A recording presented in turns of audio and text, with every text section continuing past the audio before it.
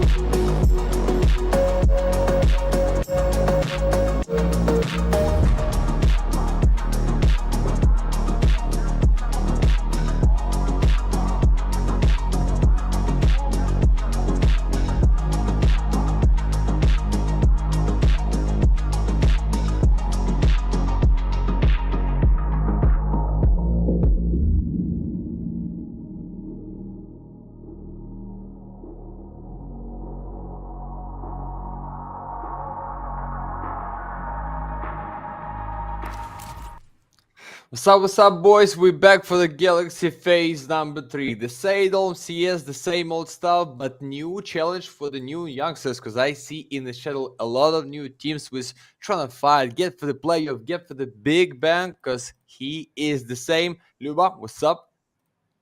Yeah, how you doing, Matt? I think it's going to be a very fun ride to begin phase 3. As you already mentioned, a bunch of new teams, a bunch of players that maybe we haven't heard of yet, but definitely we're going to have a chance to get to know them before the playoffs, of course, start. We're going through the Swiss stage, and this is the first day of the Swiss stage, the first day of competition, and I'm very curious to see how some of the teams are going to look from the beginning of the tournament.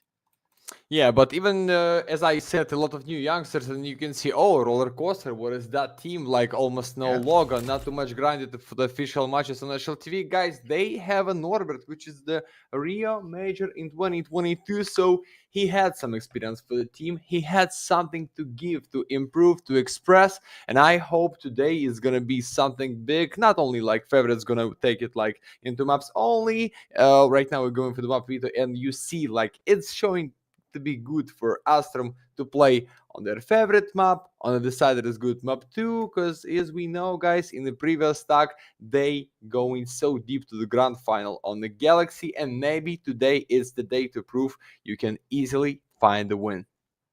It's going to be a very interesting thing to see. Of course, looking at Astrum, you can expect them to be the favorites, but really a few well-known names on the side of roller coaster. Of course, you got Nafany, you got Norbert, as you already mentioned, you got Chiron. He's like been here and there, and we've seen some good things from him, some not so good things throughout his career. So a very interesting stack coming from the roller coaster. Mostly, of course, like benched players trying to get back into things, and this might be a good competition for them to show that they should get picked up by an organization at some point. Oh yeah, we see what is going on in the Astrum. Sorry, it's not a practice room. Just play inside out of home. It's not a boot camp like it was for the Sashi, for the study guys in the previous season. So just straight online CS, nothing special, just a bit of water, maybe something to smoke in the break because you have so. And guys, we add the kick this season, like full kick online, no Twitch. I don't know what is going on, but I hope it's going to be good for us. So maybe it's time to know what maps is coming in this best of 3, guys. We see what Nafania is doing in the console. Oh, maybe it's like maybe he's cheating. You see the comment? He's coming. And he's trying to pick something up, maybe some information that the console can give you. I don't know if Nafany is in a situation where he knows like the program and code, and maybe he has an insight, a little bit of insight from the developer console. As you already mentioned, we're waiting for the info about the maps to be given by our beautiful production team, but hopefully we will be soon on the server and we will know everything that is going on regarding this best of 3. It seems that we're getting some technical issues on the side of roller coaster, Met. So hopefully it won't be a long delay before we get back into things. Yeah, but even we're not going to see what the maps should be in these best of 3. We can talk about this, guys. It's good map for the Astrum, like in everyone, because roller coaster not grinded too much with the full stack. So it's not a surprise for you. We have a big balance at the first one. It's ancient. You can check this on HL TV. It's gonna be the Inferno for Astrum. It's almost the same because Norbert in the previous he stuck when he find the winners the major, as I said with the Virtus Pro, like they grind this map too much. So somehow I still believe in the banger, in the flipper, in the game, and for sure I'm not cheering for any team. I'm just want to see big play, and I hope today we're going for the decider because like CS with no drama, it's almost nothing to be honest, Luba. Well, I mean, if you're following the Austin Major, you know that there's a lot of drama Oh over there yes. with what has been happening throughout, of course, the stage 2 that has been played up until yesterday. A lot of drama, a lot of excitement, a lot of maybe matches that went the way you wouldn't expect them to go. I'm looking at Falcons, of course, that have choked in most of their matches they've played throughout the major and been eliminated. So we might see a similar situation here. I mean, if a top tier Counter-Strike has so much drama and has so much weird stuff going on, why wouldn't it trickle down to tier 2 as well? only on the tier 2, guys, because we like used to see, okay, it's the bad play, what these guys doing, need to step back, waiting for your teammates to build any kind of setup. But if you watching the major, guys, like not every time favorite going to take this, not every time outsider showed like they cannot play in this game. Can be everything, because we wait. We're just here at the Galaxy, but I still believe it should be easy win for the Astrum. Maybe not in 2 maps only, but I think if we're going for the nuke, why not? They just better than them. But don't forget about tier 2, guys. Only on the Galaxy. The less that you have in round, this much you can reach. Absolutely. Of course, the players have already connected to Ancient, and that will be our first map of today, picked courtesy of Roller Coaster. I mean, there's not a lot to go by when it comes to Roller Coaster, given the fact that they didn't really play a lot of Counter-Strike. And actually, the last time we got a chance to see them was a different roster, or rather, they really like this name played in March of this year. They played some Mhm. qualifiers, and it was a different setup. It was a different lineup for them, so it might be a completely different story for this lineup as well. As I think it's a bit more star-studded than that previous one. Yeah, I'm just trying to see what it was for the boys in like the previous few months.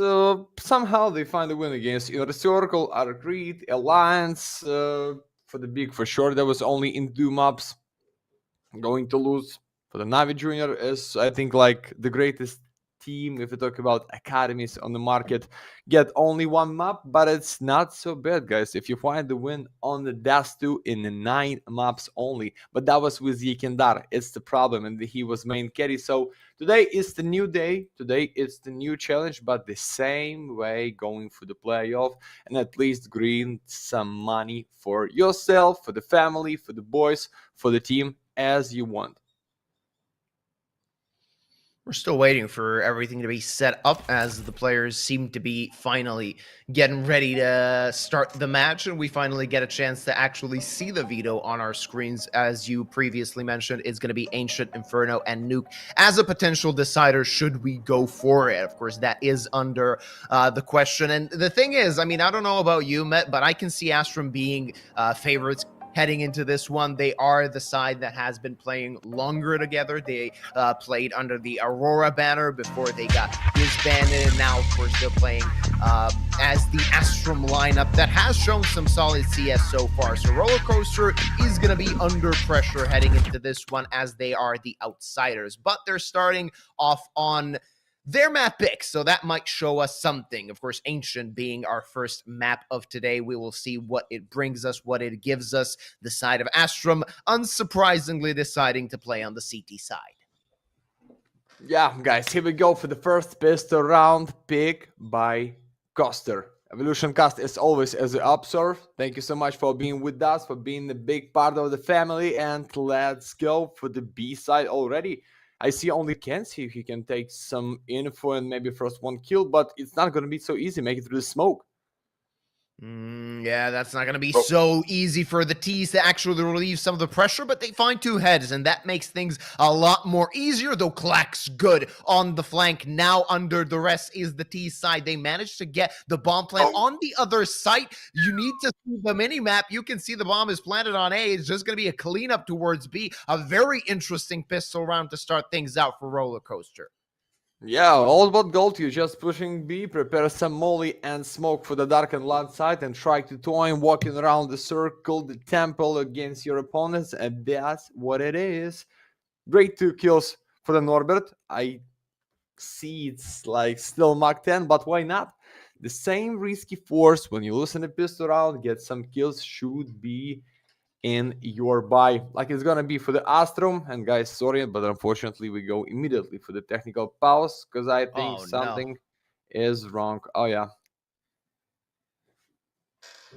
Well, that's not a good start. That's not something you want in this state of affairs. Of course, you're hoping that everything is going to be clean. We waited a few minutes before we got into this map, and already after the pistol round, we are going to have a technical timeout. Hopefully, a technical timeout that won't last for long and that will be back in the action as soon as possible. By that time, we can actually take a look at our players, and they seem relaxed. They seem to be looking quite good, Matt.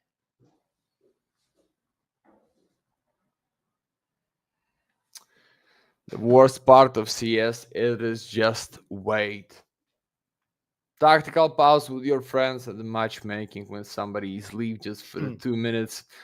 Here at the Galaxy, like immediately we start for the first pistol, ready to go in, just a bit delay before the game, and then boom, one more time. But I see like somebody trying to call something into the chat, and maybe it's the time to start. Yeah, Team Spirit chair is the good one, brand new. I want to see the same in my room, but I think it's just can be expensive because of brands, but I don't know. But I like to see Luba, they are just in a great mood. So funny, like no pressure. We play first one best of 3. Like even if we lose like 2-0 so fast in less than 2 hours, why not? We play our game still. Yeah, of course. I mean, everybody wants to pick up some pace. When it comes to matches like this, of course, at the beginning of the Swiss stage, you know that you don't really have a lot to lose. You can always bounce back. You can always get to the playoffs. Of course, starting off well gives you a lot of boosts, a wind in your sails. But if you lose it, you don't really feel it in total. So we can expect the players, at least for today and throughout, of course, the round 1 of this Swiss stage, to be kind of relaxed, to be ready for what is ahead of them. Don't forget, there's 16 teams playing in the Swiss stage, and 8 teams as invites are already in the playoffs. A few big names as well have already booked their ticket to the top 16. And throughout these next days, we will find out slowly but surely who will make their way to the top 16 as well from the Swiss stage. As we get back underway, Astrum deciding to go for a force buy. They got 3 SMGs, 2 pistols, a bit of utility to work with, not a lot. On the other hand, you got 2 SMGs and 3 rifles, a solid buy in the hands of a roller coaster. Alrighty, these SMGs trying to take mid, and Patsy draws first blood. That's a good start. Norbert making pressure towards K, but Patsy already picked up an AK, and now he can fire away, but he might be under pressure on the mid position. It's Norbert that needs to find a way to get the hell out of Dodge, and he won't be able to do so. While his teammates plant the bomb, it's a 5v3. There's still a chance for Astrum in this round. Yeah, even they get like a great lead for the 5-3, they just gamble to play it at the mid side and for the B. That's why we see bombs so fast.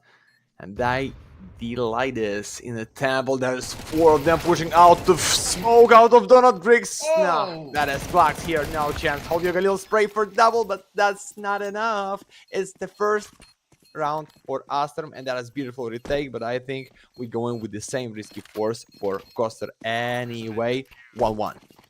Oh, yeah, absolutely. They got the bomb plant, so they're going to have a few extra dollars. They did get the economic reset, so they're like on 2K, but they can, of course, afford to get something at the very least in this one. Not looking good for a roller coaster. As I always say, it's sometimes better to lose the pistol round than not be able to convert it after winning it. And that is the case for the side of roller coaster, as they have that one hero AK, everybody else on pistols, hoping to start something off well. On the other side, you got 5 rifles, a plethora of utility, and 2 defuse kits to use. So Astrum looking good after getting that round number 2, getting their first on the board. And this might be a reset round. Damage has already been done. Only 1 point of damage.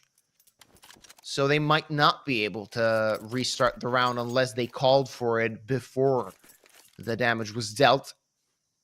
It seems that we are going to be underway, but could be a technical pause after this round is over. Maybe they were just talking about things, but without any map control, a bit of confusion from the side of roller coaster. We'll see if they can take this one nonetheless. Guys, don't kill me with this delay and this technical pause immediately at the start of tournament.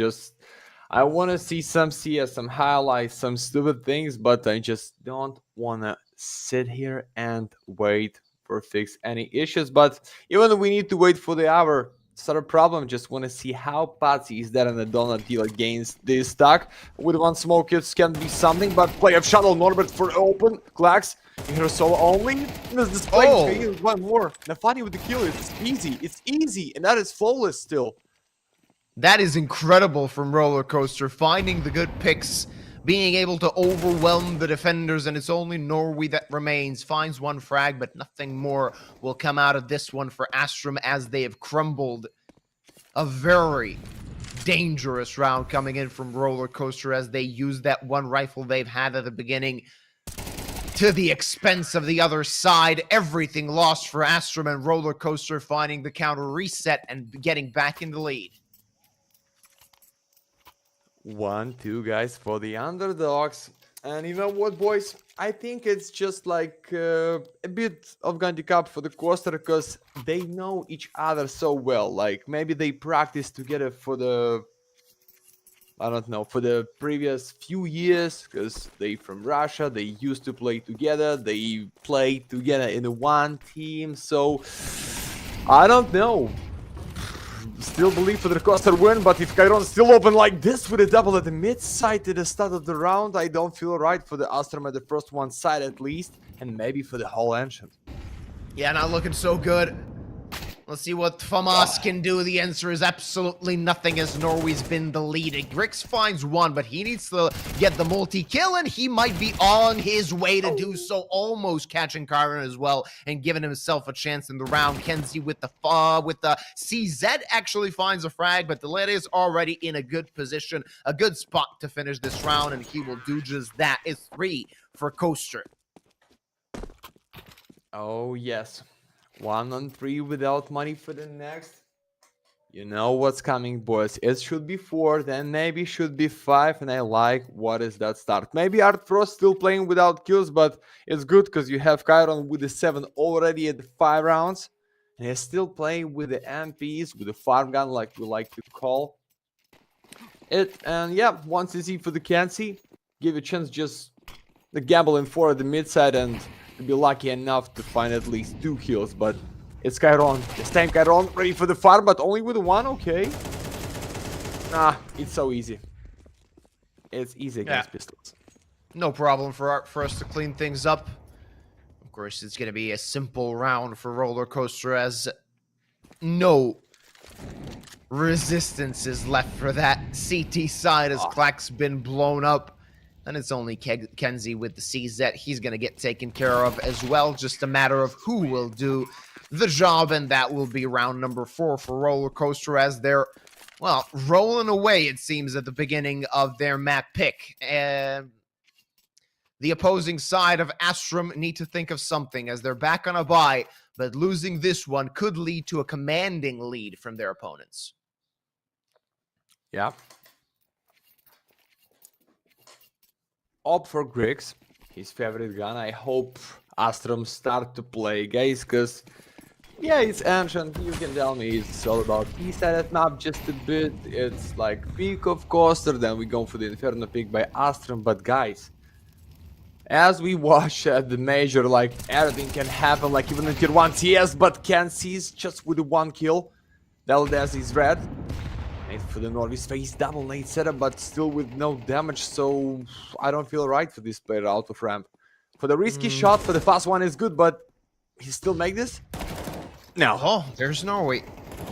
Takes care of Dillides, and that relieves some of the pressure from that CT side. The T's looking for that opening, looking to get the equalizer in the manpower, and Chiron's gonna do just that as he finds one, and the other one more remains, but Rick's missed shot means Chiron will take care of him, and Astrum crumbling on the CT side, not showing anything so far, even individually unable to convert kills, and Roller Coaster is showing their prowess. Chiron finds 3 important kills, and he's already on 11 met. Yeah. They prove us why they roller, because right now they just rock and roll. And then how many? Like almost in a 5 in a row, guys. Still grind some money for the next buy. If we see like Aston with a fake comeback or with a good streak for the like a lot of rounds in a row, it's going to be like full buy for the, I don't know, for the 3 rounds. by the coaster, so it's the good sign. I'm glad to see Chiron in such a beautiful shape, like 11 kills for the 7 rounds. That's what I'm talking about. And half of these kills was, guys, just with the MPs. And it's not like straight AK-47. So I like this. And I want to see right now a win by Roller Coaster on this map, like with not many rounds for the Astrum, because they take this angler, take this menace for the Inferno, maybe do the same, and then boom, we add the nuke. See beautiful best of 3 in the full race just at the start of the season. Oh yeah, it's gonna be an interesting one. Unless, of course, Roller Coaster just steamroll their opposition, but it is the beginning of map number 1. Oh, Grix got dinked. Left on 26. Still looking for something, but Norbert on the backstab takes care of Kenzie. And again, this CT side unable to find the first frag, unable to get an opening for themselves. They had a man advantage in the previous round. They weren't able to convert it. And now they need to pile the pressure on. They need to get some intel, some information. Maybe find a correct timing to take care of a player. Get a rifle for themselves as well. Many objectives for the side of Astrum. But can they complete at least one to start with? Putting the pressure on mid. They might catch somebody off guard, but it seems that Roller Coaster are ready, and Norbert is as well, as he finds two and cleans up mid. That's easy. That's simple for him. And Norway and Patsy, they're on an island. They're so far away from the bomb. They can't really do a lot in this one except hope that they can scavenge an AK scavenger rifle. They might even have a chance to do so as Chiron is isolated on mid. Bomb is planted. It's 6 confirmed for Roller Coaster. Just a matter of can they steal away a gun, and Patsy will not do so. Yeah, there is just chance for Norway find 1 kill, somehow save AK-47 for the next, but I think first ammo and a smoke with the 5.7 should be great setup for you, because it's flawless, guys. Yeah, just a bit damage against Norbert, good one against Chiron, but it's draw in less than 9 rounds, and that is the problem. Ancient, that is not the map when your enemy pick this one and you think, okay, they're gonna win this for the 100%. It's like the balance as the cash, as the Mirage, like so simple for the B, for the A side. You need to prepare like few smokes. It's not like on the Anubis when a lot of angles you need to check out, like be ready for the any kind of surprise. Here it's almost for the aim, like at the dust. Maybe some like setups for the city side give you just a bit of the lead, but for right now, I see Astrum maybe not ready, or just Coaster is so good and like feel the confidence. Oh yeah, I mean, the thing is, these players know how to play Counter-Strike. It's not like they are underdogs in a way that we've never heard of them. All of these players have played in solid organizations, and we've previously mentioned what they've done so far throughout their careers. Every one of them was a talent at some point. Every one of them played some very good opponents. So it's not a complete surprise, but the way they're playing, they're sending a statement, not just to Astrum for this best of 3, but possibly to other opponents in phase 3. Chiron, good timing, and Patsy's out of the picture. Complete mid control for the T's, and now they can pressure any site they want. 5 and 4, ready to split this on the B side with a great stand for the Lurk. You see this number 9, Kair run without half of his health, just waiting for the sound, waiting for the free kill, or for the info, guys. We can go back for the A side easily because Nafani is still at the pit. He can go to support at the mid side or go for the A. Kair, that's your time to go win. No, it's Glax for the refrag, and 4 and 4, not so bad for the defense, but if they're ready for this Norbert Birk, I don't feel right for the Kansi. He almost with his back trying to take him. No, it's a nice molly. That is open from ramp. I told you, boys. Oh, yeah. No chance. No hope for Astrum to hold on to anything, and Nafani can steal away a gun. He's just going to do so as Grix. A consolation prize is that op kill. Not going to get anything from that. It's 7 for Roller Coaster. And they're really destroying their opponents so far. Playing so well in the debut of this roster. Grick is just hoping to hold on to that op, but can he do so? The bomb still has yet to tick away, and now he's not going to save that op. It's again on $3,500 for most of the players on the side of Astrum. Again, a half buy for the CT side. Another chance for Roller Coaster to continue running away with map number 1. Yeah, and I like the plan being without op for the coaster. Maybe like, why not just use AK-47?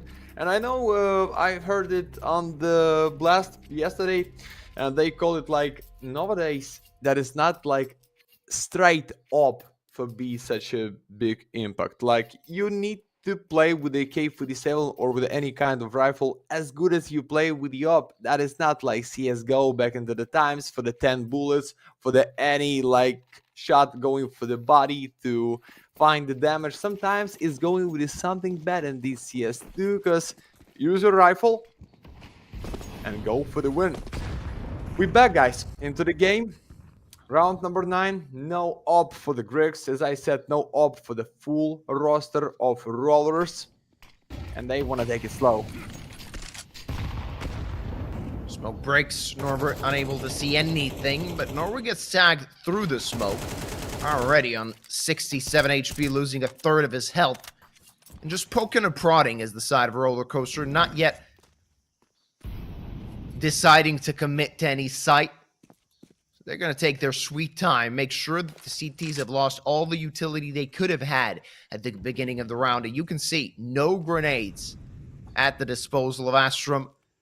And that is the time for Roller Coaster to strike. Textbook Counter-Strike so far, as they've taken control of mid. Now putting a little bit of pressure towards B, and it seems to be a B split once more as the bomb is heading in that direction. Kyron playing the lurk towards Red Room as he's done so many times before. 45 seconds left on the clock. They should start to speed up things. But they can make it at the last 1 second. They just give them chance to gamble a bit. And number 3, Quax is pushing into the main and call it for the number 4 pass. Go for the B side because mate, that is no time. Go for the 8 mid side. Give some damage. Nafani want to kill somebody like with a lucky spray through the smoke. But no, it's just going to be simple bump. No defuse kills. But I feel like with the maximum loss bonus, no reason to save. They try to make it. CZ. Oh, almost with a double, but out of bullets. Nah, wait a second. It's twin 2. It's twin 1. Nori, you're 5-7 against AK. Not today, brother. 1-8. So free and so easy. Oh, yeah. Again, a relatively simple round for the side of Roller Coaster. Even though they've lost players, it's completely inconsequential. Of course, their money is really good. And the thing is, they managed to control the chaos toward the side, even though Astrum have had time to rotate. They rotated quite quickly before the bomb was even planted. They couldn't, of course, stop the bomb plant. And that was sort of the only hope they had in the round, right? If you have the weaponry worse for wear, you're hoping that at least you're not going to be in a position where you can stop the plant. No. Kyron again opening things up and finding a double towards mid. It's so simple. Kenzie now taking the pressure, but only finding one, and one is not enough when Kyron's playing 18 frags and looking for more. He's completely destroying them. A 4K for Kyron as he collects 19 in 10 rounds. That is a masterclass on this AK. Mate, that is not just masterclass.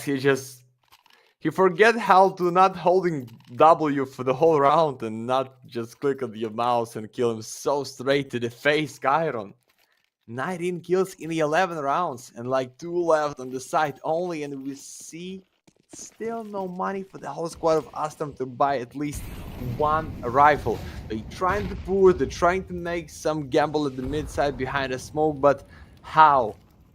Roller at the 9. Even we see 9-3 in the second pistol round win for the Astrum, and still big handicap to win your own map so easy. And I like this, guys. The flipper, the surprise in the game, like we used to see with the drama. Like no straight win for the Astrum. It can be like 2-0 for the Roller Coaster, I feel like, if Kyron's still playing on the second map like this. Oh yeah. You can't stop him. You can't do anything. And it's not like he's alone. 10 frags on one player, 8 on the other. As Norbert is firing away quite well, Chiron unable to open things up in this one, but there's the trade as Patsy hits the deck. Klax and Grix really low on HP.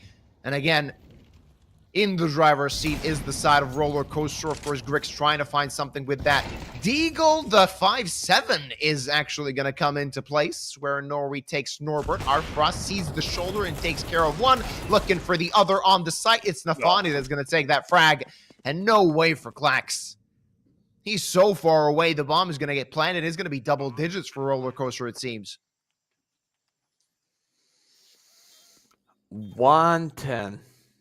How about for some best of 3 guys at the Galaxy? I like what I see, to be honest. I'm just feel like why Astrum such a big favorite before we even see the first one pissed around by the odds on the books. So right now, after these first one side, I feel not so well for the Rigs and the boys because of Chiron, maybe because of like the feeling, the comfortable to being in any option with the minority at the mid side for the A. Like every time they go with the Virtus Pro Gravity, for sure. For sure. Back in the days by Norbert, he's still missing for the squad, for the Rio, and that's gonna be VP Graffiti. Okay, last one round on the side. You see like history of the rounds, and there is just one purple sign for Astrum at the start. What a bad day for them. Oh, yeah. That's not a way to start the day. It is quite early for gamers, but it's maybe time for a wake-up call for Astrum, as they have done nothing so far. Look really bland. As Karen again puts the pressure on mid. He's alone taking control of mid, and that seems to be working out. Kenzie wants to play a bit more aggressively. He might be able to find the opening frag. It's Patsy and Norway actually that find that 2-for-1.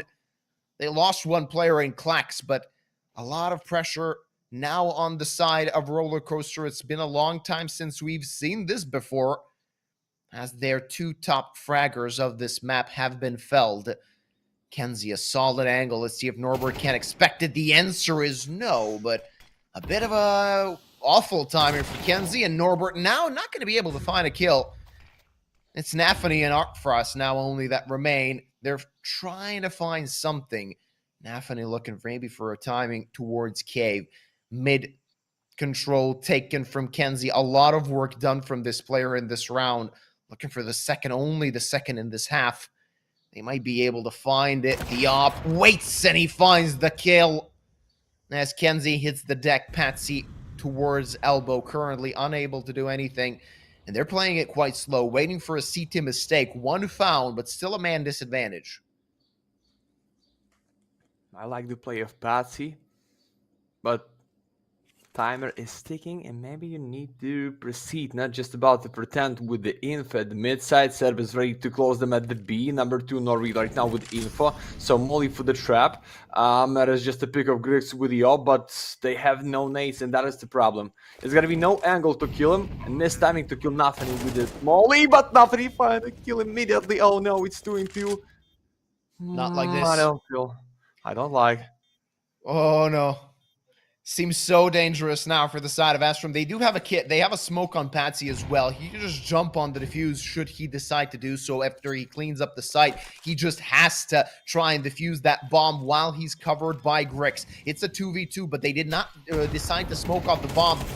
Broken smoke, but they find the kills, and they'll be able to defuse that bomb. It's going to be a second round, but a little too late as they're trailing by 8 rounds at the half.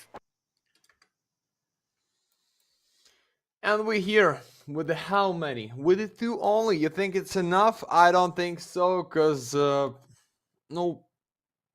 What's the plan back to the game? Oh, I forget about our giveaway already. I thought we like at the kick, and that's gonna be no roller for the skins. But no, guys, case for the Galaxy as always.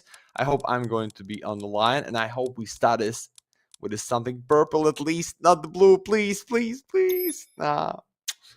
Well, Abricos. Yeah. For the cheap at least it's an up. Yeah.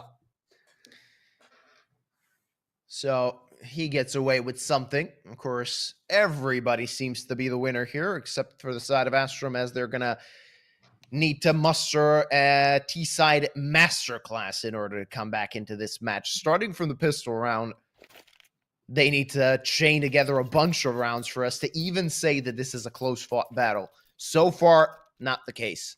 It was roller coaster from start to finish of the first half, and now they're on the favorite side. Attack pause for the side of roller coaster. That is interesting. What are they cooking? Yeah, it's, for me, I don't understand why. So what you want to talk about, guys?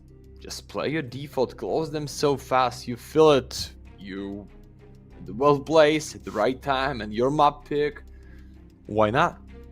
Just make it fast, and make maybe the faster best of 3 at this season in the group stage, like it was by Aesthetic in the previous one. But it's okay. Thank you that it's not with the second tactical, or we're not going with the technical one. So I feel like no pistol win, no comeback for Astrum here. Just all in. Right here, right now. Everything or nothing. Find a win or wins find you at the backyard.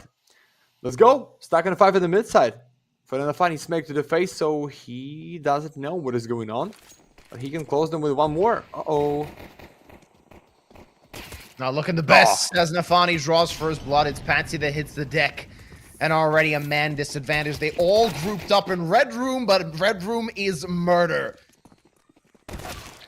When you're raided from behind and Kenzie kills his teammate from the back, Norway dies as well, and it's only Kenzie to survive, but not for long as Roller Coaster hit 11. What is this? What are we watching, Matt? We're just watching no mess against Astrum on the first one map. Maybe how it should be. I don't know. I don't feel like for the Astrum it's the bad map to play, because if you check the stats on national TV and like in general, for the like 3 months ago, like when they was Aurora, they used to play there so big for the strong tier 1 teams like 9. They get a lot of the rounds, but today it's something really bad. And for sure it's going to be risky for guys. There is no reason to give them up points, play on the eco, and then start to grind for the 10 rounds in a row just to get it for the OTs. You just need to gamble there and get nothing like it was in the pistol round. But I think it's already the end, but can't see with the kill. All right. That gives us something to work with. Let's see what Astrum got. Now that the defense is spread thin, somebody on the side of Roller Coaster is going to have to find a multi-kill, and that somebody is not going to be dealt with as he is dead.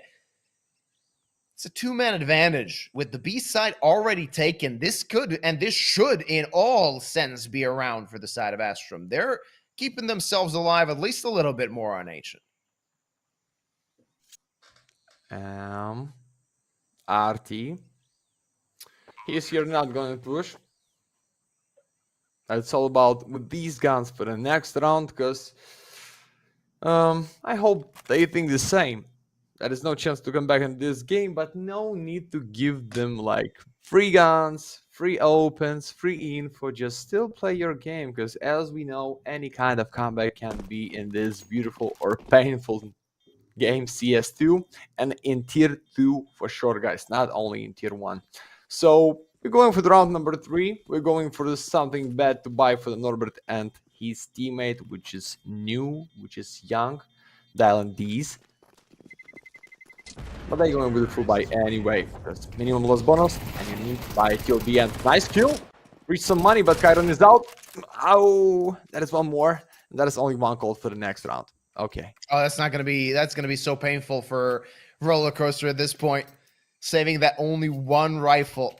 That's going to cost them in this round. They're, of course, going to go for a force buy. It's the first round of loss bonus. $1,400 gathered for all of their players. That's not a lot of money, which means that they're going to have that M4. They're going to have an SMG and 3 pistols, hoping to do something and finish this map off. They found a counter reset in the first half, don't forget. Might be a similar situation here, but they're going to have to earn it, deserve it. And they're battling 5 rifles already. Utility spent on both sides. That's interesting, Matt. That's the big problem. It's just big problem when you play against 5-7, because close distance, great aim, your AK-47 drop down to the floor, and that is the lead, but no nades. It's a problem for the defense just with the 2 smokes in the main side and in the cave, but after this, how you defend yourself, wanna gamble, wanna be the first one to peek, Diley. I don't think about this. Just maybe need to stay behind. But Astrum still playing not so fast, even they understand bad vibe for the enemies. They just want to win it for the 100%. Can't see. Oh, yeah. Bit of info gathered for both teams, but the T's have already taken control of mid, and now they can pounce on A, make it a split, with leaving one player just towards B to catch off or rotate if somebody is overzealous. Kenzie won't be checked, won't be challenged just yet. Artfrost missed. No chance, Norbert, with that 5-7. Oh, good looking for the side of Astrum as off the deck as well. They've managed to give them a chance. Finds a frag, but they're not going to be looking for anything other than that, or are they? But the bomb, it's ticking away, and Kenzie already on the backstab. It seems to be a surefire round for Astrum, and Kenzie's just going to put the finishing touches. It's going to be 4 as things seem. Dillard is dying on his feet rather than on his knees, but it's a 4th round, and they're going to need to chain together a few more for us to be convinced that there's a chance, but this is a way to do it. To be honest, with you boys, with you, Luba, I don't know why they going in. Like, no defuse kits, no info about Lurk in the red room, and they still, like, trying to fight, being without money for this round, being with not the greatest buy for the next, but they used to play without op, so for the rifle, for the first ammo, because you don't need helmet when you play against AK-47, and minimum pack of nades should be enough, but it's Astrum, and it's still 11 and can't see through the wood. Oh, that was almost lucky kill against Deli Des. Just let's go for the B set. You know about this, Eco guys. Kill them all, prepare some mollies, and that is your straight way for 11-5, maybe then 11-6, but they just one step away from the map point, and that is the problem. Like, no kind of mistakes. Big or small, just no time. No margin for error for Astrum. They're going to have to play it perfectly on the T side. Of course, this round seems to be at freebie, as they're going to collect them all. It's only Nafany looking for something with that USP. A chance maybe to steal away a gun. Not going to be able to keep it, though, but not going to be able to find it either, as Grix takes care of him. A bit of money as well on the side of Astrum now, as they're building bank, and, of course, need it if you want to mount a comeback. 6 rounds left for them to tie the result. A long way to go, but looking a lot better than they were when they only had 2 rounds. So we back. And as I said, I thought about no op, but Artfrost immediately get this one as a Griggs. Good, young, and talented sniper. Gonna be the first one with the kill, only if not the main opener in the team Patsy, like he was in the team Spirit, guys. We cannot forget this push at the Con and Mirage for the Spirit, but right now he's in the different team. Another challenge, but challenge is the Chiron in the donut for the first one kill and close with the wall of smoke. It's a nice lead. Just close the main side. That's gonna be your map point. Let's see what Artfrost can do with that op. He's going to get tested. Sees one missed shot. There's Nafany, though, with the frag, as he doubles the advantage and finds one more. Grix finally with an answer. But the 4-on-2 not looking good for the side of Astrum, as they're dying one by one. And it's going to be 7 map points for Roller Coaster, as they're taking back control of this map. 12-5, gentlemen. God bless them with the last one chance on the map with the 3 kills and 1 tag for Kenzie to be the first one to open, reach some space, info, take the first bullet to his face and like calling for the boys, they on the right, they on the left. But I feel like it's already the end. Even you take this one, going with the streak, with the 5 in a row, it's still only with a 10, so Roller Coaster just cannot miss and throw map like that. We're ready, we go in, it's gonna be immediately fight into the smoke, And these against Gansey, passing for the open. It's the bricks on the boost, but because of smoke, he cannot see them. Norbert first, ready for the second kill, dancing around the pillar, but not for so long. 1-1. All right, there's the backstab. That might be a chance to put this man advantage annulled, though Klax relieves some of the pressure, and that piles pressure on the ramp players as Klax finds one more. It's only Kyron that remains, and look at this. Look at this. They're not going to check him. They're not going to challenge him. He finds one and looks for the other, but not expecting the backstab as Klax collects 3 in this round. It's going to be 6 for Astrum. They're not ready to let Ancient go just yet. But only with the 6. We're going for the OTs, boys. This time for the 2K, or it's just like 1 scout and a pistol for the Chiron. 26 kills. That's about what? You just eat something for the breakfast? Or you drink like something we don't know? Like human being can use and play like this for the first one map, but it's really good to see Chiron like with the 26, boys. And right now, first ammo for the Norbert as the Chiron. Maybe they can play for any kind of guns in the mid side. Why not? In Astrum, understand there is no money for the enemy. They play so silent, like so careful, but not through the wood by Kansi.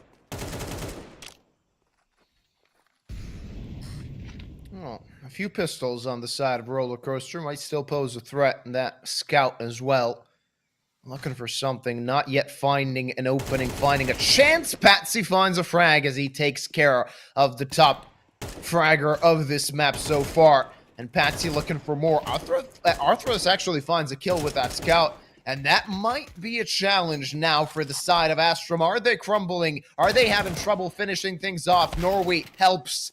And so does Klax and Artfrost with an all to do with that scout not looking good. But should he find a head, that might give him a chance. Not going to happen, though. It's only Norbert, 1v3 with the Dig. Already set up his Grix. Smokes. Oh, place, and Norbert, his position revealed, means he has no chance in this round already. Norway set up, though, he has been heard. So Norbert is looking for this gun. He's looking for the rifle at the very least. Unable to find it, and now he might actually get swarmed by the T-site players. Seems like it's going to be 7, and it is for Astrum. 5 rounds left to go to get to overtime.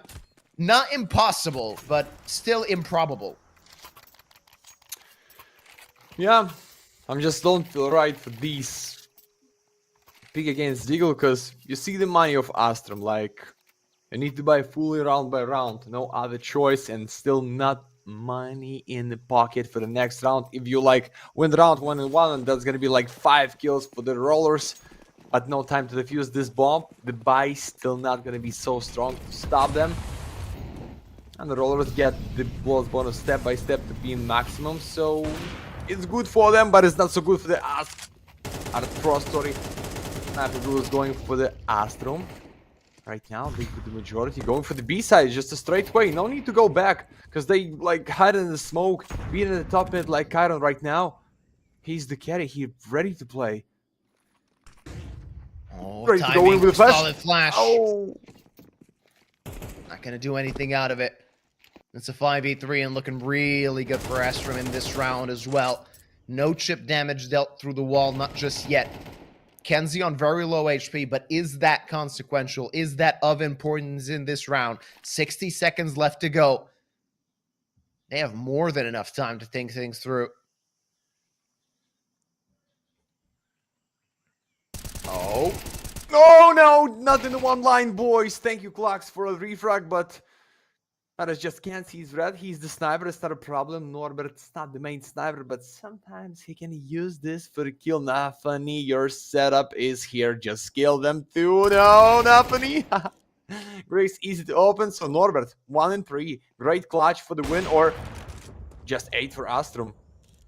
Go for the A side. No reason to play against sniper like with a straight fight.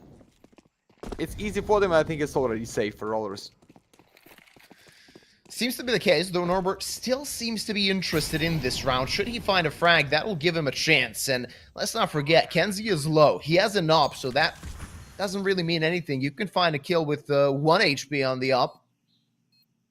But Grix will be a big nuisance. Missed shot, but now Norbert's position is revealed. He's looking for something, trying to bait him out, not able to get that flick, and it's 8 for Astrum. 4 in a row, guys. It's not the 10, as I said, like in 10 minutes. There is no money for rollers here. And I like what I'm seeing. Coming with the drama in the first one map, so you can flip the game. But I feel like somehow Costa can end this game, even by full main time. But guys, you cannot throw these map when the Chiron being like with the 28 already. He just is going to kick his table so fast, I think, or there's like no pressure to be the first one best of 3 in the group stage. But Artfrost almost with a double in the mate side, and that's gonna be the end. Chiron behind the box, crossfire for his teammate. Norby make too much sound, but I don't feel right for him. Okay, with the nade, it's gonna be a huge kill. No, he dodged the nade. Nothing's there. And sniper for the miss.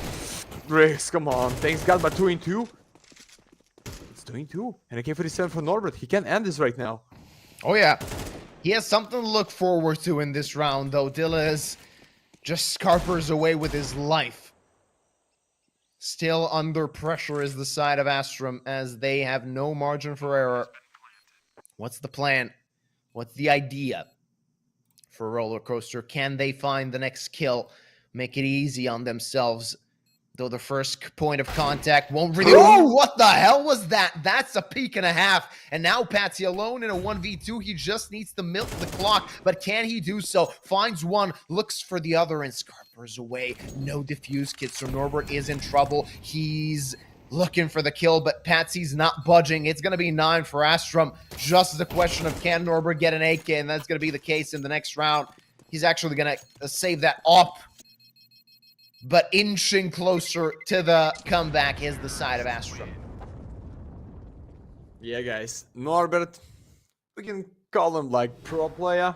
And pros not going for the fake. Maybe need to sit and gamble because of no kids and you buy fully anyway. But he decided to give Artfrost his favorite gun to play. Grig's just a bit better, less than 1 KD, but with a 14 against 10 of RT. And 3 in a row for Astrum, guys. The history of the second side almost the same like it was in the previous one. So I hope Astrum going back into this game. But guys, right now it's all about play against guns at the mid immediately. Can't see that's the Chiron, mate. You think you need to make it solo? No need. Oh. It's Kansi for kill you. It's Kansi with the lucky one through the smoke. Nafany. Next point of contact, he's going to be tested, missed shots, and he's dead. Not doing any damage with that M4, and Kenzie has smelt blood. Not being able to find the kill, but enough damage dealt to secure double digits for his team. And are we seeing this, Matt? They're coming back. They're coming back strong into this map. Oh... I don't think it's with the save because Norby is too close to punish him. There with Des. Goes for the he's Des. Norby. Great headshot, guys. Is the 10. No, like, not enough money to buy what you want for this round. But Artfrost wanna be with the op. He's so confident he can end this like before the main time is going out. I believe in the boys, but I don't feel like you buy Foolies there and left nothing for the next. Maybe just like 2k buy, gamble for the 11 for Astrum, and only then being with the maximum utility, with a helmet, with the guns, and yeah, they do the same. Good one. So, no setup, just default stand. 3 at the B, no mid, and like 2 at the A side, with the 1 rifle in the donut only. How is this happening? They had a 10-2 advantage at the half.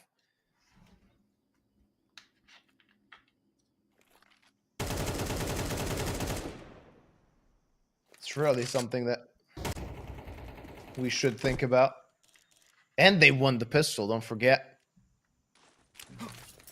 It was 11-2.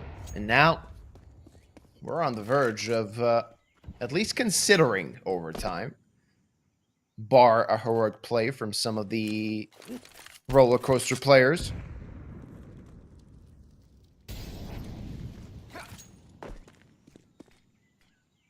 The attack needs to commence towards B. It seems to be the case. Kenzie going forward. The deagle from Norbert not connecting. Artfrost with the up finds one, but that doesn't survive. They can pick that up and just save it because there's no chance of a retake here, Matt. I think so. I think the same, guys. No need to even try, Chiron. That is nothing gonna be for you and not funny. How? Oh, Clax, that was good one. 1 in 4 for Dylan D. So, I don't know. For the greatest scenario for him, it's gonna be like 2 kills here when they're trying to save AK-47 through the cave, but I don't feel like it's gonna just go in with at least 1. Oh, yeah. The last one of the main time. The last one, great buy of the rollers. And we're going for the OT, or that is chance to end it just right now. Astrum back into the game, guys. I told you. I still not believe in this win for the OT even, but rollers, last one. Show us this. Express yourself just at the 1 round and you going for the Inferno. That's it. All right, overtime or heartbreak. Let's see what's going to happen here. Do Astrum have what it takes to complete the comeback?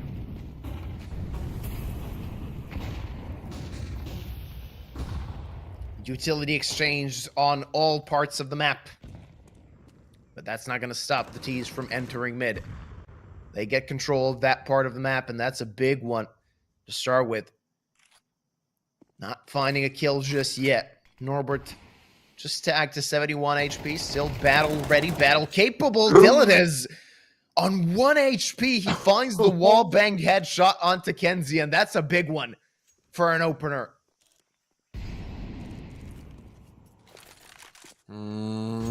So what?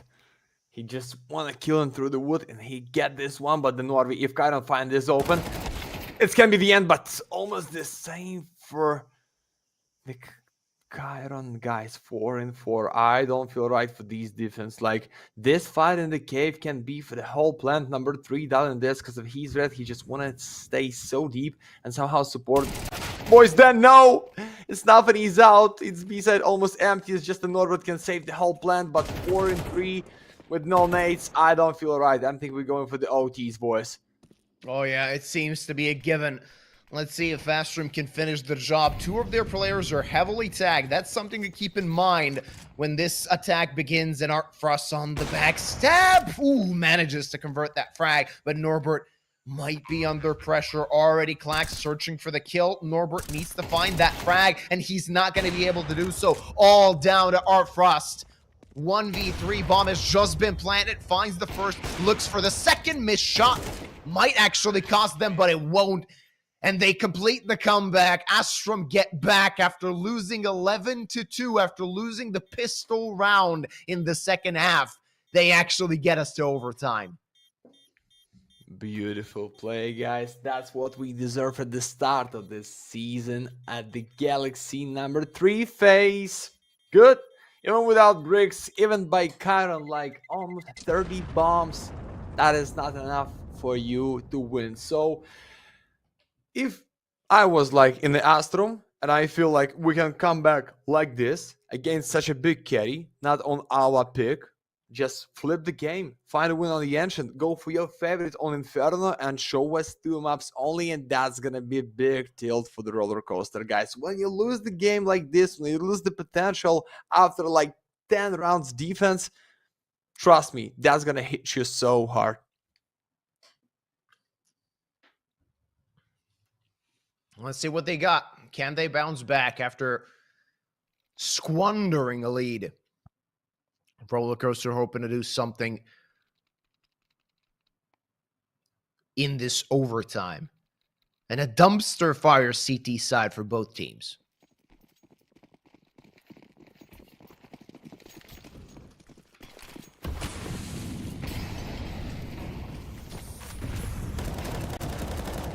Oh, that's the way to start. Yeah. Look at that. Got him to your house. It's got him going with the same mate. You need to play like 4 rounds back for the main time, not on the own tees like this. Just save this stamina for these one. Nice flash, Norvi. Nothing, you're waiting too much in the box, and Art Frost. Oh, how you can miss this one. 5 and 3. It was for the 3 on 3, and only one player. It's Chiron, not for the third one.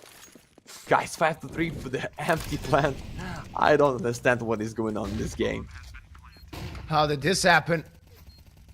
They had a 2-man advantage. Chiron opened things up so well. Didn't help them, it seems. Rick's already posted with that op.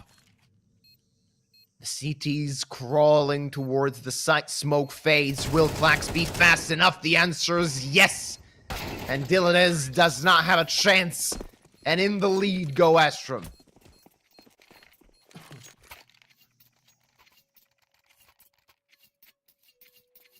Astrum in the game.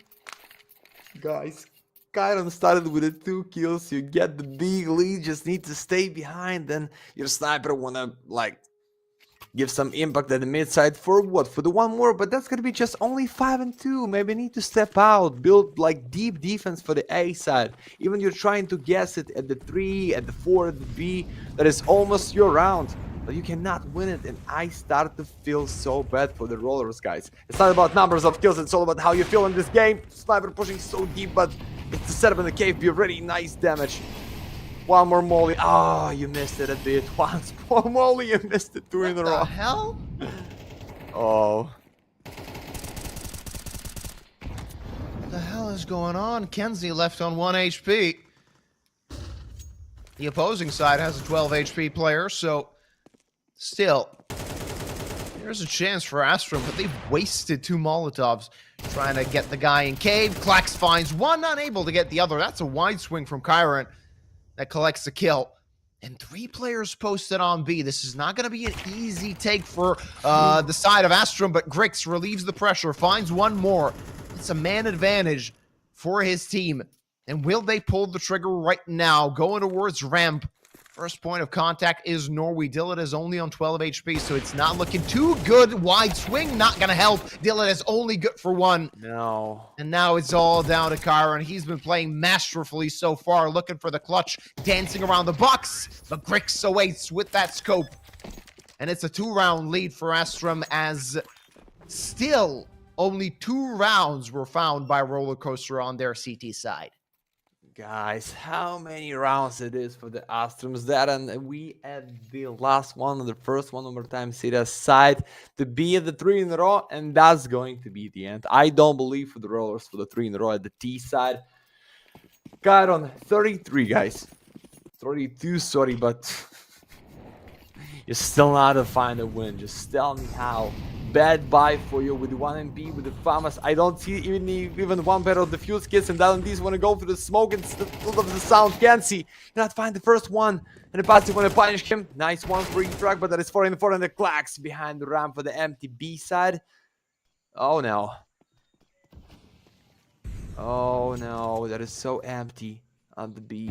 And number 7 Norway is there for going in.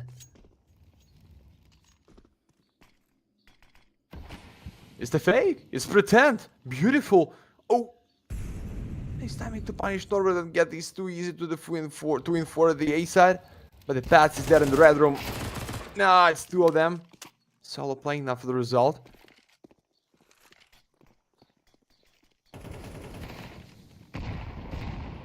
Let's see what they got. They're looking for something. It's a 3v3. Grix only misses the kill. Clax gets dinked but finds the frag. Still a chance for Roller Coaster, as this round is still an active one. Astrum playing it slow, trying to play it as safe as possible, but that's not going to be easy, as Artfrost is finding 2 frags and only Clax remains looking for the clutch, but 20 HP. Not going to be easy, and he's not going to get it, as Roller Coaster finally find a round on their CT side, keeping themselves alive in overtime. Yeah, it's beautiful. Good to see them at least with the one. Oh, we're going with one more box. I forget, like for the OTs, we have one more case. Guys, exclamation mark Galaxy into the chat. Participate in a giveaway. So something cheap but beautiful can be for you if that is blue or maybe purple for the second one. No. That is just 5-7 for the GMK. Congrats with your pistol. But unlucky. nothing expensive. Get the second side right now. Get the 1 round only for the map point, or 2 in a row, or in general for the 3 rounds for the rollers. And that's gonna be my point for them, but I don't know. What is your predict, Luba? You think like Astrum still have it, or rollers just... Yeah? You think so? Yeah, I'm feeling it for Astrum, as they've hit the ground running, and losing 1 round I don't think is going to cost them all too much. I think both teams have played a bit sloppy so far, but Astrum still have the mental boost of collecting so many rounds in a row and getting themselves to overtime and into the lead. The CT side was not good, but it was a long time ago, and they've had time to recover, time to maybe think about what went wrong. Let's see if they can make things right now in overtime.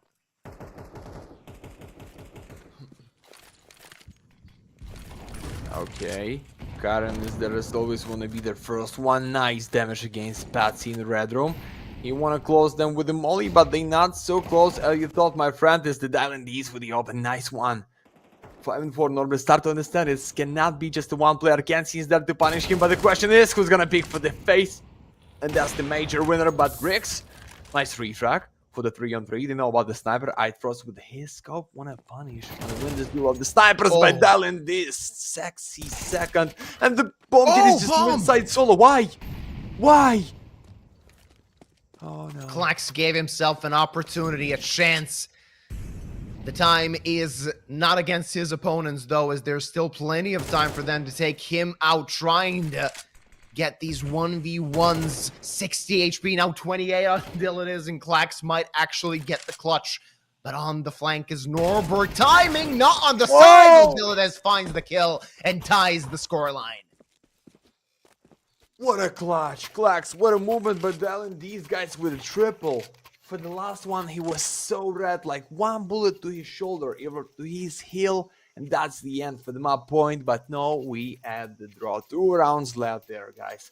Last one, great buy for the Astrum on this half, and you need to use it. Even you win the round, and for the rollers should be with the 4 kills.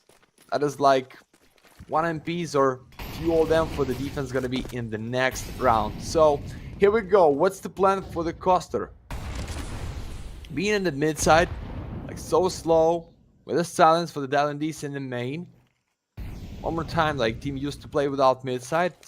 I like this, but it's gonna be bad for you if you're in the defense. They can be so close, like right now in the tree at the main side. Klax, you think about this? I think it's a good idea. Oh! Just for the double and no refrag. Nafani, come on. Nafani, no. 1 player for the whole round. Don't tell me they're gonna flip this, but I feel like Astrum ready for the 15.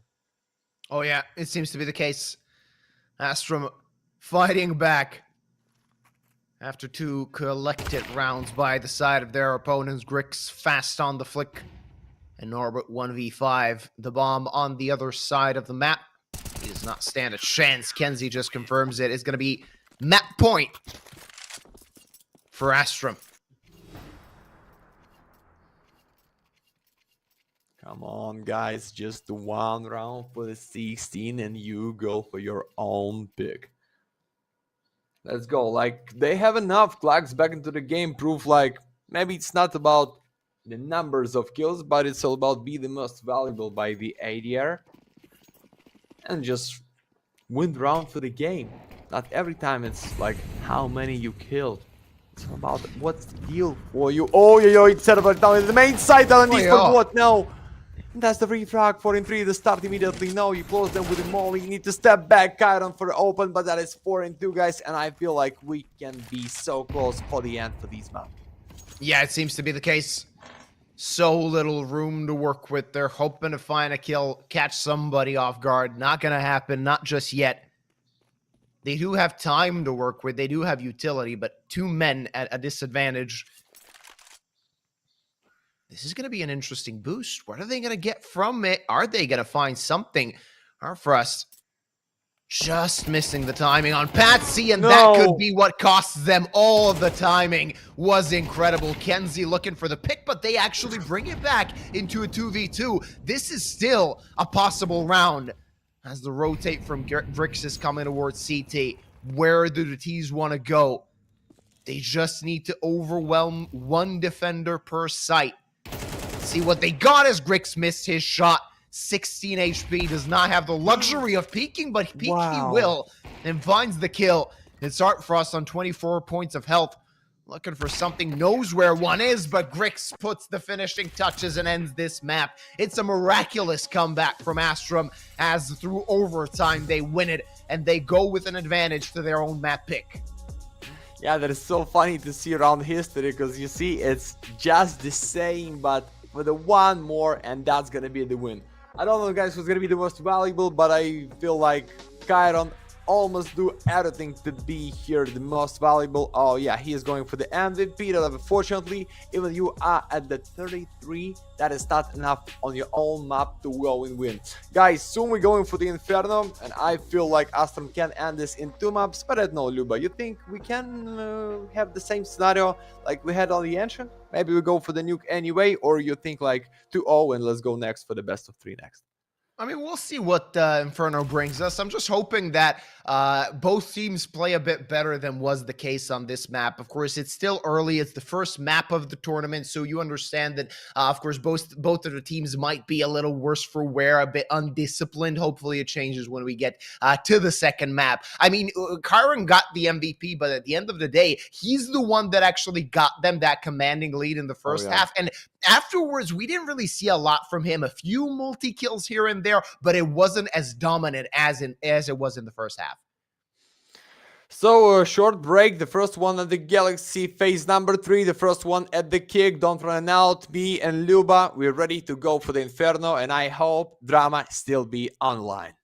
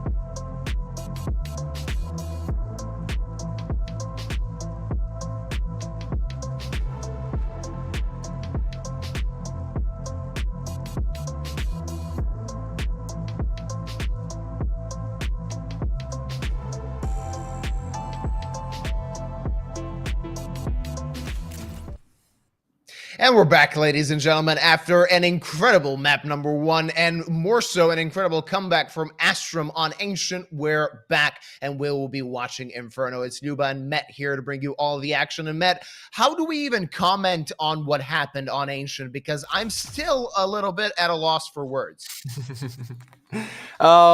We should be at the end of the second map or already in the best of 3. We talk about win for the 2-0 by Rollers, but guys, we talk about big comeback just immediately, almost in the 10 rounds in a row for Astrum, then to win it for the OTs.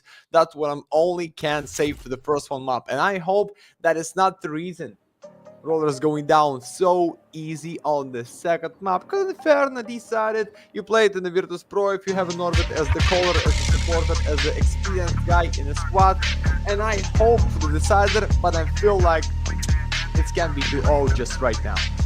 Oh yeah, now Astrum, they're hoping for something after a miraculous comeback on Ancient. Now they're in their playground, their map pick, and quite surprisingly so, they're starting on the CT side. Do the side of Roller Coaster have something prepared, or are they just letting this be completely the playground of their opponents? Oh, and that's this round's gonna be for opened by Rollers. And without Patsy, can be not so easy, but still the chance, because you see they already gambled for the A side, like no reason to stay at the B for so long. Even you only one can see with the smoke, you just can't stop them for the 10 second, and that's it. But they trying to guess it well. In 3, okay, they think like about that's the pretend, not about straight A play. That's why we see Norway going back for his teammate. But I feel like it depends on who's going to find the space info or the kill for the next push in for the bomb plant. No. It's going to be a slow one after they found the first kill. They're just taking it slow, but grouping up towards A, only leaving Nafany on that B side, or rather in top banana. Just Klax as the defender of the site. Let's see what he can do with the USP. No Kevlar either. So that could prove to be a problem when they start swarming him and attacking the site. Klax is going to have to find a multi-kill to find a hope for his team to survive. Finds the first, looks for the second, and there it is. Now there's so much pressure. Look at Klax. What in the hell was that? But Nafany finds 2, though the bomb, it's isolated. Norbert needs to find the kill, and he needs to find it fast. He does. Nafany in the cubby, tucked away. It's a 1v1. Grix versus Norbert. The latter on 39 points of health. Oh, he's just going for the A house. Yeah, and it's an A house, or it's just like deep behind. Oh, big sense. Yeah, it's for Rollers, Norbert.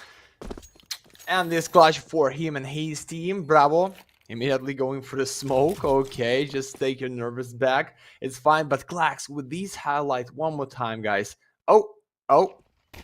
I'm lagging, or we at the Galaxy just out of connection, but it's fine. We see this third one kill against A house. That was nasty, but Norbert's there just solo. Good play. And the Force. For sure, it's the Force with a rifle, with a scout, and with the pistols. But no defuse kits, so it's just the one way, guys. You need to kill them all, or it's gonna be 3-0 so soon.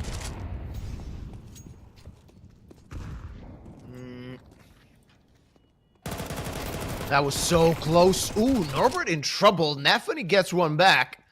And Klax on pretty low HP. Though still, let's not count Astrum out of this round.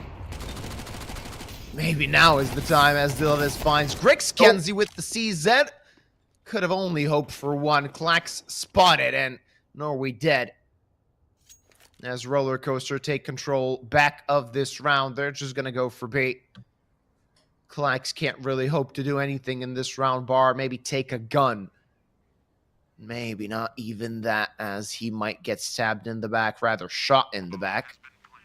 He still wants to go towards that B-bomb site. Not going to happen, though, as they double their advantage. It's the first 2 rounds that go to the side of Roller Coaster. Give it to me, baby. Flicker for the Astrum, guys. So 3-0 the T side. It's still not so bad for the defense, but round by round, they get this privilege They want to be with more than 7. Then you win second pistol round for the CD side, and that is your way to win. But after first one map, after the score, like what it was, like 11-2, Yeah. 11-3, then when they come back with a 16-14 win, I don't feel like alright for the any kind of score at the any half at the any time in this best of 3. So we're still waiting with a huge nade. Oh, a lot of damage, so it's time to reach some money. Oh, it was double nade. Beautiful, beautiful and fast. 3-0, as I said. Well played. Good utility usage from the side of Roller Coaster as they collect number 3. That Arfros nade was fantastic, and Chiron just picking up the easy kills, the top-rated player on the previous map, as he had 33 frags on Ancient. That wasn't enough for his team to take that map. Now it feels a lot better when they're back in the saddle, when they're back in the lead. First buy of this map for the side of Astrum. Let's see what they got. They're going to have an op on Grix. They're going to have 4 M4s, lacking a diffuse kit, though. That could prove to be an issue, as Inferno is one of those maps where more often than not, you're going to have to get into an opportunity to defuse that bomb. Yeah. But before the round, we need to wait a bit. Something we need to fix, and I feel like maybe for the roller squad. But it's fine. We can check the stats for the rollers, what is going on for them on the nuke, but that is no officially matches on national TV, so nothing to deal with this. For the Astrum, it's like straight map to play. For the last 1 month, like 7 wins in a 12 times played. It's fine against like Sashi, 9 as I said, Kybershock, Zeratinasti, so they grind so well. If we go in for the map number 3, I just want to tell you it's should be still for Astrum, but just check this full by round. Nothing is still with the MPs, with the Mach 10. And maybe he's gonna be the first one to open, because he, as the caller, as the IGL, sometimes should be the first one, but can't. Norway, no mess at the banana at the start. Beautiful. Well done. Norway taken down at 4 HP, but does that even matter when Patsy re-peeks Norbert through the spray and takes him down? And there's Grix with the op, everybody chipping in. Could it be a team ace in case Klax finds a frag? Doesn't seem to be the case, though Patsy gets felled, and Dylan is still kicking. But he can't get to the bomb. He can't really do anything except go through the meat grinder, but the meat grinder is losing teeth as he finds another kill. And 60 seconds on the clock, he's contemplating committing to this round. We've seen this before. These can make the triple and win the round. I hope you watched it like it was like 1 and 2 in the smoke and the ancient, but right now it's so tough. Bombin is not on his back, so he can reach some space, maybe punish number 1, which is Klax. But now, he's just walking around, and I think he just, with the safe already, Klax, no need to pick, just stay back. And that's going to be for the 100% your round. And yeah, Astrum going, guys, with the force. And the Dylan still hunting for the kill. Not in a position to do much, but he finds one more kill. 10 seconds left, and Klax collects. It will be a team ace in the end, though it costs them 3 players in a round that should have been a lot more simple. It was a 1v5, and Dill is at least, like, he did damage, and that's the most you can hope for in this situation. Taking out 3 guns, making the finances a bit stressful for the opposing side in a situation where your team can buy. So Astrum's still under pressure after losing 3 guys in that previous round. Let's get in and get out. What a farmers with not too many nades for the city side, but we still like have a strong for the rollers. In the round number 5, they want to proceed in the mid just immediately. But what about Patsy and Klax? With the 2 guns at the roof, to be honest, I don't like this point. Like, you just find 2 kills maximum, or be the safer supporter after somebody is gonna open your teammate in the locker at the short side by dialing these. No, find the first one. Can't see in the trap. Can't see. Ah, no, there is no chance. You know about the sniper. That is good pick, but 3 and 2, and the R first for a clean the whole A side. Trades left, right, and center. Though in the end, HP advantage courtesy of the CT side. So that still could pose a threat. Norway with the SMG. Should he go through the smoke? That could be a threat. That could be dangerous. Kyron with the AK will be ready. Only gets one bullet in his body. That wasn't enough to take him down. And Grix, do you want to commit with an op in a retake? No kit.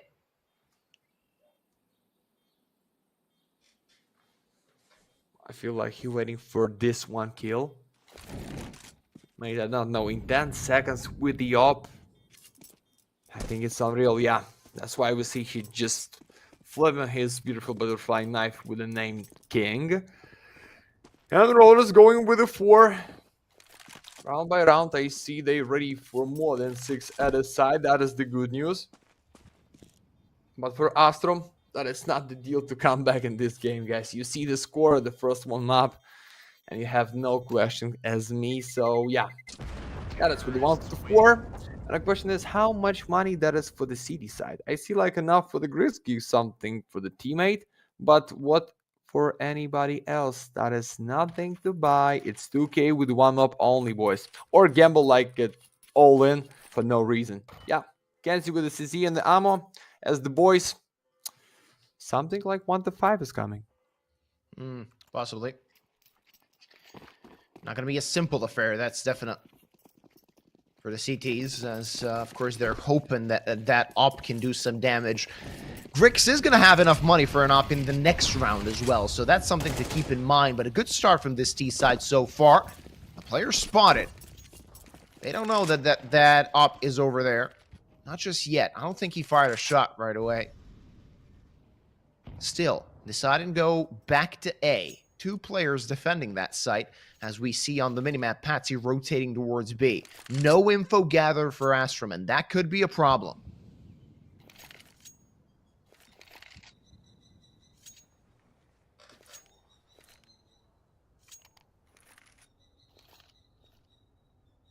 Big silence for gas info at the B, and yeah, they close the only one who can save the round with the smoke. That is the Grix.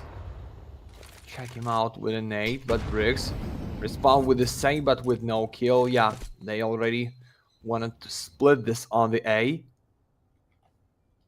But anyway, it's gonna be safe for op. And the guys from the B side trying to catch somebody at the mid side maybe.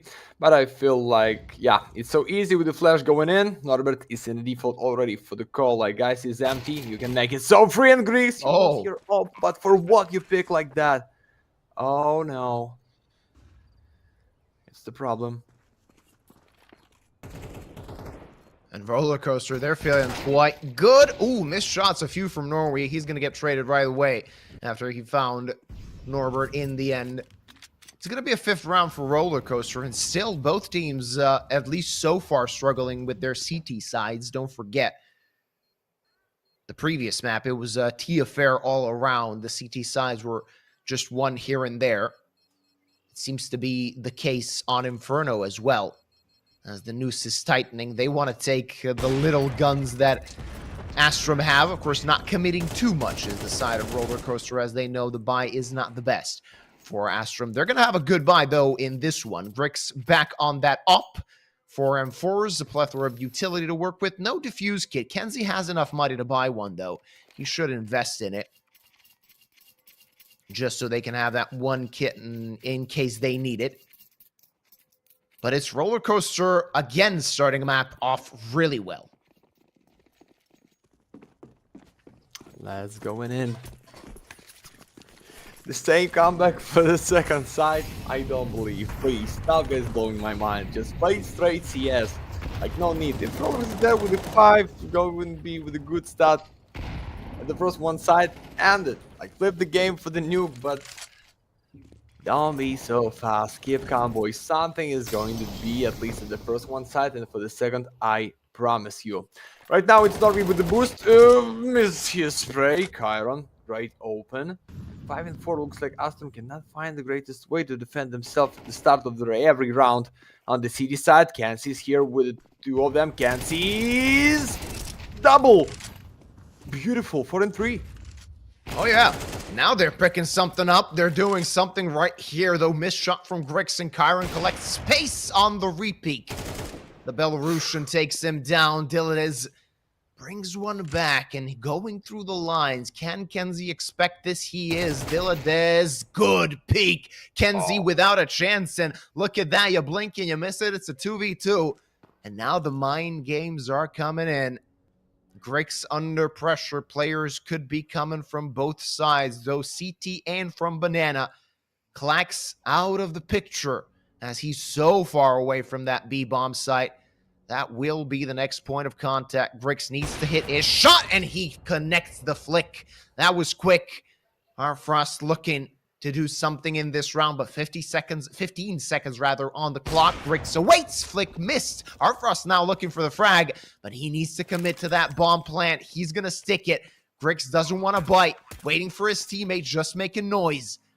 And Clax on the rotate. It's a 1v2 as Artfrost with an all to do. Peak not gonna happen as Grix finds 3 in this round for the second of Astrum. Oh yes, so in 2 right now they are. Beautiful play by Grix, guys. He just almost make it for himself. Like if he not find the Chiron like 1-1 behind the pillar at the water at the B, it should be free on the B side, and that's the double of Kenzie. Get the huge privilege to pick and trying to play, to trying to gamble. I like this. But even in these like close rounds, Roller Coaster was almost with a 6. Arpros just find his skill against the George, and that can be something for you. You see this bad buy, that's what I'm talking about. Even you win, but lost too many guns, that is nothing to buy for you without loss bonus. And Astrum play with the 1 and B's just right now. Kenzie, watch your stab, good damage for the molly. And Chiron on the post, ready to kill somebody, but that's 3 of them, my friend. This can be something huge to your face just right now. It's info for Norby, nice pick. Need to go in because of molly. Doesn't want to take this damage, but Norbert for the retry, good one. Oh yeah. That looks good, though. Kenzie takes care of Nafany, brings it back for a man advantage to his side. Though, ground gain, at least a little bit. Ooh, Grix crisp so far. The shots he's hit with that op have really done well for his team. And now a very difficult round for Roller Coaster.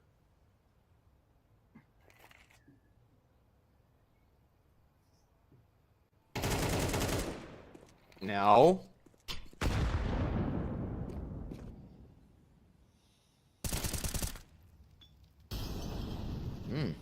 No. For us, Yeah. not gonna stand a chance. Yeah, easy out of jail. Like with 1 kill only for the rollers, without money for next. I think we see like Astrum back into this game. And everything started with a bananas double. For the Kenzie and Norweeds, good one. And yeah, even the Griggs not find his skill. It's gonna be like 3-on-3 with the 1 defender only on the B side. But Astrum in the game. That's what I like to see. Pistols to your health, gentlemen, with 1 tech of iron. Sometimes he's playing so fast to open. Maybe this time is gonna be the same case. But 1 ammo only for the full stack and 2 smokes, and that is just stupid to lose. Big fact. But sometimes you can. So Pats is there with the AK-47, ready to call, ready to hold his spray for how many? For the triple, for the 4 of them. Just after the flash? No. Patsy deep in this default. Briggs for the first. Yeah, should be for the A, but it's tough. Oh, Kenzie might be pressure, though Patsy piles the pressure towards Long as he finds 2 guys with pistols. Nafany went through the lines. Do they expect this? That could be of essence if he can find a backstab, collect 2, though losing teammates. He's the only one left now. And it's just a matter of time when they figure out where he is. Maybe a knife kill. Why the hell not? Maybe trigger discipline. No, he's going through the knife. And he takes away the op. Clax looks for the frag. Ooh, Nafany actually finds 1 more before he dies. So that's a bit of damage dealt. And psychological warfare as well as he stabbed Grix in the back. Boom. Yeah, but that was against Eager, guys. If you play just with the pistols and you knife somebody, and you can get the second kill, it's the good result. Like, 1, it's okay, 2 is beautiful, and with a knife to boost your money so big as you can just put a one body, it's beautiful. 4, 5, not many left on the side. Who's gonna be with the lead? We'll know. Oh, Griggs, nice catch for Norbert. There you go. Yeah. Yeah, but he's there for the molly. He just want to be the first one because he's with the Galil. He understands. I need to open. I need to give something for my squad because I cannot like go into the straight duel because defense so powerful at round number 10 to defend himself. Man disadvantage for Roller Coaster from the beginning of the round. That Op drew first blood once again. They're committing to A, it seems. They have a few pieces of utility to work with, or rather 2 pieces of utility to work with.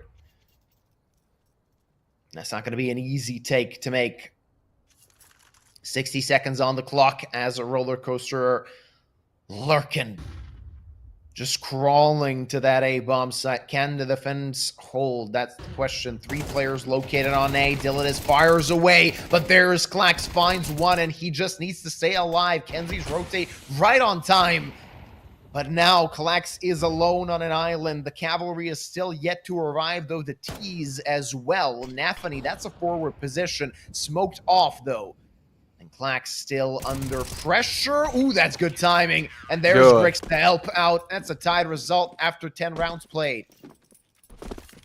Good, good, boys. 5-5.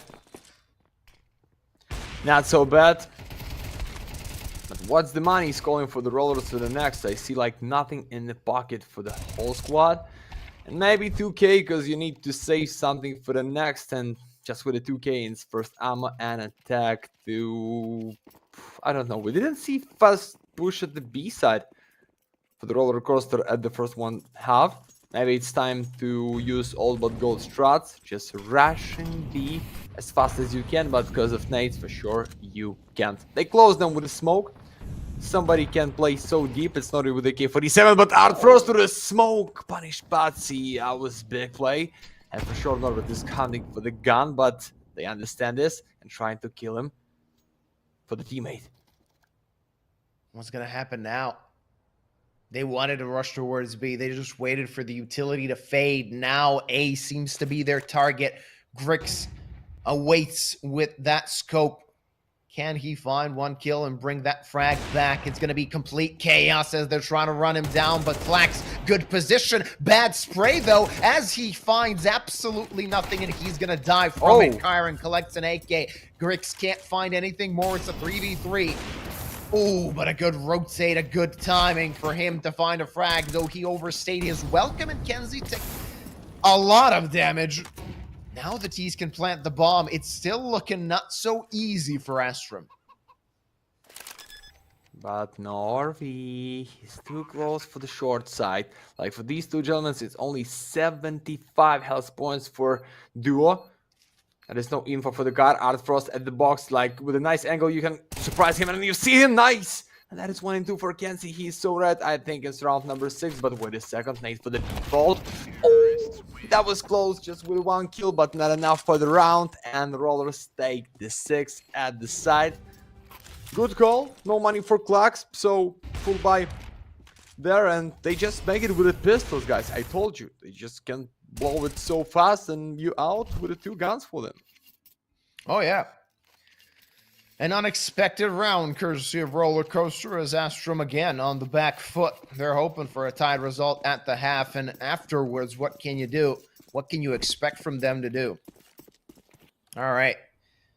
Not a lot of utility for the CT side, as they're going to have to find that extra kill. Not going to happen as Kyron finds the first, and now trouble looms. Kenzie with an answer miss shot. Oh, that's a good play from Astrum as they collect 3 in the end.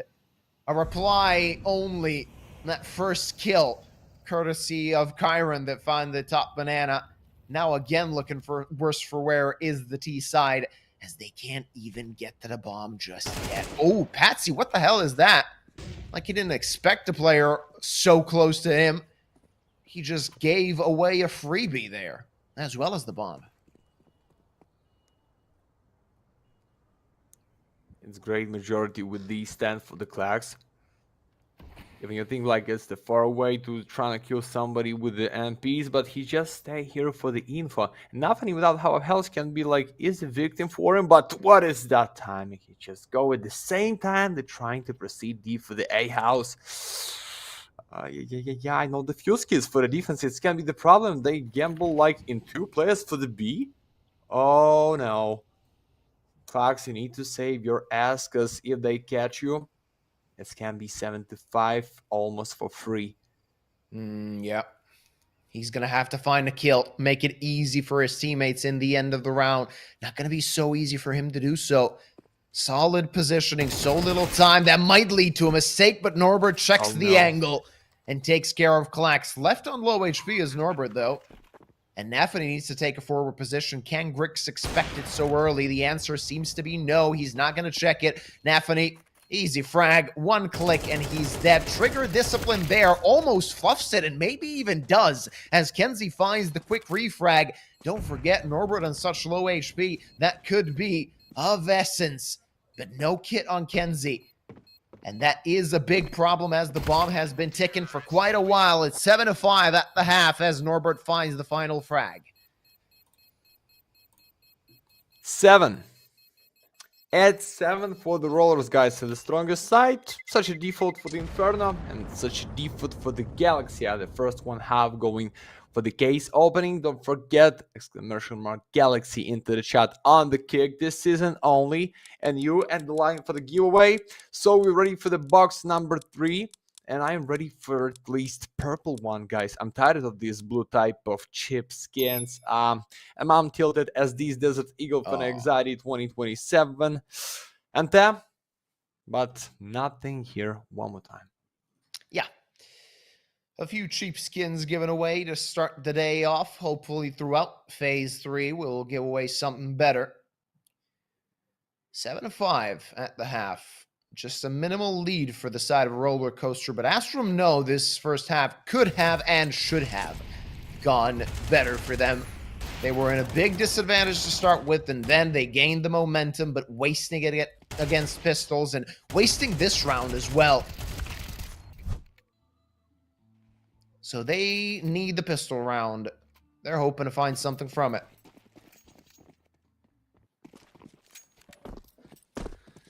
Let's get it on. Down these. No kill against pit side. So it should be slow for Astrum, because you see like no stuck at the banana at the A house. They just walking for what? For the Norbert chance to drop down with no sound and find your back for the game. Or it's Arfrost with the Chiron with no nades at the B side. I don't like this even you have dual Berettas for you, but it's just like you can stop them only with the kill. And they check you out right now with the double nade. Oh no, the huge setup is coming. That's pretty. Arfrost on 19 HP. He's not going to be able to find anything. Only a bit of damage. Chiron, defensive positioning, finds 1, looks for more. That's a +1 for the CT side, but the bomb is planted, and that is still an advantageous position for the T's. As Norbert is looming with those dualies, but he's going to need to collect space, get closer to have a chance with those dual Berettas already set up by the T's. Looking good as Klax and Kenzie, so does Grix. They all chip in, they all find the frags, and no chance, though. That might actually pose a chance, though. Only such little HP. Klax finds 1 and the other. And Astrum fire back. They get number 6 on the board. Yeah, even these two gentlemen were so rare to win this clutch, but that is 1-1. Just one nasty headshot in the close distance, like Frost did out of charge. But Klax is there to save the whole squad, and you see on your screen, guys, type Galaxy, the ad line. So I feel like roller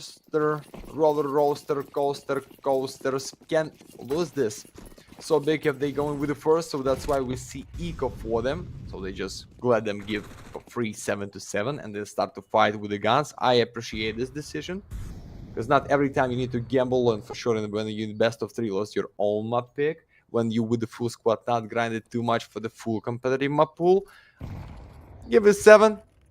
Javelin 5 on the A for at least like 1 kill against AK-47, and that's gonna be good for you. But Astrum, I hope you not lose this one. Oh yeah, that would be horrible if it happens though against only USPs, not something we see every day. Klax, Patsy, and Norway hoping to get some cash with those SMGs. Let's see if they're going to do so. Not going to happen for Patsy as he's quite far away. Now the crunch comes in, but Kenzie gets the multi-kill. There's Patsy as well. Klax, though, gets clapped. A lot of trades, a lot of lost guns, but in the end, Astrum only lose Mac 10, so that's not a big loss for them. They're going to be able to buy back in and have a similar buy to the CTs. It's a tied result. Artfrost want to surprise us with his op. That was great chance to be the greatest sniper on the Ancient, but unfortunately for him, Grig's not going to be the most valuable, but right now he's with the AK-47 for the almost 2 KD, and that's what I want to tell you, what I heard yesterday at the blast, like, you need to be the almost the same good rifler as you want to be the most powerful sniper. So Griggs with AK-47 want to prove us the meta is in his blood. Kyron dodged the molly. His teammate behind the box. Nathany is the captain. Wanna be here for the info. He's trying to call him, trying to stay alive at the same time. One more nade to his face. Hands points. Only you out, my friend. I think he just done for you. Maybe need to take up out of Artfrost's hands. Because you're so red and you cannot take this duel straight. Yeah. Might be the case. See what the plan is for the CTs as they've lost a lot of ground. They have no information where the attack can begin, where the attack is going to go. They've committed 3 players towards A, but one of them is very low. It's not going to be an easy situation. Or rather, one on B is very low. I apologize. Artfrost ready with the op. The attack comes in towards A. Smoke for a library. Smoke for Arch, so Dillaz can't help his teammates. Artfrost, oh, he saw the shadow, but Fatsy was quick. And through the smoke, Dillaz not finding anything just yet. It's Norbert. He's going to get overrun, overwhelmed. And is this round over? It seems so, as the CTs have failed to find a single frag. They're going to need to go back and save. It's going to be the Ts that get to the round number 8, that get to the lead. Still, at least finding 1 kill. It's time to save, but can't see it's too close, and maybe that's not gonna be the greatest chance for you, Dylan D's. It is. But I don't know how Patsy find this kill at the short, guys. Sorry, but I don't believe, like, he's so looking for the scope, for the nice stand, and if he find this kill, it's not gonna be so easy to make it on the A side, but save some guns. They believe for the next one chance, but Astrum take the lead after they win the pistol round, and the score of the first one side 7-5. I like this. I feel like they're confident to play at the T. Maybe Norway just with the 4 kills. It's not a problem. It's like not every time he's gonna give like a lot of impact, but Nathany is there almost with the same score, and they have no main carry. I'm talking about roller coasters right now stuck, so they just like average good, but is it enough? We will know so soon, guys. Round number 16. Let's see what they got. Roller coaster looking for something. They're hoping to get one on the board right now on this CT side, and that's a good start as Kyron finds a kill through the smoke. Patsy domed by that M4. Smoke not broken. Damage just a little bit dealt. Actually, 1 point of health done. Taken away by that HE. $300 for 1 point of health. That's not enough. And Kyron through the smoke catches one more. This T-side round seems to be crumbling before it basically even began. As they've lost 2 players, they're looking for the next frag desperately. That Molly can do something. Nathany forced out of position. Goes through the Molly. Goes through the smoke as well a little bit. They want to catch him. They want to take him out. Not going to happen, not just yet. No reason to pick at the banana, Kyron. Just stay behind. It's 3 on 5. They want to punish Nathany. Then, yo, his teammate, nice. There is no reason to pick. Let's go back for the short side. Nobody's gonna be there, and the Klax as the lurker can surprise somebody with the open and the A side, and they can rotate there. But bomb is proceeding right now at the banana side. Just the one kill behind the B1 box. Klax just trying to be the faker, the opener. I don't like this move. Oh! Well done from Klax. 1 for 1. That's enough. But now his teammates, they're going to save. They're not going to commit to this round. Yeah. No time to play. No time to gain. Oh, poor chicken. Unlucky for chickens. Yeah, the T-spawn. It's like if you're not can kill your enemy at the side, like every time on the Inferno you have the chicken, you can take your revenge. Guys, 8-8, good round for the defense, like nothing special, just straight defense at the banana, give you such a big lead, even your T's going for the save. Last one by, can be 10-8 if you lose this Astrum. So lock in, bring it on, and we're ready for the 9. For anybody. Alrighty. Grix, he's just gonna set up shop with that op and hope somebody goes into his scope, though he lost a little bit of HP. So did Patsy on 54, not looking the best to start this round off. Kenzie, he's gonna get double peek. No, that's not gonna happen. Grix catches Nafany, and now it's the time for the T's to go to B. Chiron needs to make a big play, but only finds one, and that's not good enough. Klax again, this time better, as he exits apartments and finds one more. Astrum are going to be back in the lead, Matt. That's what I'm talking about, guys. You need to take yours, because rollers at the city side, you can play your default like stand. You had enough experience in your life to grind at this map. The problem is, with the new 5 players, even enough to practice this, to stop the Astrum on their own pick. So Norbert, as a roofer on the top of the roof, maybe it's time to drop down, because I don't know if you need to try to kill him. There is no money in the pocket for Astrum to buy for the next. I think it's good decision to save 4 the guns for the next one, and that's the deal, and that's the lead, but only with the 1 round. Still with the drama, guys, not the end. Absolutely, we still have a lot of Counter-Strike to play, or rather to watch. In this best of 3, we might see one more map. If we go to the decider, that will be Nuke. Though Astrum in the lead, they're in the driver's seat, and they have a chance to completely break the finances of Roller Coaster in this round. Should they do so, that could give them a very important advantage at the tail end of map number 2. After, don't forget, they made a miraculous comeback on Ancient. Utility damage, not a lot. Norway finds first blood. Nafany completely blind. He's going to take care of one, but they know that there's one more. Dilytus, just by a whisker, he escapes death as Grix misses his shot through the smoke.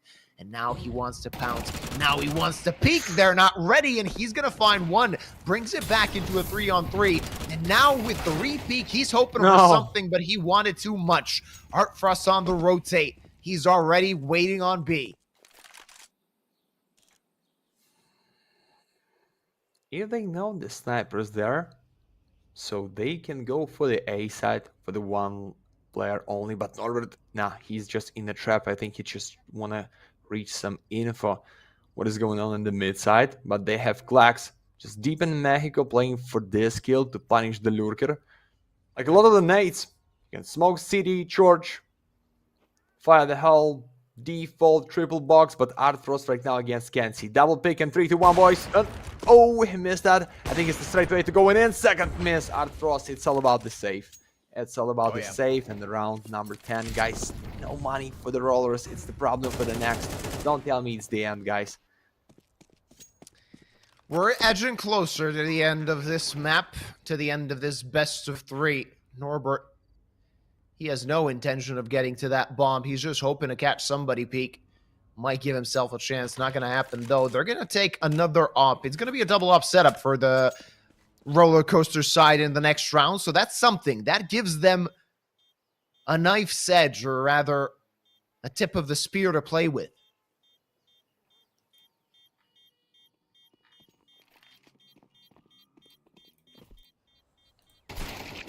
No, Norbert, save your gun, my friend. Artros, you think about this? And you find the one more kill against Griggs anyway, it's full buy for them, but it's last one for you and the squad. I don't like this. Artros till the end with the sniper rifle in his hands, but what about the boys? Maximum loss bonus, guys. Need to... No, it's not a gamble, it's just a 2k. They want to let them take 11, and you see the problem. Round history, just 6 rounds and 1 purple stack in the mid of the streak of Astrum. Got a chance to go for the 11, no dubs, boys. And I hope we see no flip in the game right now for the straight to 0, or that should be huge for the defense in the 4 pistols, to be honest with you. Yeah. The op their only hope, but the op is on A when the T's are grouped towards B. 3 players there, though, to defend the B-bomb site might actually give them a shot, even though they only have pistols to work with. Patsy. That was one tap against Ghost, or he just misclicked. We don't know. He destroyed that Ghost. Yeah, clean with the face. Shot, but Patsy still proceed here. He wanna be the first one, guys. He's the opener role in the team. That's why he's so close, waiting for Norway. But I like this crossfire. It's the default stand for the Nafani. They close them with a smoke, and we ready just for the Chiron and Dallin D's be like with enough impact to stop them. But I don't feel right because the one molly for the box and they out. One molly, yeah, it's good one. Need to step out. Chiron trying to pick behind the smoke, but they hear about you. Oh, he's There's burning. too much damage. No. Oh, one flash only and great double pick. Nafani for the smoke. Not for so long. 1 in 4. It's for the 11. Good. Oh, yeah. Norbert, what can you do, my friend? You can only save your Kevlar. Might be of use in the next round. As Astrum hit 11. 2 more rounds left to go for them to finish this best of 3 and, of course, proceed to the 1-0 bracket. Send Roller Coaster packing to that losers part of the second round. And the thing is, Roller Coaster, they started that map 1 so well. They started map 2 solid as well. And that wasn't enough, it seems.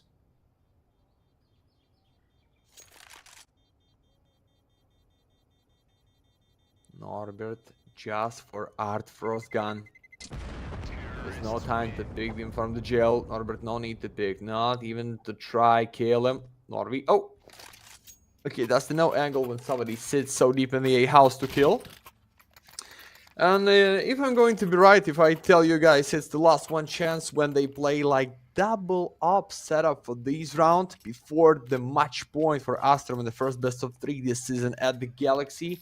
And I hope you bring this 9, guys, because you need to grind for the 4 rounds only for the OTs and 2 rounds for the Astrum before the big 3 points at the group. Here we go. Banana fight with no nades. So Norway is too close to punish Chiron right now. He's not the sniper, but he's so confident to be the first one. Now it's the double molly. Needs to step back and punish the bricks. Good. Oh, Klax in trouble. He's gonna die. And that's a chance now for Astrum, or rather for Roller Coaster, as Astrum have only 3 players alive. Chiron, that's a freebie as Patsy walks his arm into his crosshair. Now Chiron wanted a bit too much, and that actually could prove to be a problem as there's only 1 player defending the site. Nafani goes in a pool just behind the smoke, but he's getting demolished by Kenzie and Norway. Bomb planted, and can Astrum actually get away with this? I don't know. 2 in 3 looks good, but not for the defense. No defuse skins. 10 seconds to make it. Norway just with a risky stand, but you can surprise Banana and then drop down and hide yourself in the dark side. I told you it's... no. Yeah, it's the problem right now. Not like this. It all started from Chiron peeking No. a little bit too overzealous toward Banana, and it snowballed toward 4 match points for Astrum. There's no chance Art Frost does anything here. They're just going to double peek him. They want to take that op away. Not going to happen, but they're going to grab number 12 and 4 opportunities to win this best of 3. Ay. Good double for Art Frost, mate. You see how you want to shine so bright. But yeah, even you started with a double at the banana, that was almost like how many? Like 5 and 2? Yeah, the 1 second and 5 and 2 for the Norwegian Kenzie, but they deal with this, guys. Yeah, it's remind me like Falcons almost get this against MIBR at the 18-18 score at the major elimination match, but it is what it is. 4 in a row just for the OTs, as I said, or 1 of 4 for the win and make it fast right now for Astrum. Nafani trying to push. He's in the Mexico, but not scared to surprise him to the face. Nice. That was fantastic from Clax. Good positioning. As soon as that smoke fell, he knew what was going on. Good information as well. Good communication from Astrum. Telling the player to get into position, get ready for what's coming. Double teaming top banana. Art Frost rotating towards B. That's where the pincer is going to end, and that's a 2-for-1. A good trade, but look at Clax. He opens up the A-bomb side and possibly closes this match.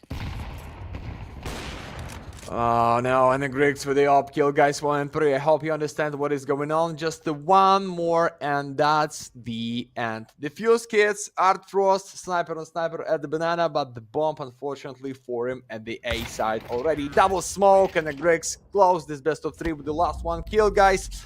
Kenzie should be the most valuable. It should be, as we thought, like 2-0 or 2-1 for the Astrum anyway to get the first 1 win in the best of 3 this season, but that was the good chance to beat somebody at the city side, but we see around history, and that's the problem. Weak defense overallers will not give them chance to win this map. Oh yeah, and we expected Astrum to be the favorites heading into this best of 3. In the end, it turned out that way. A fantastic comeback on map number 1. And a commanding second half on their map pick as Inferno went to their side. Astrum doing well and proceeding to the winner's part of that round number 2 of this Swiss stage. As you said, Kenzie the MVP, plenty of good moments for him. Self to shine in this map, and of course Astrum can be really happy with what happened. Of course, this is only the first best of 3 of Galaxy Battle Phase 3, so we got a lot of Counter-Strike ahead of us. Oh yeah, guys, 3 more best of 3s today at the Galaxy, like till the midnight. We're gonna be there. The next best of 3 in less than 1 hour. Rebels against the previous champions at the Galaxy, Team Nexus. Big favorites against newbies, but I hope it's gonna be something good like it was in the first one map in this best of 3. But guys, it is what it is. 2 maps only for Astrum. Thank you for being at the Galaxy. Don't forget to follow us at the Kick, because full tournament is gonna be at this platform. Me and Eluba, to your pleasure for the next one. See ya so soon, boys.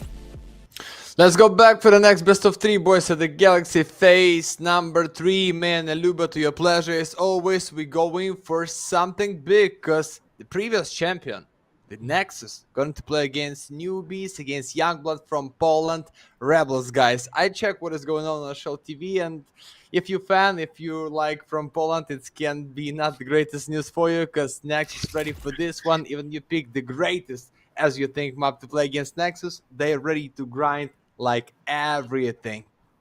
Oh yeah, it's gonna be a very fun one. We'll see what Nexus can do, and can they kind of continue their good form. Of course, they started in phase 2 and they played really well in the previous season. Now they're hoping to double up. They're hoping to get a lot of damage done. And I mean, when you check the teams on both sides, you can expect the Romanian boys to be favorites. Though I am not taken anything away from the Poles, as you've already mentioned. Young boys, they really want to prove themselves, and they might even have a chance to do so. I mean, you can't really say that they're completely young, given the fact that Innocent, he's 31 years old. You got Sobol as well as at 27, so they're not really the youngest kids on the block. They do have a few young players that I'm expecting to pop off, though. We're moving on to the map, Vito, and we're moving into our game. It's going to be very interesting to see, of course, what they're going to do on these maps. As you previously mentioned, Nexus plays quite well on Nuke. Of course, then we will be seeing Dust 2, and the decider, should we need it, will be Anubis. Nexus starting on the CT side. Let's see what the Polish boys can do on that attacking side.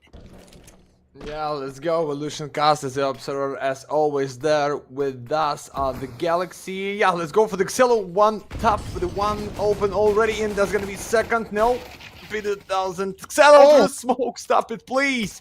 This gentleman wanna make it for the highlight. Quadro kill. Stop it, gentlemen.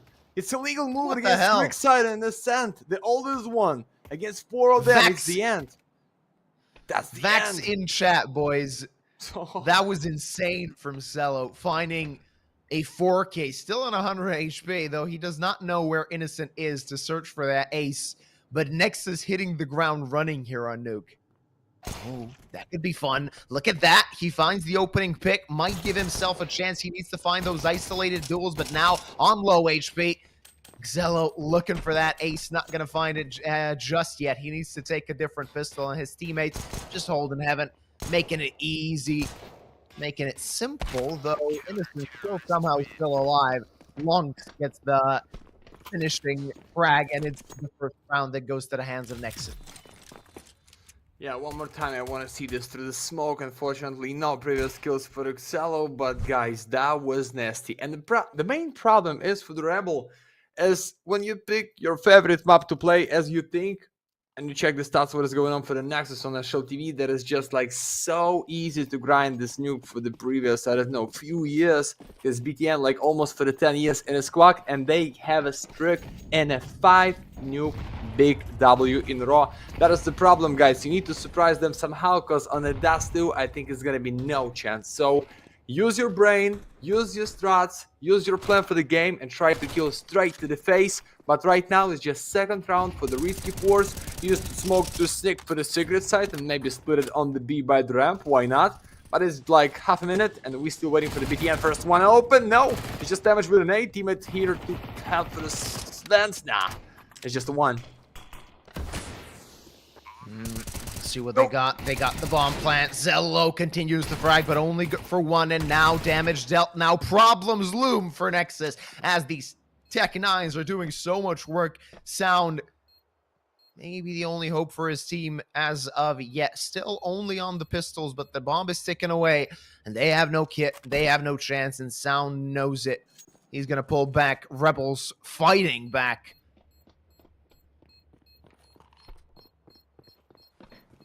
So, As for they a get to the safe, side yeah. shot. 1-1, it's the great start for Rebels, guys. Surprise us, that's gonna be not so easy for the BTN as the guardian of the stack. With the boys going for the full buy. Minimalist bonus, 1 gold, 1 MP for the BTN. Show me some pistols, but there, if Xello finds a second kill against the default or Innocent be not so good in a secret wood attack, I believe for the success to make it retake on the A side, but no, we are at the 1-1 and Rebels just get the second round, and that is almost straight way to find the 4. So what's the way to proceed in round number 3? Default smoke for the outside, so a lot of nades for the squig. Okay, they're ready to play it at the yard. Sound Nice. that M4 needs to do something. It's not going to do anything as Cloaku domes him. And maybe even closes this round off. The best piece of weaponry that Nexus have had is out of their hands. And now they're going to have to pray these pistols and SMGs can do something. Xello goes through the smoke. Not going to stand a chance. Ooh, rather, he's going to find a frag as Hisarek hits the deck. But there's no way they can steal this away. BTN finds 2, and Rebels in trouble.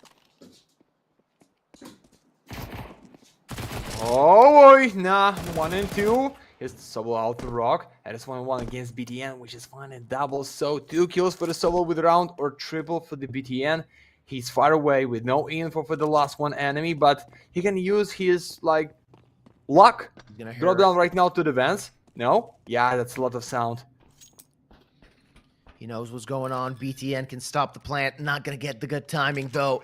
It's going to be a 1v1. He needs to open the door, and he's just closing space trying to find him. And BTN, the hero of Nexus, gets the frag, the all-important clutch, and manages to get them back in the lead. A counter reset courtesy of Nexus.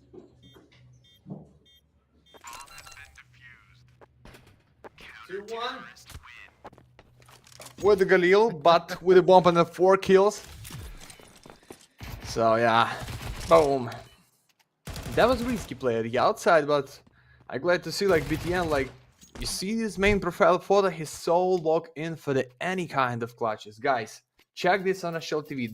That's the greatest side if you need to take any kind of info for the any kind of the game. And BTN just in the team, imagine for the 10 years. For the 10, like most of the viewers like not even start to play CS. like 5 We years weren't ago. even born when Yeah, BTN started fighting. He's 36 years old, and he just wrecks Rebel Zello with the op. Collects 2, looks for the 3rd. Not going to happen, and he's going to die. No way out of that, Molly. So at least they take care of the op. Maybe find themselves an opening in this round. So Sound, maybe no need to go in. Oh, Fly. Not the greatest point to pick with the op. Sound ready for the second, but it's the Clocko. It's the second kill. Guys, 1 and 2, but he's from the back, and Clocko 1 and 2 just trying to dance in and want to still alive somehow. But the problem is, you saw red, and BTN is so close for the one more clutch. Oh, yeah, baby. Why the hell not? There's There you him. go. BTN catches him off guard and collects the op.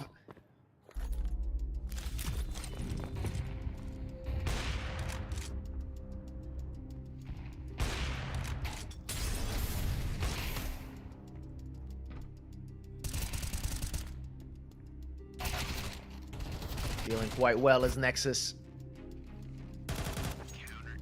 And BTN knew he did not have the courtesy of missing, as that op could have re-peeked and taken care of him.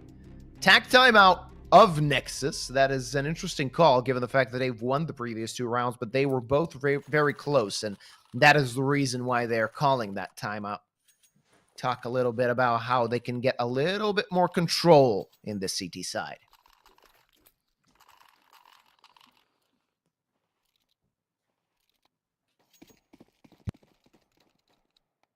We're in. The same bank for the teams, because when this one going with the Federici Force and next, so it's the straight way for the like 2 rounds in a row. Why not? Nexus already with the lead. They are the big favorites. Even Rebels start with the risky Force, but right now it's just a scout and a 1 AK-47 Fly. I think you can make this, but it's the one with smoke and the Raga. Yeah, the first one against Sobel, good one. 5 and 4, no need to stand so risky as the BTN trying to be their Sound now. Like, how the hell is the problem?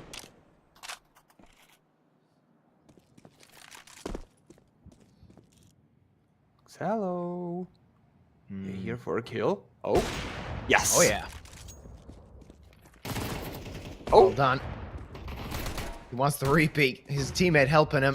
Not going to happen just yet. Cloaku so low. And he's going to get taken care of. Innocent, the only one that remains on the side of Rebels. Their elderly player. Let's see what he's got. 1v4. 40 seconds.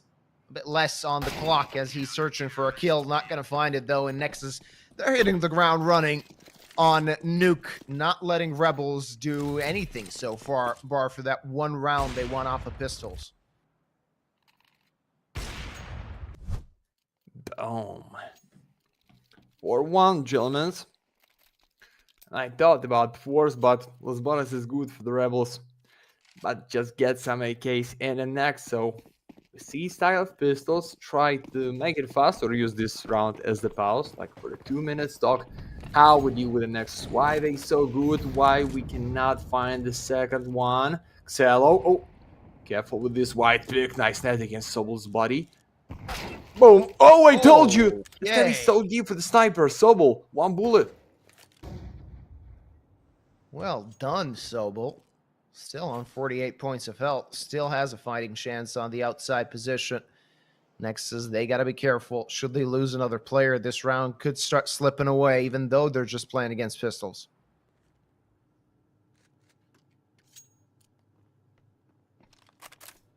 Sound. Wait a sound for the ramp. Wait a second. Pick. Bomb Kitty just stuck in the out behind the box. What is this, mate? Just drop down. Laux is there. And yeah, that is the end. Before that was 5 and 4, I believe. Like 1 more shot by Sobel's Diggle, like trying to kill against BTN. Let's go. 1 bullet only left for the body, but Raga is too close. He ready for the punish him. Yeah, it's free. Clocko is the last. There is not much time to stay alive. Oh, he almost catch him in the main, but BTN with the crossfire, and we get this 5-1 with the up. Oh, yeah. Back on a bye will be the Rebels team, so they can consider their options, see what they can do. bit of trouble finishing these pistol players at the end of the day, only losing one player. Not bad for Nexus, as they're going to build some bank off the back of the previous round. I think they didn't need to reinvest in the op, if I remember correctly. They managed to pick it up.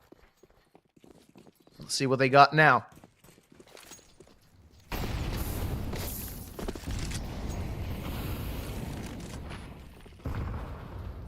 Innocent. His favorite point to play. Cover the boys to get it closer for the red box, and a solo get the first one against Raga. It's the good start, but we've seen this before, but without the guns and the smoke for the Kaiserak. Nice. 5 and 3 is not so easy to defend yourself right now, but Locks with a miss, flash and ascent for the one more at the 8, and I think it's second round for Rebels. Oh yeah, and should be flawless for them. Well done, Rebels. A good answer for what Nexus have been doing so far. Rebels making it work on the outside. Oh, look at that. That's a freebie for Zello. Not going to go for the knife, just an easy frag. But where do you go from here? They want to hunt that op down. They want to take care of it. The bomb has not ticked away too much. For a moment there, I thought that he wanted to go for a cheeky, maybe a ninja defuse. Did not happen. And Zello just hoping to stay alive with that AWP. Don't forget, the bomb radius is quite huge on Nuke, so Zello needs to put himself in a position where he can actually survive that blast. That should be enough, as he loses a lot of HP, but still, of course, saves that op. Number 2 for Rebels. Let's see if they can do something more. They're going to have to win another round to break the bank of Nexus. Boom. Yeah, let's go into Xello. For the right now, for the round number 8, I think that is not even question who's going to be the most valuable. But it's only like the mid and the first one side, guys, and the Galaxy. If you're watching like Astrum's play at the Ancient, you understand this can be everything as the Xello. Like every time used to open the art so great. Ready for the one more after the nade. Boom! Oh yeah. Xello unstoppable today. Absolutely. 14 frags in, well, this is our 8th round of competition. So he seems to be very ready for what's coming. No sound. He's going to get tested towards ramp. Let's see what he's got. That Molly not going to be quick enough, as they've already crossed it. Sobel first contact, not going to result in a kill. Only losing a little bit of HP to that fire and flames. Still a 5v3, and Nexus playing it quite well passively, as they've collected the first 2 kills. Now they just wait for the T's to enter their crosshairs.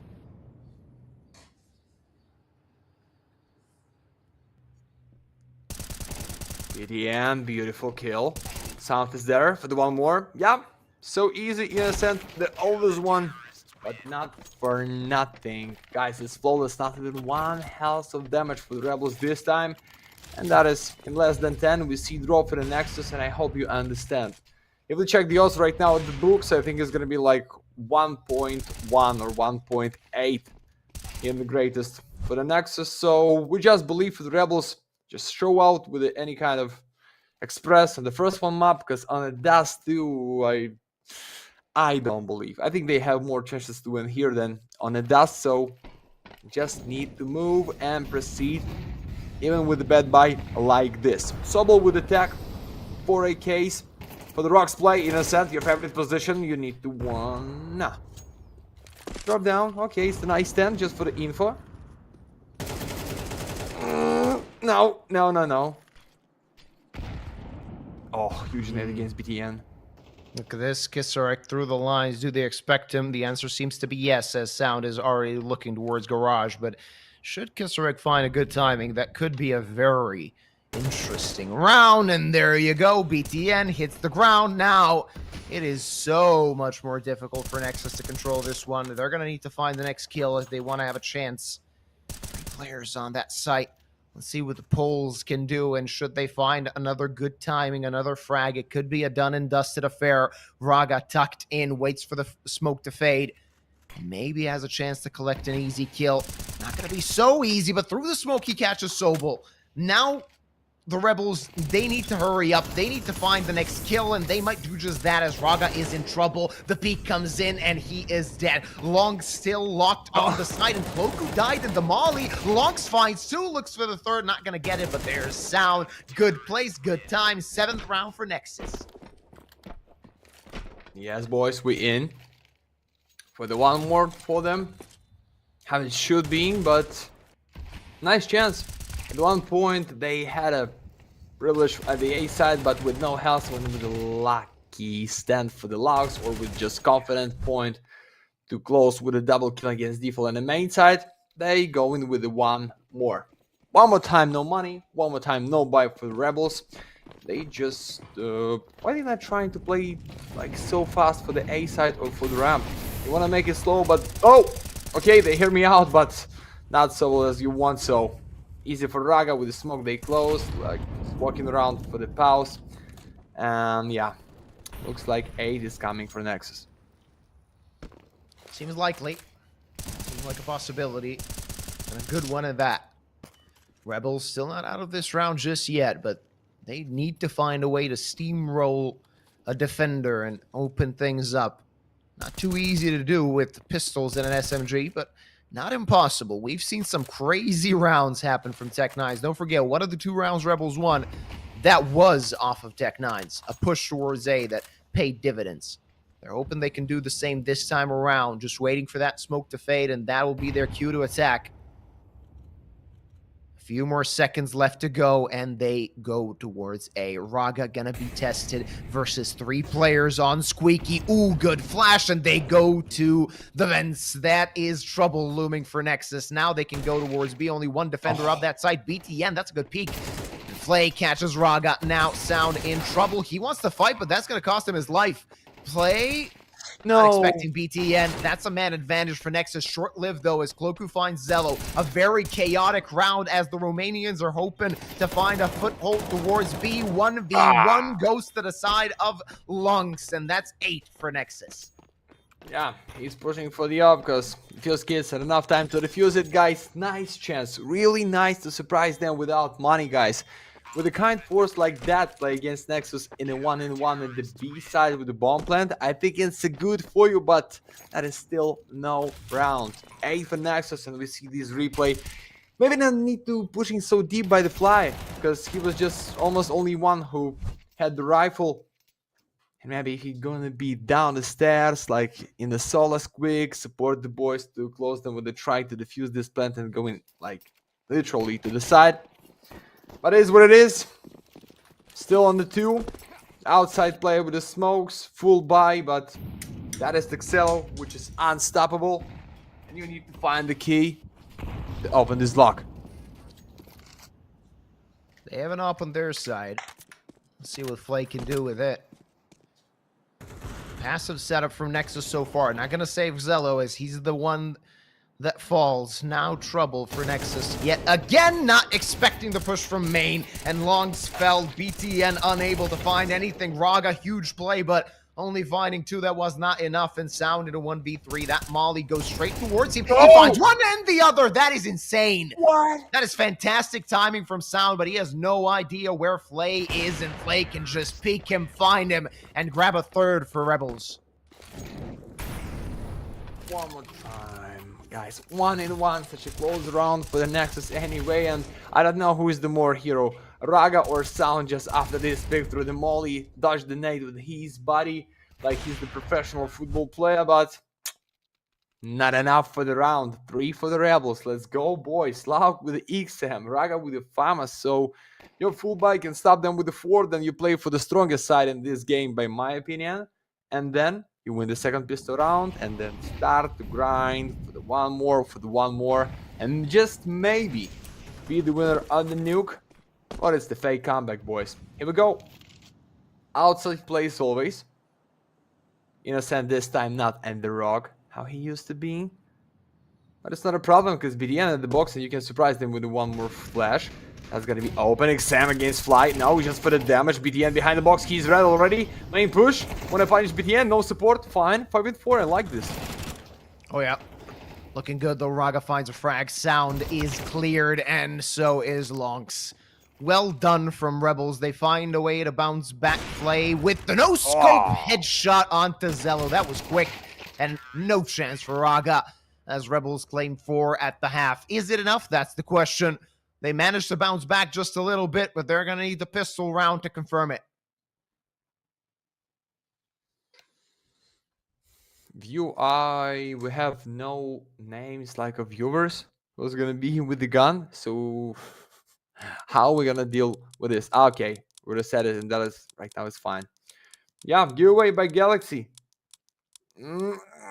Almost with the purple youth, but not today. Tooth fair for the young Stratic. Congrats. Unfortunately, guys, everything today at the Galaxy so blue, but don't be with the blue soul. Better to be with the blue skin.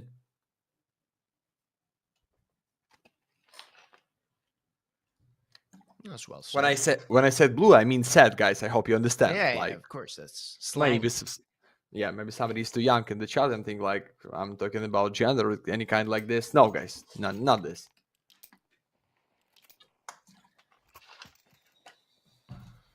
Nexus with the double of the opposing team's rounds. Let's see if they can continue running away with the opposing team's map pick. As they had an 8-2 scoreline, it was commanding, now a bit less so. But the pistol round could accelerate their quest to get the first map. As they're playing now on that T side. Just making noise towards A. The rest of the players going towards ramp. Sobol might be in a pickle. He needs to pull back and give room for Nexus to play, and they're gonna go straight to B. One player, two rather, there already. The rotate from the CTs is quite quick. Cloku not checked. Will he be challenged? No. The answer is yes, as the CTs stand no chance. Innocent, what can you do? The answer is only one, and Sobol found a frag, but it's a 3v2. Nexus still in the driver's seat only for a bit, as Sobol finds a very nice headshot. And now, a 2v2, that could go either way. Kisarek, ooh, a few wish shots could actually cost him as Sobol is dead. And Kisarek in a 1v2. Still, the bomb not planted, just gonna touch that plant.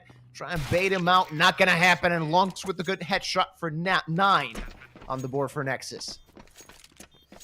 Yeah, that is nice moment when he's trying to like jumping out, close the door, being with the crossfire with his teammate, not to take the straight duel 1-on-1 because he understands.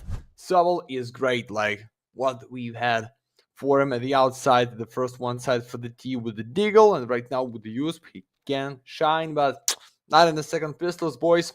Force for the defense, they understand like that is almost no difference if we give them for free round number 10 with the eco round, or we play like eco and the force with the 11, because we almost done there. Nexus is too strong, and that is the fact. So round number 14, I see the stand like nothing special. Such a default for the nuke. And the problem is there is just only one pistol behind the box at the ramp, and the whole squad is ready to going into the smoke, or before this, or behind the flash to Sobol's back. Now it is just a molly and a double flash. Okay, boom, boom. No, for the damage only on the reload. Enough time, enough space to stay alive? I don't think so. Ooh, he's gonna get swarmed. That's a good headshot to start with, and now the Nexus players seem to be a bit afraid as Flay finds one more kill. Now it's Rebels that are in the driver's seat. Don't forget they won that round after losing the pistol in the first half. They're looking to do the same in the second. And Nexus, no room to work with. They need to break open this defense, but not if Sobol has anything to say about it. That dig is far and away. And now BTN, the only one that remains. 1v5 with 15 points of health. Not gonna happen, only good for one. And it's round number 5 for Rebels. Nexus not out of the wood just yet. I told you, be careful for the double pistol.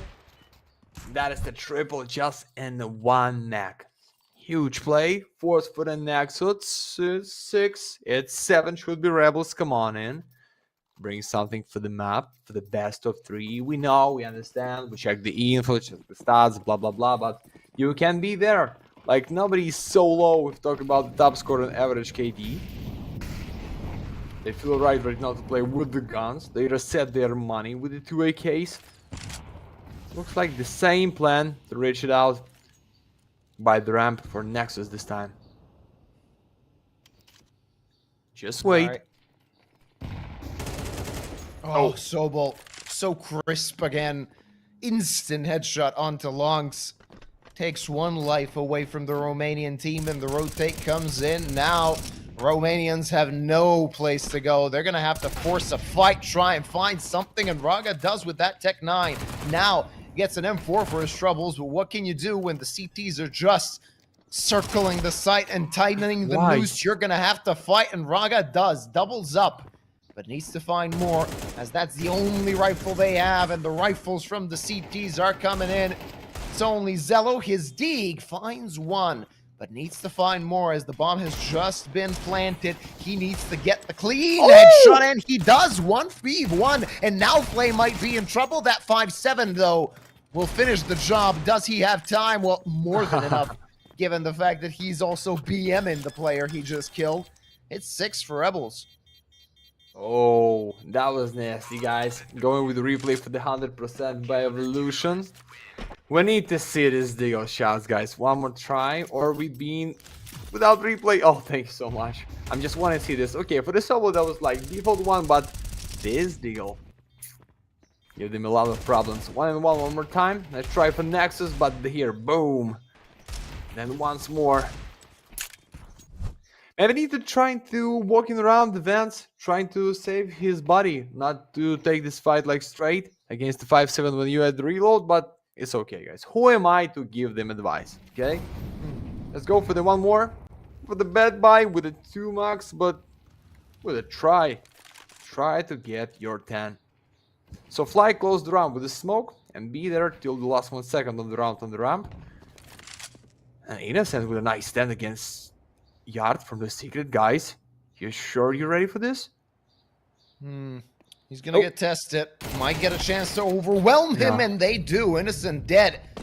That's a rifle for BTN's trouble.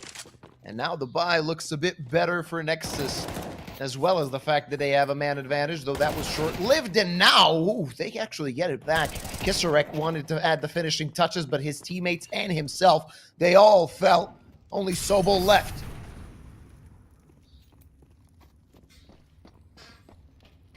Let's go, Sobol. BTN is there for the second.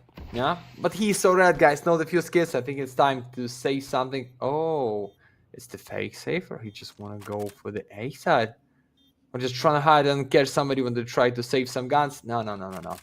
It's 10 for Nexus, guys. As I said, BTN, the guardian of the squad. Ready to go in with the triple. And for the next Rebel, being with the buy, because like how many rounds it's in a row for them? Like 3? No loss bonus? Nothing in the pocket? Need to buy anyway. 10-6. Nexus hit double digits. See if they can finish Nuke off. Or do Rebels have something more to add? First round loss bonus, no money in the bank. They're gonna have to spend all they got, and they don't got much. That M4 is gonna be their hope, their dream. 2 M4s more bought, 2 players with pistols. Not a terrible looking buy for the side of Rebels, but no defuse kits, utility lacking. Nexus should use this to their advantage. We might actually see them get to 12.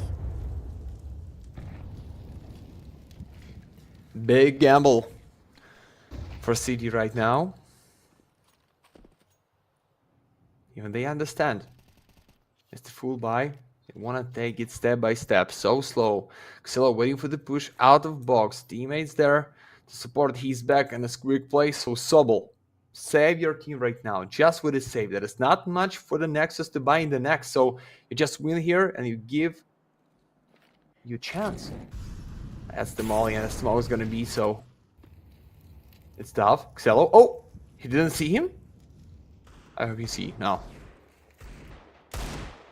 Through the smoke, Innocent. No, kill and allows. Guys, ramp is empty. Why not? What is going on right now? I just. They close up. Playing very passively as the side of Rebels. Sobol jump spot, sees at least one player, but not expecting Zello from ramp, as that one kill was enough to finish this round off. It's Nexus on 11, and Rebels, they're going to try and keep what they got for the next round. But this one, their own map pick, it's slipping away from them.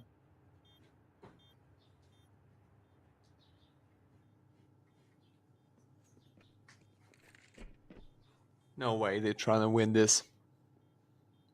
Yeah, it's deep safe. Oh, I thought Innocent was the enemy. Easy for Xello. Right now, guys, not even try to pick 2 rifles only for the next round. With the worst buy, what you have in this one? BDN. That's the stack and 3 in the secret side. Oh, nice 5-7 double kill. Cloku.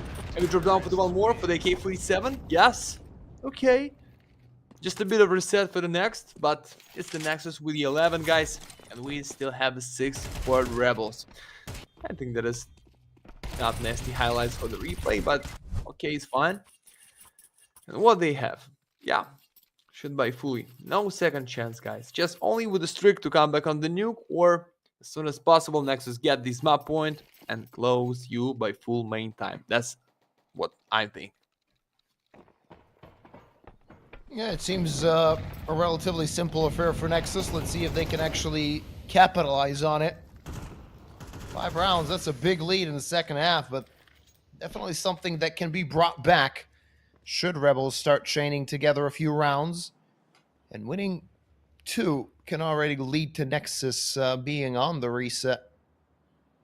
Searching for guns in the bargain bin.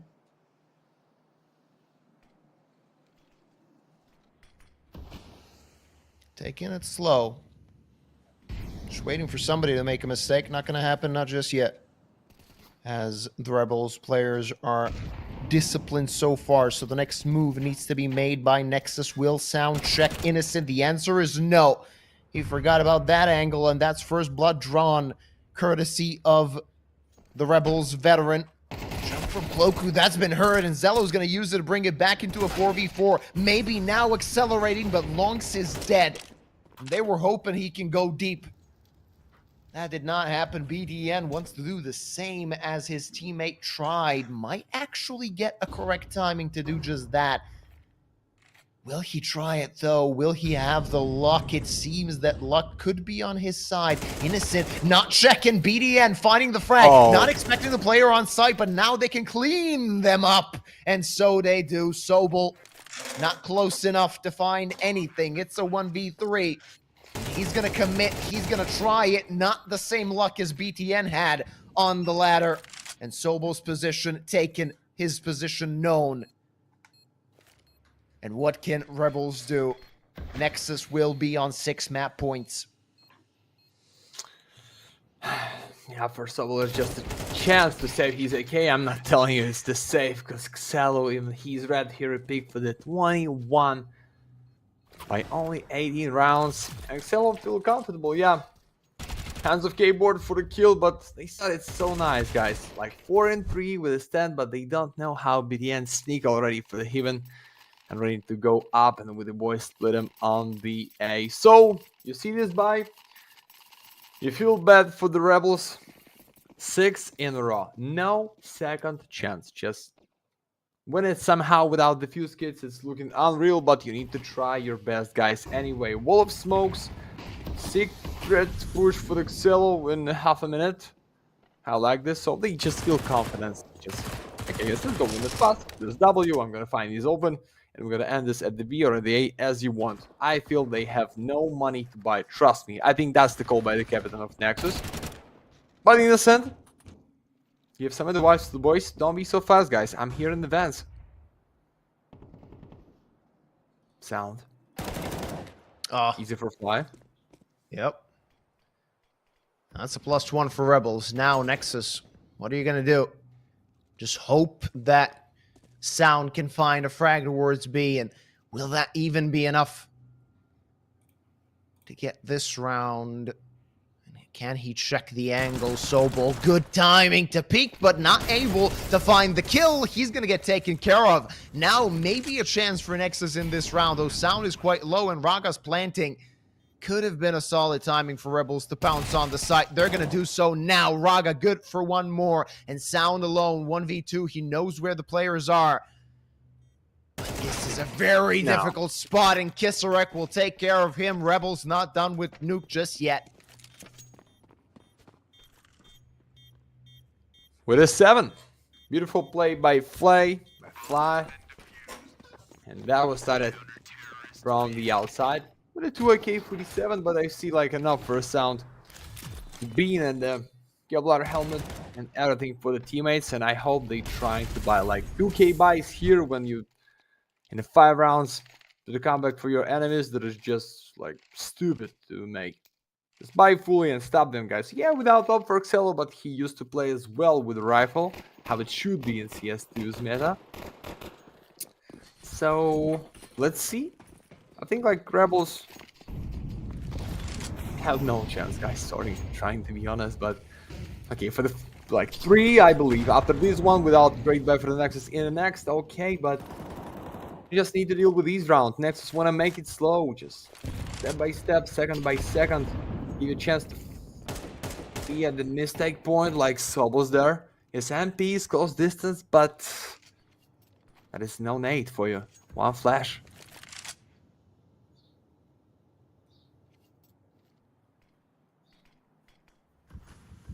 The attack should come in from Nexus quite soon. And then Rebels under duress. Nexus have gained a lot of ground to control a yard, though Innocent still on the outside position. Nexus still undecided where they want to go. Seems like a B split could be on the cards. There is potential for that. Cloaku, next point of contact against 2 players. Sound is going to peek him, and Cloaku missed his shot. Needs to pull back. Kisarek wants to pounce onto Lobby, but he did not expect Raga in that situation. Now, a lot of pressure piling on the poles, and Innocent completely blind. No chance to find anything. Play on the rotate. Finishes the frag off, but it gets traded back right away. And Sobol dead as well. Cloaku, the only chance for Rebels. It seems that Nexus are claiming Nuke. Oh yeah, so Cloaku just unreal clutch. They know where you are. And you go out for the heaven, for the main. It's the end, guys. And the dust, as I said, like no official matches for the Rebels in the previous 3 months. But wait a second, maybe he just want to continue this battle at the new for the second kill against fake fans. But nah, it's showing to be Xelo and Raga for the last one. So what we have here? Not too many rounds for Rebels at the defense. That is the problem to play against Nexus at the nuke, and I think that is no question the most valuable. And these map, Mr. Xelo, Mr. Sniper, and not the hero, not the saver, because Nexus still favorites, they was favorites, and then being favorites in this best of 3 anyway.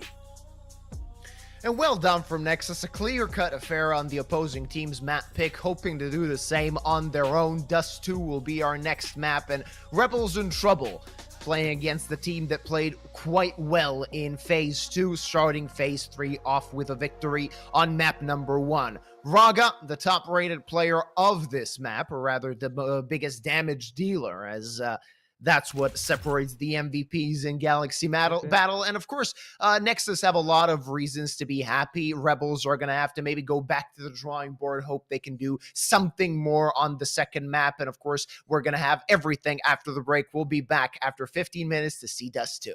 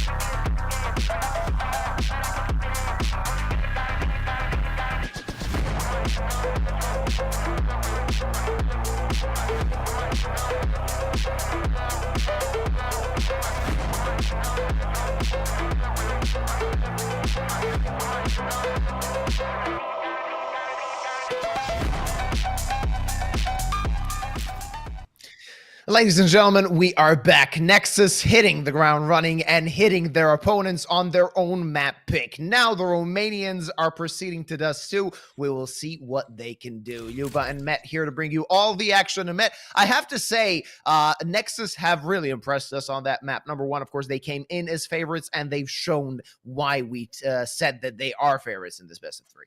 Oh, yes, and guess what, guys? I told you it is now officially dust for the previous, not only one last month when they grinded the practice and the ASEA, like, no dust for the Rebels in general. And the favorite map to play on the Nexus, and you can imagine how easy and fast it should be. But we are at the tier 2 tournaments at the Galaxy, at the first one day and the phase number 3, so it can be everything but should be fast 2-0. I think so. That is my predict. So let's go for the first round, enjoy some fun, guys, and we're going in for the T side of Nexus. Yeah, should be attack for them. Here we go. All in, Rebels. Evolution Cast is here as always. Glad to see you every day here, my friend. Here we go. All right, let's see what they got. Let's see what Rebels can do on this CT side. Hoping to find something and maybe starting this map off quite well as Nexus is grouping up towards B. Of course, 2 players just sent to scout what's going on at long, what's going on at top mid. A 1v1 fight. Now, could be a 2v2. The Nexus players, they don't really have the courage to peek once more towards B. Not yet, at least, until they find some info on the other parts of the map. Still a lot of time left on the clock, so they can play around it. A few pieces of utility available as well for them, as Sound is going to hit towards mid. Gets the dink, though Raga is down, so they're in a man disadvantage as they're trying to scarper some positioning. Something they can do, though. Good headshot from Sobel, and BTN falls as well. Nothing found by Nexus, only Sound's 1 headshot. That's not going to be enough to give Zello a chance in this 1v4.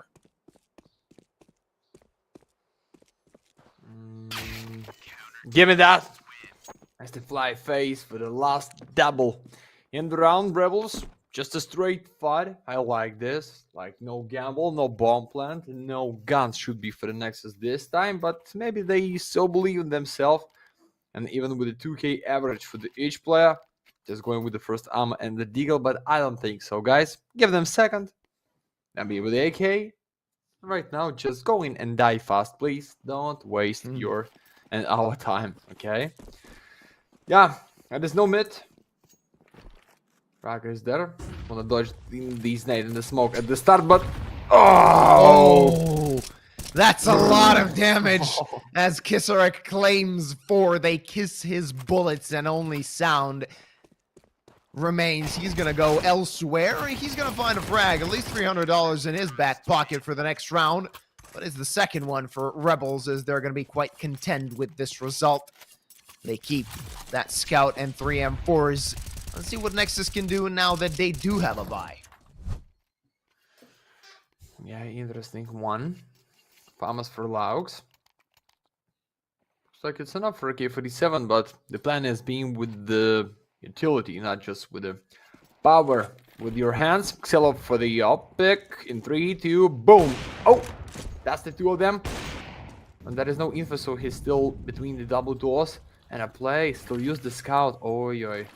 I don't feel right for the scout. Just 2 shots to the body or 1 wing to the face through the wood is fine. Need to find 1 more. A lot of the damage, but Laux and Raga with the kill. Sobo with the refrag. Upper tunnels down. 3 and 4. Straight away for the B side, why not? Just close the city side. Find the innocent somehow. That is free. Boom. There you go. Zello quick on that op. Sobel on 33 points of health. Not enough HP to keep that bomb side alive. He's going to have to do wonders here if he wants to claim this round, as Nexus are preparing to enter that B bomb site, just waiting for the first contact. Sobel finds 1, looks for more. Only damage dealt to BTN. And Kisarek, at least, he's going to have a freebie here. Ooh, that could have gone differently. And maybe he still wants to commit to this round, though he grabbed that off. Not the best weapon to have when your opponents are on such low HP. He has a kit. He has 2 nades to work with. And the bomb hasn't ticked off too far. That HE grenade is going to take Raga out of the picture. Can this be clutch from Kisarek? But he needs to work fast, and he will, though BTN better in that 1v1 as he gets the round for Nexus. And the guardian of Nexus, guys. 9 years in the team is for the clutch every time for the BTN.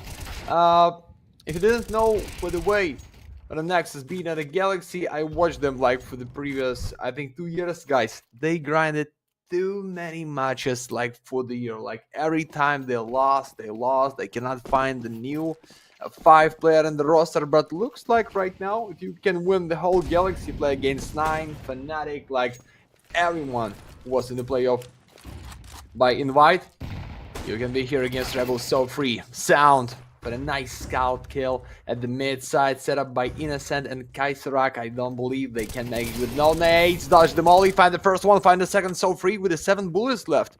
It's easy for him, but there's still the chance. They left the bomb over there, so they're going to have to make up space. Not going to happen as Sobel takes care of Lonks. Raga finally finding something for Nexus in this round, as they get their second frag of this one, but still a long way to go, though. Brings it back into a 2v2. Raga single-handedly, seemingly, gives his team a chance. They still need to plant that bomb, and they're quite low on HP. They're going to need to find some headshot angles to work from, and both CTs coming from long. Raga already posted, set up, and not ready. Zello now in trouble, 31 points of health, trying to escape, and he does, but they still have enough time, and they're going to swarm him. No chance to survive, somehow still alive. 1 HP, and a dream for Zello, as he's just trying to milk that clock, but the CTs are already there, and they're going to swing. That's the round number 3 for Rebels. Good one, guys. Really great, but with the 3 kills and a bomb plant, should be some guns. I see enough for Excello, but Rebels with a nice defense. That's looking like way more better than it was on the nuke side. It's already 3. They're ready for the 4. And then for sure, Kaiserak main carry with a 9 kills, guys, already. And it's just round number 5. Glad to see him trying to carry the whole squad, but it's all about the numbers of rounds, not the kills. Scout still in the Flay's hands. But it's not enough for the open. You want to be the sniper, you can have the scout, but you just need to find a face. Want to make it slow? One more time. So default to dodge nades at the start on the long side, guys, but you cannot. Even you at the start of the cannon, it's huge nade to Raga and Excello. Rebels ready to prove us? They ready for the 4? Definitely. They seem to have the upper hand at the beginning of Dust 2. The Romanian players grouping up on mid, leaving only Raga towards long to make some noise, hold those rotations off. And it seems like a B split could be imminent. As they do have a smoke to work with, they have 3 mollies and a flash. That's not a whole lot of utility, but enough to attack a site. Taking control of short, as they're all grouped up now. Just grabbing some info. Grabbing some intel and knowing that nobody is there on the backstab. There's the smoke for CT spawn. Ready from sound. His teammates want to swarm mid. 2 players defending that B bomb site. Not going to be the easiest defense in the world for the side of Rebels. Now the attackers have been seen, and Cloku domes the first, looks for more. Not going to find it, and Sobel overwhelmed and overrun as well. It's going to be a post-plant situation, and do Rebels even want to consider the retake with a man disadvantage?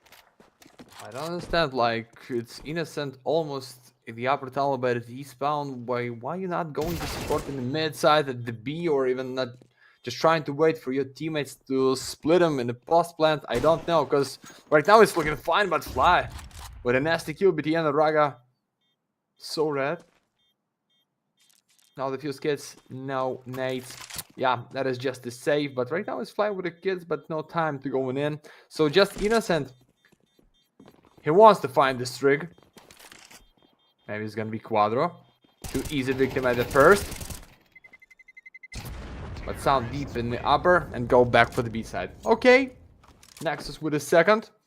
And that is such a good play by Sound. Just 2 kills only, open and find the opportunity to win this at the B side. One more time with the replay. We missed it. Okay, we missed it. It's not a problem.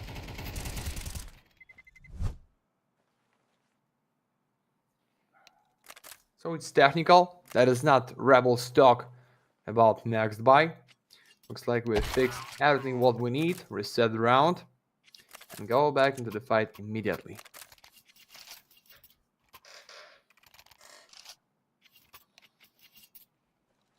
Now, Rebels a bit on the back foot.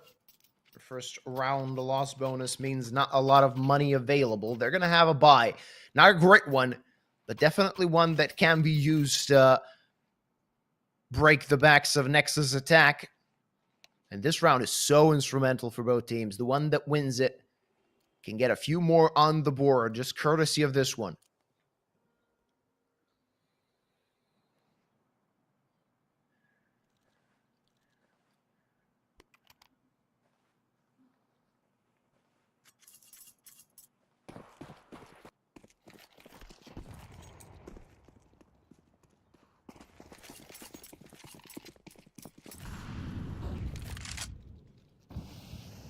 Why? Okay, it's a risky way to go in, but at the same time, the team ready for this, but missed the spray. He's red. Guys just catch him with 1 bullet. Oh! No. It's 4-4. The last one, money buy for the Rebels. Guys, just win this one, because that's going to be strict for the Nexus at their peak. I don't know if that's their side. I think every side is for the Nexus. Nice flash to kill the double dose. Oh, it's the 5-7 to the wood. No. Oh, yes. So free. One more flash. Beautiful against Sobol. That is Excel against short side. Yeah. 4-2. I think that's the end. Yeah. Slim margins for Rebels in this round. Zello going to spot the player at stairs. An easy frag for him. Sobol with the SMG. Long distance fighting. Not able to find a single kill. And that's going to be a 3rd round for Nexus. I already mentioned Rebels now, they're going to go for an eco, and a good chance for Nexus to get not only in the lead, but also to build up a couple of dollars in their bank account. And that could be useful for the next couple of rounds where Rebels actually do have something to fight with.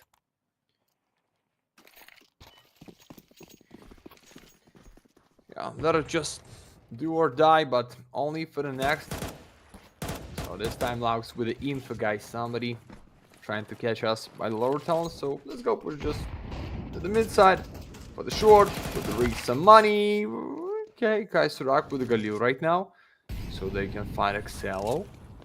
There is no ammo. Maybe you need to put this gun for the next round, but it's empty on the A side. That is like Fly wanna be the surprise for somebody, but it is just easy for Raga. Okay. Clean. Yeah, well done. Kaiserak here doesn't really stand a chance with that Galil at long range. It's Sound to get the final frag, and Nexus in the lead. Yeah, huge replay against each round, guys. Nothing to show you, but I hope Rebels want to show us what they have. Kaiserak 2KD, 10 kills, guys. Come on, just for the teammate. You wanna like carry you too much? Give them the excuse. Lock in, switch on, and find the open at the long side. Laux be Smalley with the flash. Put them so deep back for the CD side. And okay, 2nd time in long play for Nexus. With no nades for the defense. I mean, with not enough nades for the defense to lock themselves. That's why they want to find the push at the mid side. Sniper in the scope against Sound. And he's the bomb carry, guys. It's the problem. That is the problem. You forget about the bomb. Oh, yeah. It could be an issue. Could be big trouble. Should they clean it up? Might make it easier. And 2 for 1. Good enough. As Nexus fight their way to the bomb. Still, though, an active round. Rebels, they want to commit to this site. They want to protect it. they might get a chance to do just that. Kisarek in front of the smoke, looking for the next peak. Sobel just waiting for this smoke to fade. He might get a chance. He might get an opportunity, trying to stop it. Not gonna happen. Kelly style, not gonna work for him. As Nexus find 2 frags in quick succession. Kisarek, nothing to do except to move back and try and save what he's got. Nexus double their lead. Up to safe at the spawn at the opposite side. So it's 5,000 for BTN, more than 7 for Raga. Maybe you need to find his op and kill him. It looks like that's not enough time to pushing from the mid by Xello, and he's the sniper at the same time. And Laux is so far away too.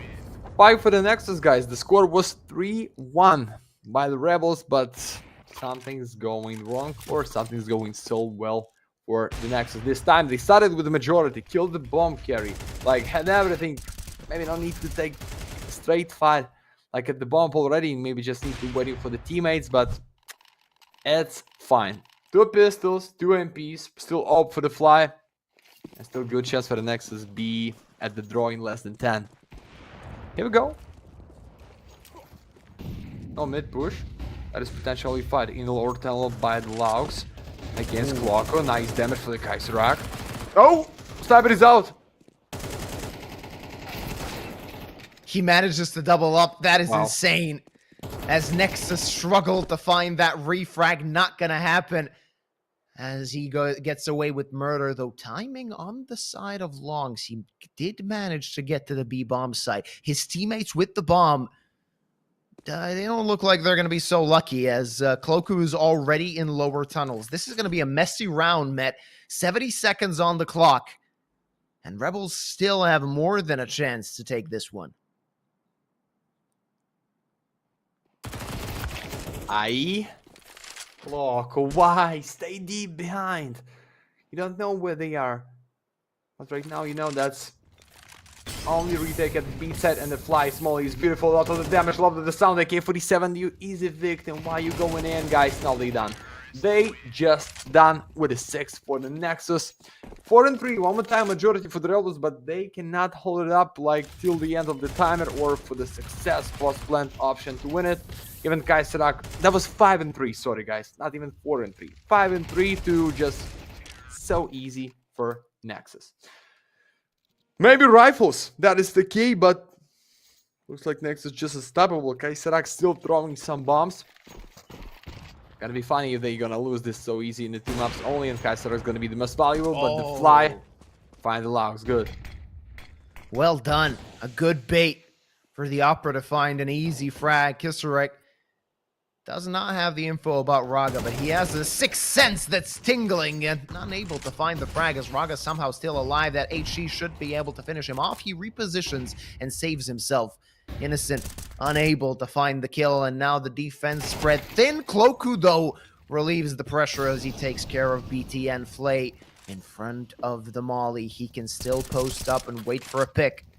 That op is going to be crucial. Should they take care of him, that could be problems, though no problems made. So far, Sound now only.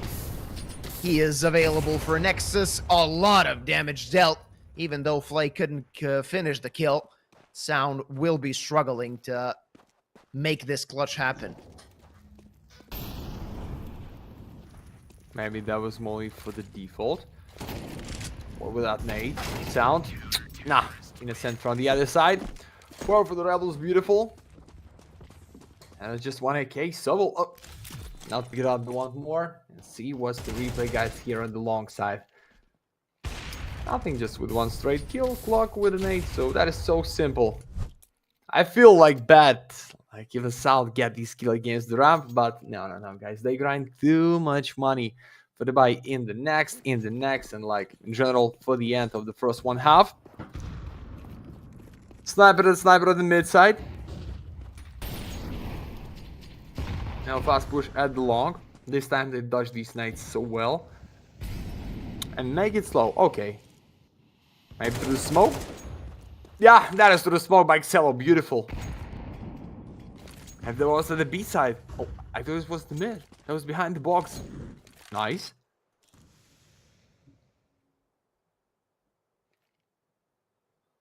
Man advantage Nexus. Now they're taking their sweet time. Flay needs to find a frag, and he does with that op. Raga expecting that the player will be peeking him when the smoke fades. BTN wants to push to the side. Innocent will be fighting for his life, somehow still alive and dancing around the box. Finds a frag and knows that one more is there. BTN, really little room to maneuver, though he's still gonna find the kill. The veteran making it work for Nexus. 3v3. Innocent, though, still alive. And Kisarek on the ramp position. Not going to be completely easy for Nexus. Far from free is this round, this site for them. They need to take care of the defenders. The smoke fades. Innocent. Next point of contact. And Longs destroys him. Kisarek folded. And the A site belongs to the Romanian boys. Cloco. The same color with the design that he's shared in the headset by Logitech. I have the same but white one. Walking just with a safe Nexus. Take the 7. I just have no words, to be honest, for this game. Like, just what is going on in the round. I can't tell you but what is going to be in this best of 3. I tell you everything, guys, even before the nuke one. So easy for Nexus back into this game. Feel great. Like, now big carry in the squad, but everyone to be the most valuable. And the last one on the side for the Rebels. So what's the money's calling? They calling not so well prepared for the next against Nexus. And they need it.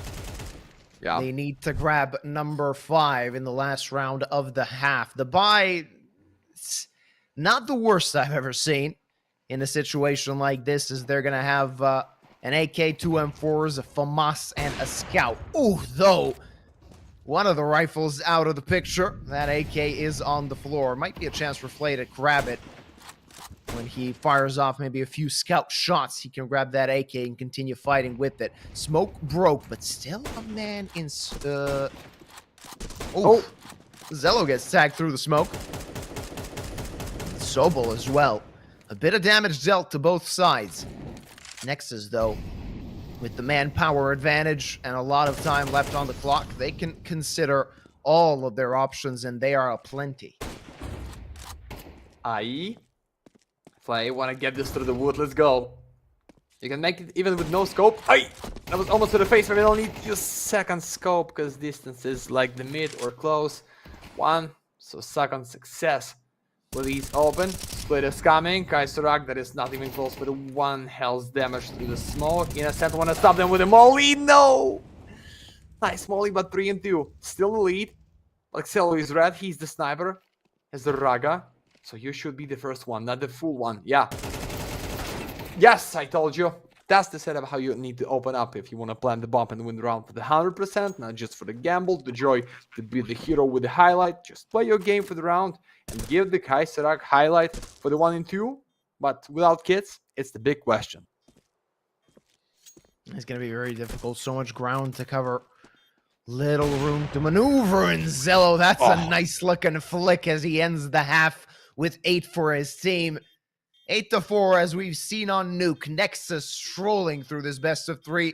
Rebels on the T side. They're going to have to show us something else if they want this best of 3 to continue. Yeah, just the 10-second side, guys. We cannot make this without case opening. Exclamation mark Galaxy into the chat. And after everyone first side, add them up. And we talk the same for the overtimes. You can be with the gun. I see Come black with the duplers, guys. It can be all red and the knife. Please. Just something. No. Nope. No. Not today, guys. Looks like not today at the Galaxy. You want to try and pronounce that name? No. To be honest, I'm not. Should he be better with these, like, with it? Yeah, something like that. Yeah. Congrats to the winner. You get the Tooth Fairy. And congrats to Nexus. They're playing quite well. 8-4 at the half. The pistol round could be the savior of the Rebels. Otherwise, we might see Nexus just running away with this too. They were confident on Nuke on the opposing team's map pick, so we expected a similar situation on this map as well. Rebels players swarming long. Raga seen one, and that's enough just to reposition. His teammates need to clear tunnels first before they rotate back, so that might be an issue now for Nexus as Rebels have a free bomb plan. It's going to be a 5-on-5 retake, but no kit on the Romanian side. So they're going to have to make this quick with the utility they have, and they don't got much. They have that one flash and a smoke to use. The dualies on long distance, they can't really do much, so they're going to have to cover ground before they can actually fire away. Sobel finds the first, and it's a cleanup, though. Lux finds two, but that wasn't enough. Nowhere near, and he finds the third, but he's not going to have time to change his magazines. It's going to be 5 for Rebels, and they're still in Dust 2. Good. I like this. Just nothing special this time for the A side. See this on the replay. Good they catch logs on the reload, because after this one, like a lot of bullets for the two buddies can be enough. But it's 8-5. Like it was after the first one pistol round. Nexus not going to try their luck for the great chance. Just straight push at the mid side, and the 5 pistols. Scout for the miss. AK-47 can be out so soon, guys. No. That is just... Oh! Okay. 2 kills and a bit damage for the Kaiserax Kevlar. It's fine. But the score, show me some guns, baby. And that's gonna be all for the Nexus, because I've seen like almost more than 6k for logs. Here we go. And look at the scores on the side of Nexus. 3 guys with 10 kills, 2 guys with 9 kills. The fragging is spread quite well across the board, and that might be what really helps them convert this CT side. Play with the scout versus an op. That's going to be an interesting battle if it comes to it. Rather, Sound is the one on mid, only wielding that M4. BTN in trouble. Overrun. And now trouble looms for Nexus as they need to rotate back. And Rebels, they want to commit to that short take, it seems. 4 players grouped up on that part of the map. Defended by Zello with the op. He's going to get tested. It's just a matter of time when.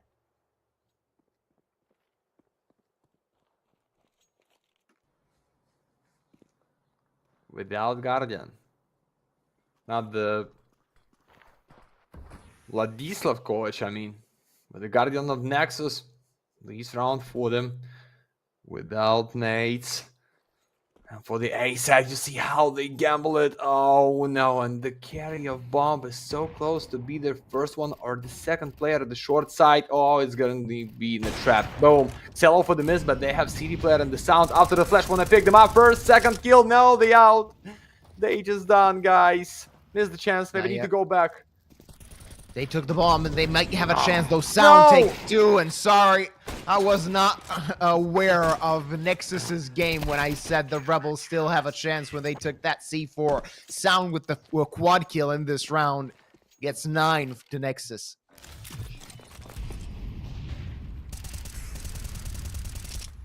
Sound. You're not the safer, you're not the hero. They just like going in the trap. Even South not can find these highlights. That is the teammate from the long. That is the teammate from the CD side. And yeah, the problem is the money is always not only in CS, guys. Yeah, when a girlfriend leaves you, it's not because you're a bad person. It's because of money. I'm joking, guys. I'm joking. We talk only about CS economy, okay?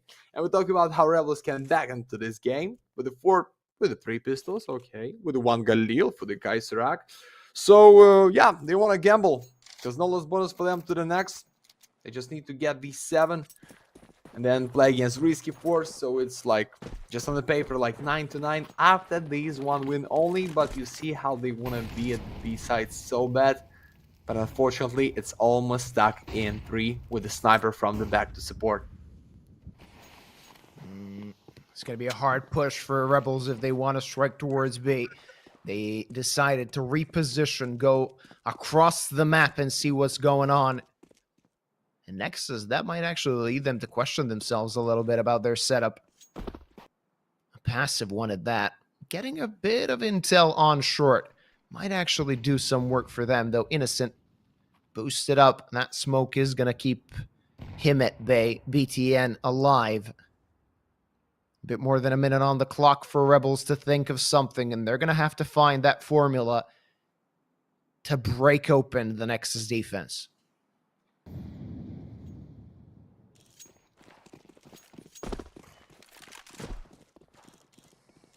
They're waiting too much. There's just waiting too much. They give chance for the Nexus. Guess it with the wrong plant, but the problem is the Laux point.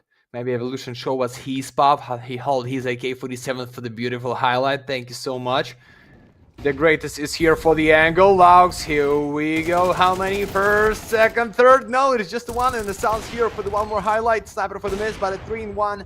There is no time to play for the fly. How you make this, I don't know, but you need to try your best. Oh. Nope. Looking for a chance, looking for a flick. Look at that, an O-scope, but unable to finish it. That would have been a highlight of a lifetime for Flay. In the end, his heroism was not enough for the round. Guys, I want to see these, like, shot number 3. Imagine, and these with a no-scope. It's going to be highlight of the season, guys. Even we're not going to see what is going on in the playoff, like in the 2 weeks, but I think it's going to be highlight of the season. But unfortunately for them, it's one more for the Nexus. That is no money. They're just pushing for the long side. But here's only one Raga, so maybe need to step back. That's going to be so easy to kill him. Xillo against pistol. Okay. 3 at the mid and 3 way to 11. Oh, yeah. Yeah. Just a cleanup, a quick one. We like to see that. Don't make it a long round if you're on a Glock Eco. It wasn't the case. 2 rounds left for Nexus to win to end this best of 3. Rebels on the ropes. They're going to need to get a bye, and hopefully for them, this won't be the last bye of this best of 3.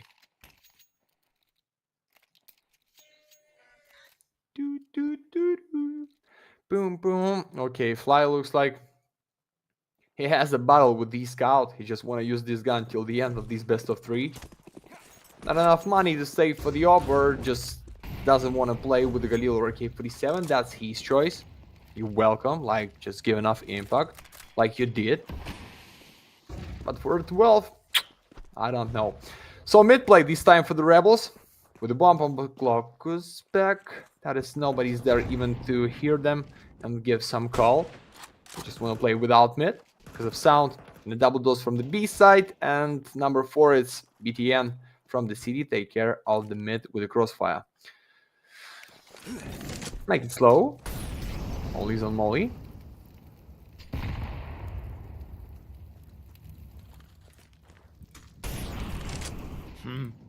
Cloaku. They didn't let him throw that flash, not just yet. He's going to have to wait a little bit. Smoke for CT has fallen. Let's see what Rebels have in store for us. What do you got in your strat book?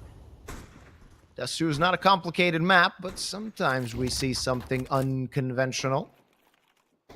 Seems that they're grouping up towards short. BTN could be tested. Zello is there to support him, but not an angle easy to hold when your teammate is so close to short. So BTN is going to reposition. All 5 players heading from short. Less than 30 seconds on the clock. The Poles need to step it up. BTN, first point of contact. Zello as well, there with the op, ready to fire away. Good flash, No. and BTN dead. That's how you break open a defense from short, and no chance from Nexus.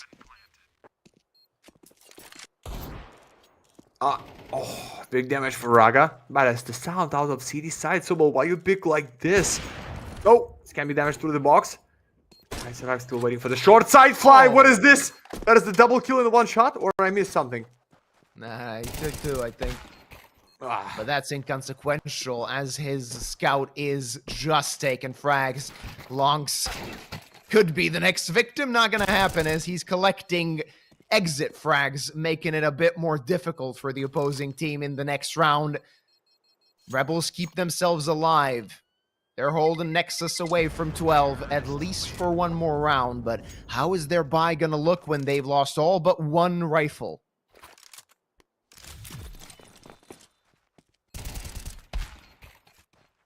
Beautiful. Somehow, Rebels, somehow you're here, but the full buy. Need to break the economy. Talk about any kind of comebacks. Right now, just one more straight round to play against Nexus.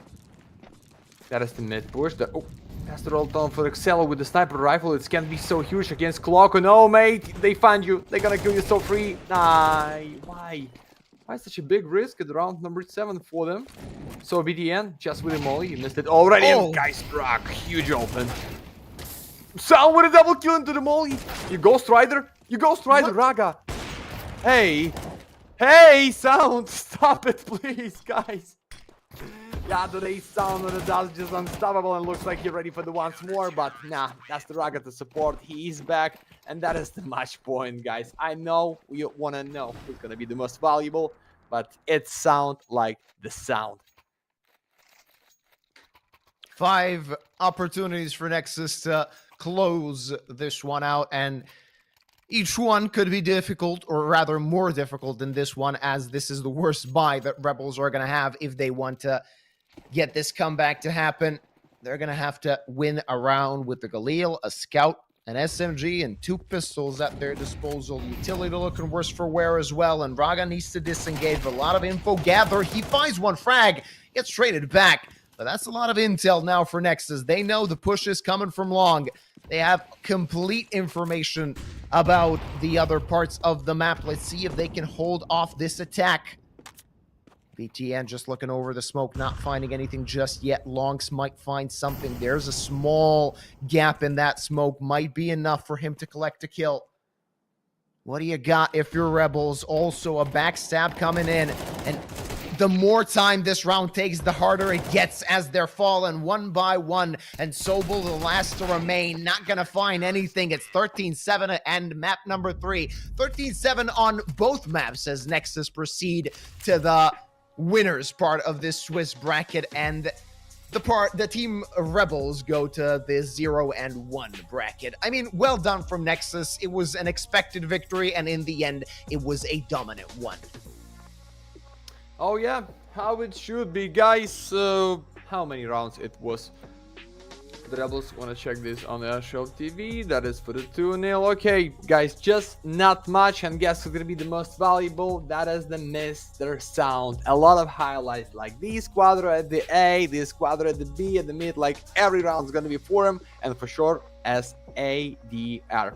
So easy, so fast, guys. We have one more best of 3 series for the next match. It's Novaq against Marius X Delta, and unfortunately, Team Rabi just for fate against Leo. So Ukrainians take the 3 points at the group.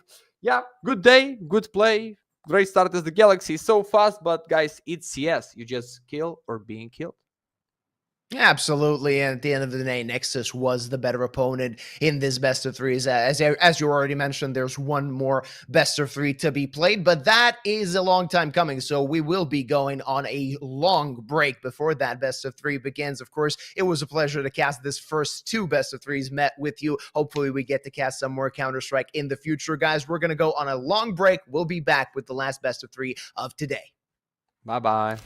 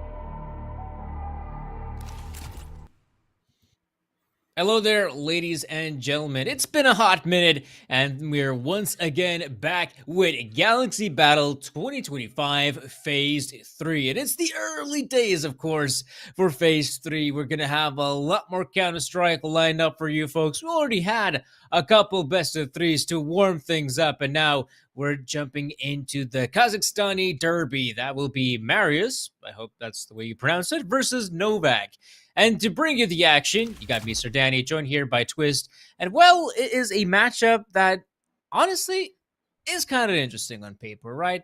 I mean, we got Novaq, a team that in its own right hasn't been existing for a very long period of time. We're talking just a couple months or so. And on the side of Marius as well, like that is a core that has been playing together for as well, like a couple months, like nothing major. And despite, Novaq having, you could say, more experience in World Counter-Strike, I feel like the odds are a bit deceiving on this one, Twist. Something tells we might actually have a pretty interesting and even close game on our hands. Absolutely, I'm in the same boat. I peeped at the odds before, and I was like, yeah, Novaq are like the big favorites. But this, as we called it, is the Battle of Kazakhstan, right? The 10 Kazakhstani players in the server, and I just kind of feel like when these guys have been playing against and with each other probably for years at this point, they know each other, they know like how they play. I also agree it should be pretty difficult for Novaq to just easily close it. They do have Buster. Who is, I believe, he won that Jame roster in 2022 in Rio, right? So we literally have a major champion in the server. Yeah, that's actually a good point. You take a look at Novaq's roster, and I believe they're missing Tasmani, I believe the guy's called. Tasman, there you go. They're actually missing Tasman, and Buster has been playing with them in the last CCT closed qualifier, interestingly enough. So I would assume that he might just be longer in this roster than just a stand-in for this one best of three. And yeah, I mean, Buster is an individual who has a lot of experience in World Counter-Strike, though he has been missing from actual competitive play by the looks of it these past couple months. And right now, it looks like he's trying to get back into it. Best of luck to him because, yeah, like I said, I mean, he's got a lot of experience under his belt. He has played in some really big S-tier tournaments just 3-4 years ago. But, yeah, he has been somewhat silent. And you can't say that, this guy is retiring from Counter-Strike or anything like that. Like, no, I mean, he's 25. Like, he can still very easily have a career in Counter-Strike. And, well, I guess you got to start from somewhere if you want to make a comeback. Some guys have it easier than others. Some guys, like Simple, can just waltz their way into phase. And, well, it's not an easy game, drop of a course. 0.7 rating. That could also happen. But then again, you can also have some great highlights, which is exactly why you should watch Simple. And let's really hope that Buster can also bring some great Counter-Strike for the likes of Novaq. Yeah, I'm honestly excited for this matchup. I think it's always fun to see like two teams from the same country battle it out. I think there's a lot of passion involved as well because you kind of like you're just more motivated to win it, right? You want to prove them, you want to show them. And I think especially if you're Marius, it's like Novaq. Everyone's talking about Novaq. No, it's Marius. We are the best in Kazakhstan. That might be the mindset heading into this. And yeah, we didn't even get a big chance to talk about the map pool, but I mean, it is as puggy as it really gets. Mirage does 2, and then an Inferno finisher, should be a banger. Yeah, as far as maps are concerned, yeah, like you said, we got some pretty simple maps by the looks of it. I feel like if there is a chance for a squad like Marius to, show us what they're made of, Mirage is definitely it. It is a map in which Novaq, I mean, they have an okay track record, but for a team that is coming from the CIS region, I wouldn't say it's great. I mean, a 40% win rate, 10 maps last 3 months. I mean, it's all right. I mean, it's all right. It's nothing to boast about. But where things do get tricky for Marius is, of course, once we jump onto the map of Dust 2. Dust 2 is where Marius, it seems to be one of their weaker points in the map pool. Not a lot of great success on it. Whereas Novaq, I mean, yeah, Dust 2 for them, it is by far their best map. They love playing it. And if anything, this is a telltale sign. Marius, if you want to make things competitive, you got to do it here on the first map. And I feel like that's probably for the best, right? We're jumping into the first map of the best of 3, and this is where you could still have some jitters if you haven't properly warmed up. It's a map where, oh, okay, you mean you're facing off this opponent for the first time in an official matchup. So all these factors should technically favor the underdog, but we'll see. We'll have to wait and see. Can we go to the Novaq cam? Buster is looking like super fancy today. He has like a dress shirt playing Counter-Strike. That's the first time I've seen that. Yeah, just looks like a very nice apartment as well. I mean, playing in Tier 1 certainly gets you some very nice, other things you get out of it as well, mainly cash prizes. But Buster looking Look good. at the I am chandelier, excited to see him though. play. What's Yeah, that? that's what I mean, and that's super fancy. It kind of looks like it either costs like $3,000 or it's just something like cool chandelier, one piece that you order Oh, from yeah. AliExpress. Like I can't tell which one is it, but yeah, I'm kind of more towards the first option in this case.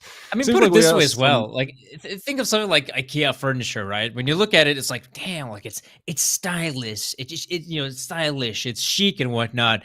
But then when you actually have to put the damn thing together, you realize, wait a minute, it's like cardboard. Like this thing will break, and it will probably be wrecked in a couple months. I mean, it's kind of that thing, right, where you feel like, oh man, it looks kind of looks kind of good on screen, but in reality, when you actually have to use the damn thing, it might actually be poo poo caca. Dare I say? Yeah, Yeah, go on, a Twist. lot You of wanted to those. make a more serious point. No, honestly, I didn't. I forgot what I wanted to say. I've taken at this point, I think, 10 days break from casting, and always when you get back into casting after like even a week break, the first map is certainly a warm up. But I don't think we're taking it that seriously now. I know that like the teams shouldn't be either. Like these are not the finals. This is literally the first stage of Swiss, but it Yeah. is kind of what we alluded to, the fact that this is like the battle for Kazakhstan. Like both teams really want to show that they're the leaders of their country, the better team in their country. So I still think the tensions will be quite high. And seems like Neelan had some problems, but he has rejoined. So, hey, Danny, after a bit of a prolonged start, we should be good to go. Marius starting on the T side. Yeah, it's really great to see as well. A proper lineup for Kazakhstan. When you think about it as well, usually it's kind of like with the Belarusian players, right? They usually get usurped by one of the bigger CIS teams for the most part. Don't really get to see a Kazakhstani core, and obviously you can always look back at the likes of Adren and Mo, how well they managed to perform on the world stage, and we'll have to wait and see whether these guys can also put up some big numbers. But it's already an early start here. B bomb site play. And it will be a retake simulator. A 5v5 retake in which Marius, man, they have this site on lockdown. And I don't know, like, the big problem for Novaq is to try to make their way out of shop. It's not looking good. A few players going down. Dawson trying to get as close as possible. And okay, Diffuser with 2 big frags. And now it's all up to ya homeboy. Left in a 1v2. Oh, the defuse coming in as well. Oh. There is simply no time. Nope. No chance. Can he? Oh, what? Okay, that's kind of ridiculous. Yeah, that's a spectacular start for sure. Oh, we have a new graphic, I guess, but the rules should be pretty much the same. This time you still type Galaxy. We're back to typing it. So free skins for sure. This is the way how you enter. You just type Galaxy, and oh boy, attack pause already. So, what do you think about like Marius' name and logo? Because I'm pretty sure Marius is like just I believe a Roman name, but it's like a a male name. Yeah. So I am kind of interested that they call the team that. Maybe there's some, I don't know, maybe the owner is called Marius. They're just like, you know what, let's call it in my name. Yeah. The logo is interesting as well, in my opinion. It kind of looks like a spider that has lost, I don't know, 4 or 6 of its legs, right? Yeah, 6. It's kind of bad. Sorry, Mario CEO, if you're watching, hit up a guy on Fiverr, give him those $5, and make a better logo. That looks pretty bad if I'm being honest. I give it a 1 out of 10. Is that bad? 1 out of 10. Damn. Hey, I mean, if they get somewhere in this Galaxy battle, perhaps they can use the money to, as you said, maybe buy somebody on Fiverr. Their services. Maybe Yeah, just buy yeah. ChatGPT Premium. I think that's also a valid option. For the time being, though, we have a saved USP and 4 deagles, Kevlar and helmet, and all these Novaq players, so the USP will have a really tough time. I say that, of course, instantly proven wrong. Oh, Oh, Nealon with the wide swing. Luckily gets the second. No problem at all, but homeboys still alive and kicking. How? Wow, okay. Okay, even gets a dink on Pump, but again, nothing major. It is a 2-0 start for Novaq.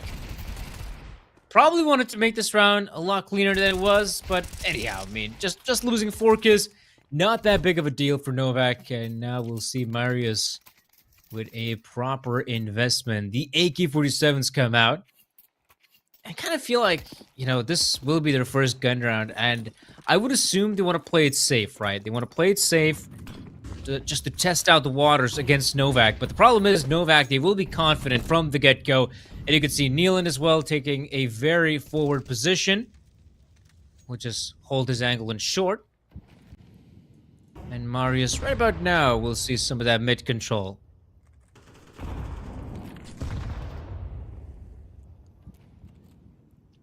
they've taken mid.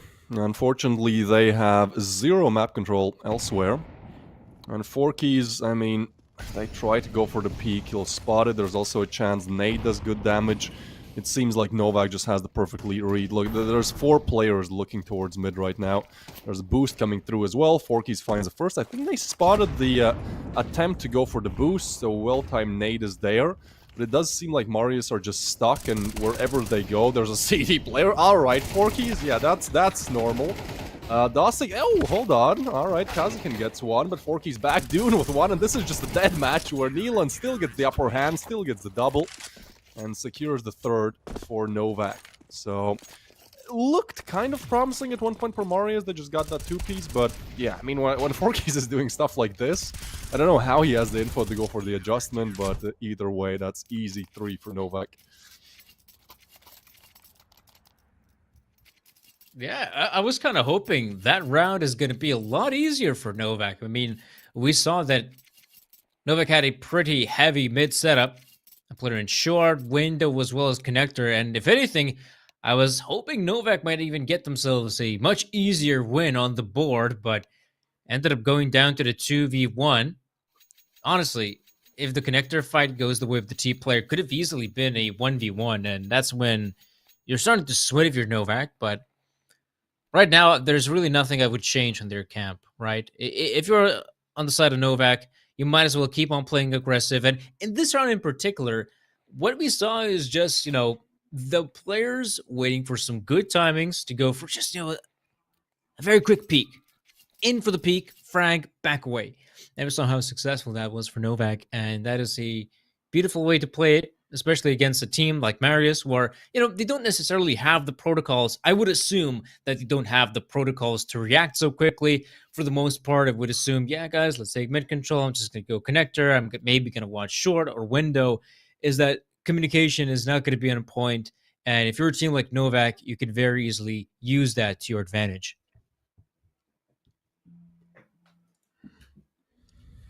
Yeah, for sure. I did start off with this best of 3 with an idea in mind that it could be a close battle, but I know we're only 3 rounds in, all right? But I do start feeling like Novaq just got this. I think another big point to talk about is the fact that Buster is subbing in, and look, he's 3-2, right? Like I don't think he's gonna be top fragging. Even, maybe he's probably going to be up there, 2-3 top fraggers, but it's not like he's going to have just crazy 2.0 rating. But I think the point still stands where you know, probably a lot of these Marius guys, younger guys, watch the Rio Major. Like, they're definitely looking up to Buster as you know, this guy from my country that has done amazing things. And I think that maybe messes with you mentally as well a little bit, where it's like, oh my god, I'm playing against this, you know, guy that I'm looking up to, this famous Kazakhstani player. I think that just kind of messes with your mental, even if Buster doesn't overperform. Like, it's still, Yeah. you kind of put yourself in the role of, you know, playing against the master in a sense. I mean, it's exactly, I feel like a case like in the major, right? When you see something like Simple or Zaibu in the kill feed, it's like, yeah, I'm not sure if I want to commit towards that area of the map. But as we saw, Yeah. Buster get overwhelmed in Connector. But we'll have to wait and see if that will repeat or if Marius will try to exploit Buster's position. Usually kind of expect a star player in Connector, and it's kind of weird that we're seeing Buster there. I would assume that he's maybe a little bit jittery after being rather inactive from competitive play, but we'll see. There's always a chance for him to step up. And now it's a good chance as any Oh. for Novaq to rack up some easy frags. Wow. Meta almost got That was bumped there. aggressive. Yeah, I know. It does seem like Novaq just feel like they've won this already. You know, they're playing with that mentality that whatever mistake they make, they can still recover. I'd call, you know, Pump's play there a bit of overconfidence, but I mean, it still works out. So that's the bad thing about it. Oh my god! All right. Well, that is a deagle shot. Pump does get punished, but Nealon will get one back. Nealon will get the double. He's been doing great. 8 KD for the time being, looking to make it 9. Homeboys and Dosik still gets 2 though with pistols, but look at their HPs.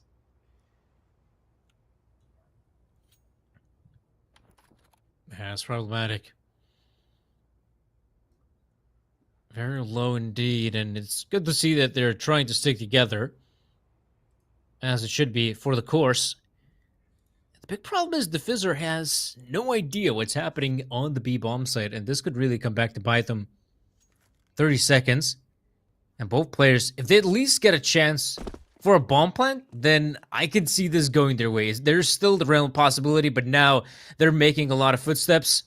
The Fizzer is getting close, and this is where Buster's got to be super careful about a potential player in Kitchen. The Fizzer, yep, spots out the first. Doesn't seem to be 100% aware of the next guy's positioning. He's got to wait for Buster to make a move. If he pops out first, it could be dangerous. Oh, Buster going down, and it is all up to the Fizzer in a 1v2, and suddenly the T's have a chance, a big one. But the Fizzer, he knows Homeboys is mega close, and all he's got to do is just pull the trigger once, and that will be just enough. So the Fizzer wins the round, but that was way too close for Novaq's comfort. Yeah, I can't believe they almost make it happen. There's so many different pieces in this round that, like, don't exactly look believable. Right, the fact that Homeboys was on red HP, so below 20, and Buster with the M4 connected a bullet, but still didn't take him down. I believe that was maybe through a wall, or he shot his toe or something, I'm not sure. But it does seem like Lady Luck a little bit working in Marius' favor right now, but Novaq with experience and the Fizzer with a nice clutch. We'll put Novaq up to 4. Now their cash isn't good, because they nearly lost all 5 players. So it's still possible to break it here for Marius, especially after getting the bomb plant. Like, their cash is looking great. Pump, again, dude, look at this confidence. And this time he won't get away. Dune will punish it. Now that's information, and Marius, for the time being, they just seem to spam mid. That's their strategy. Just go mid, hope for a better ending than the last couple of rounds. Wow, Neil and how is he still alive? They try to cook him alive. Didn't work. Hope the grenade will finish him off. Didn't as well. Now they're trying to recover the sniper. What? Wait, what? What's going on there? Buster, I mean, he recovers the AWP, and the other guy is going for the fight, so I'm not sure what's that all about. I was kind of hoping this to be more coordinated from Novaq, and now that is a huge gap in the defense. Yeah, I mean, Buster, I guess we'll have to see if he can do it, if he can be close to that form he showed in the Rio Major, because that's one looking for the double, but they will try to run him down. They keep peeking, so he just equalizes things. That's a 2v2. There's nice damage dealt. Oh, and Buster, dude, he's not even an opper. That's a 3-piece, and Homeboys has to do it all. Already 2 kills in this round, picks up the FAMAS, tries to go for the jump up. That's nice relocation, actually. But there's 10 seconds left, and they didn't even get to plant, man. I don't quite understand this play. Everything was set up for their success, right? It was a 1v4 on the A site. All you had to do was just plant the bomb and... Well, sure, I get that somebody wants a clear CT, but there was no reason to double or even triple peek Buster there. So, yeah, the inexperience is showing in a way. And I kind of start to understand why Novaq play like this. Like, there's no reason to go for a double push towards mid, right? But they're overconfident, and I guess, you know, there's a reason why, because mistakes like this, like these are being made.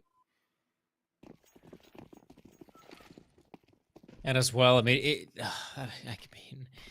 Buster was in such a horrible position. I mean, once he eliminates the first guy, I mean, if anything, what you want to do is just double peek him.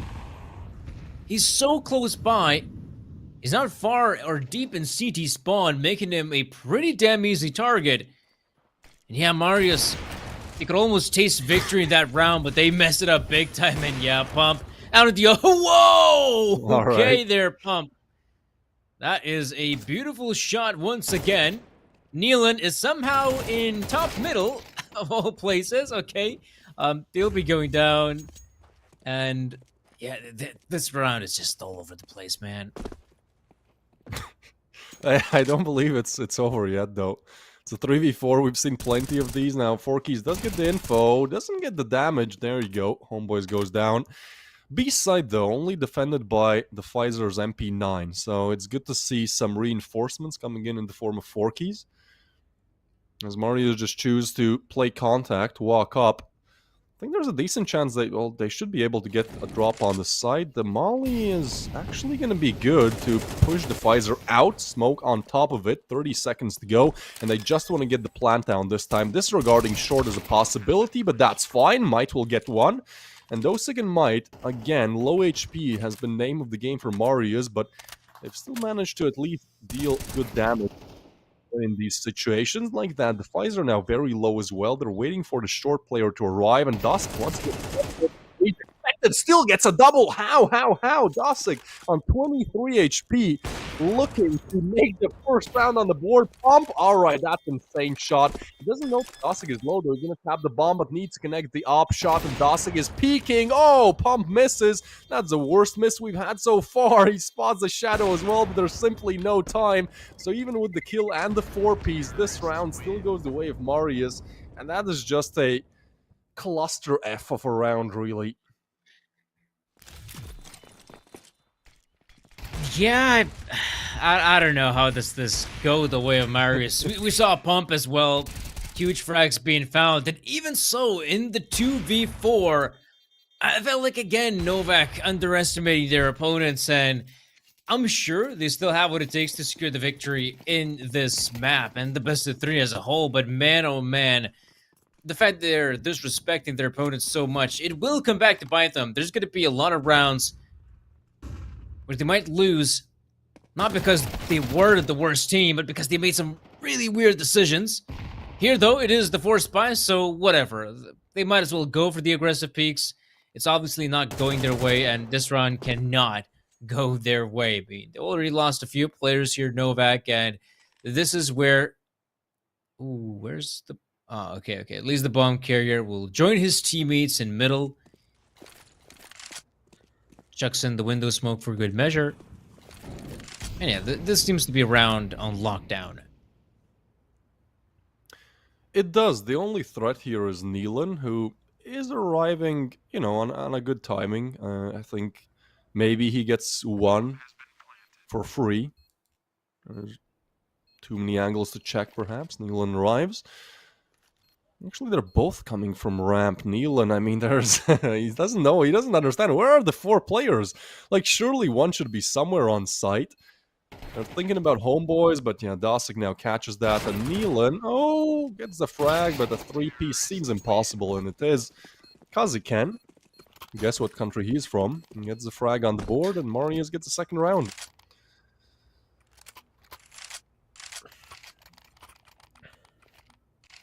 Yeah, and Marius, from what I can tell on the player cams, they all seem to be in the same room, which is kind of cool. All 5 players sticking together. It's obviously a lot. It's way more hype to be playing CS that way. And they had a big LED that said prac room, so I guess that's a big bonus, right? If you have a full team from the same country, yeah, as you said, Danny, I mean, tell them why it's good to play on LAN. I mean, just think of the smell, right? No, I'm kidding. Though there is a bit of a smell when you got 5 computers which are blasting, and also 5 gamers as well that are tryharding. That obviously is a very sweaty environment. But yeah, if we're being serious for a moment, obviously it's very confidence-inducing to be playing together. You know, fist bumping your teammates, saying, "Yeah, man, nice," and all that. You can really pump up a squad, pump up the players. Obviously. And even if, say, you end up failing in the first map, you can always, you're going to have a break. You're going to have a chance to actually discuss it properly together as a squad if something's not going your way, rather than, if everyone's on the communication platform of their choice. That way, someone might just say, "Oh, I got to go to the toilet," and we don't really have that proper discussion after a map is over. But anyhow, LAN is different. Prac room hits different. And now, Marius is already looking a bit better here. I mean, 3 rounds, nothing to boast about. But at least they have a few gun rounds now on the board. They're going up against a purchase of Novaq that isn't looking that hot. Homeboys. It's okay. Doesn't see a single opponent as well. I'm expecting Novaq to play a bit more passively now, at least not playing like it's a dead match, like the pump in the rounds we saw with the op. I mean, he had some great shots, but in terms of positioning and just the peaks he took, he played like the op costs $300. Like, there was no regard for losing his life, which again kind of worked out in his favor, but I feel like, eventually that comes back to bite you. And Novaq now, having lost 3 rounds in a row, I think they start to, play slower, play like it's not going to be a 13-0. That's a nice spot, but really bad aim from Neelan. Seemed like he shot, tracers all around the player. Oh, there's aggression from Forkies. He gets a double, but the Molly will burn him down. Now, Pump wants to activate as well. I mean, there's still aggression, but this time it does seem a little bit more calculated. There's nice refrags, but look at that Might. Man, he should know about both these players, and that smoke is the only thing keeping them alive for now. As soon as that fades, gun barrel should be spotted. Buster, what? He was expecting Might.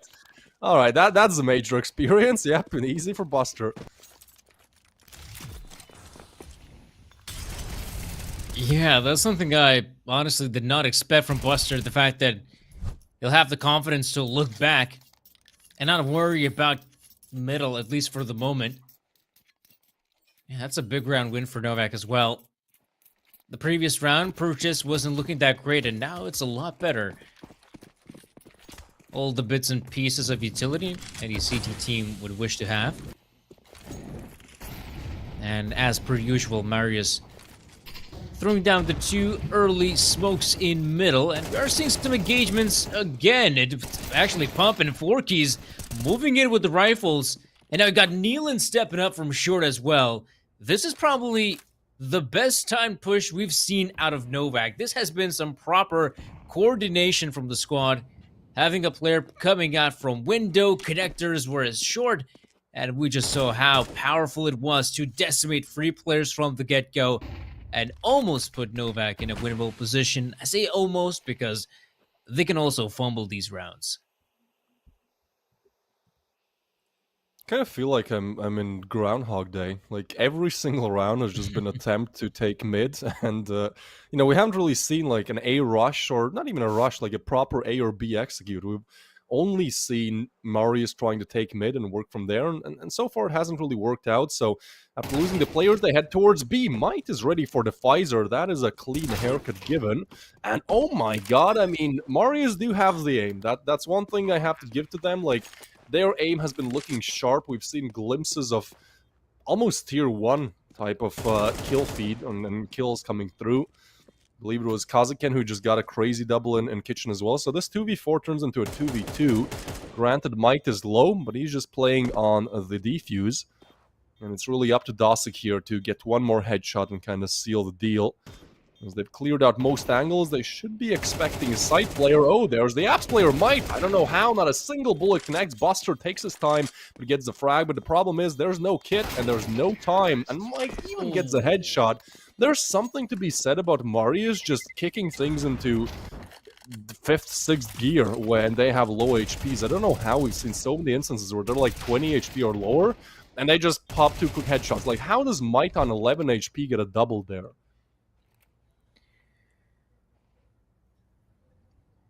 Yeah, finding some absolute godlike timing as well on the peaks. Just as the short player looks away from the apartments, Might finds his time to shine. And yeah, Novaq again. It has been kind of constant, hasn't it? We've seen them in a winnable position, a 4v2, just like last time. And it's like, well, it's still questionable whether they can actually close it out. And as we saw, it was a question indeed. Answered by Marius and some great individual performance.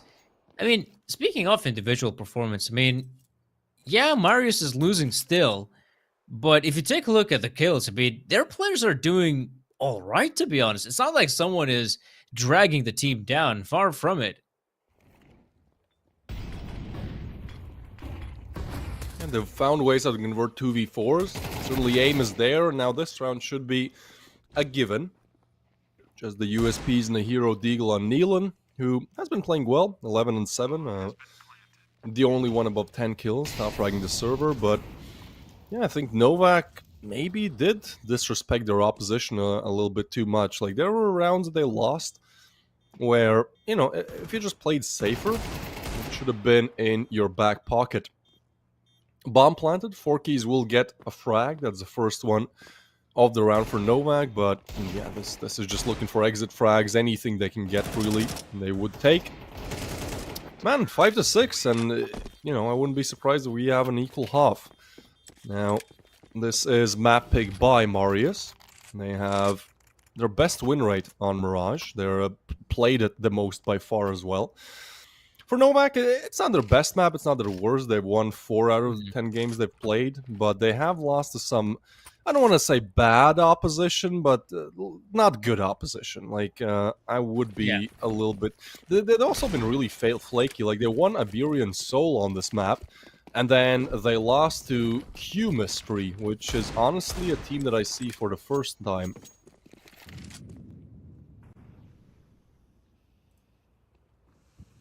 I believe it's a Polish team, actually. I think I might have actually casted that squad in another qualifier.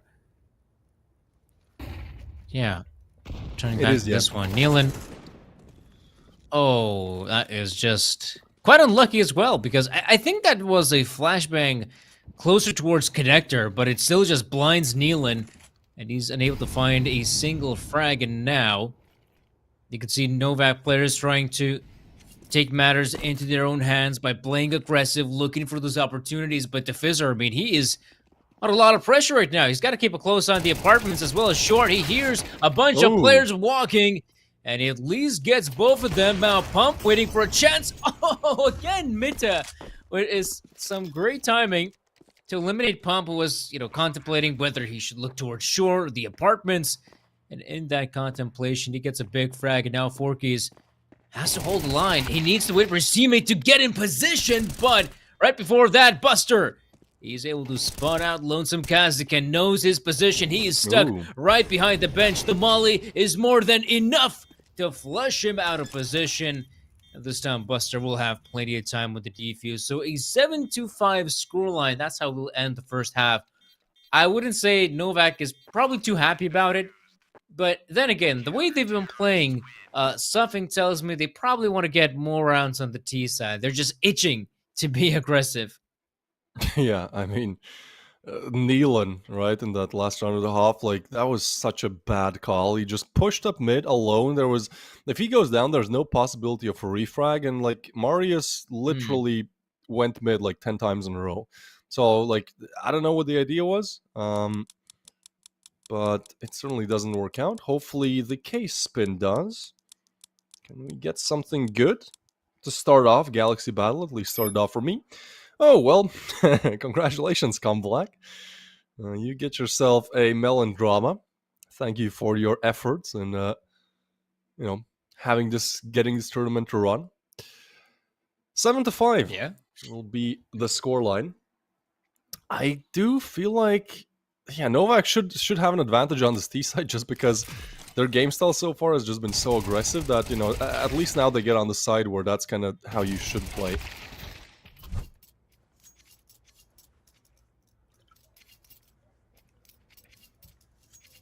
Yeah, you feel like Novaq probably just wants to dictate the pace on T-side Mirage from the get-go, right? I feel like this is a squad that really wants to just be mega aggressive, probably end this first map in stylish fashion, but we'll have to wait and see. I mean, despite them itching to play the T side, they still win the majority of their rounds on the CT side, but a first pistol would definitely go their way. Pump, taking care of Lonesome Dune. That's Mint out of the equation. Dostic, okay. That's a beautiful second headshot. Make it a third as well. As out of nowhere, I mean, despite Novaq finding a few good entry frags, it's just Dostic and Homeboys to shut it all down. Yeah, I have to give it to Marius. Like, honestly, I think they win in the aim battle. Like, they've just been looking so sharp.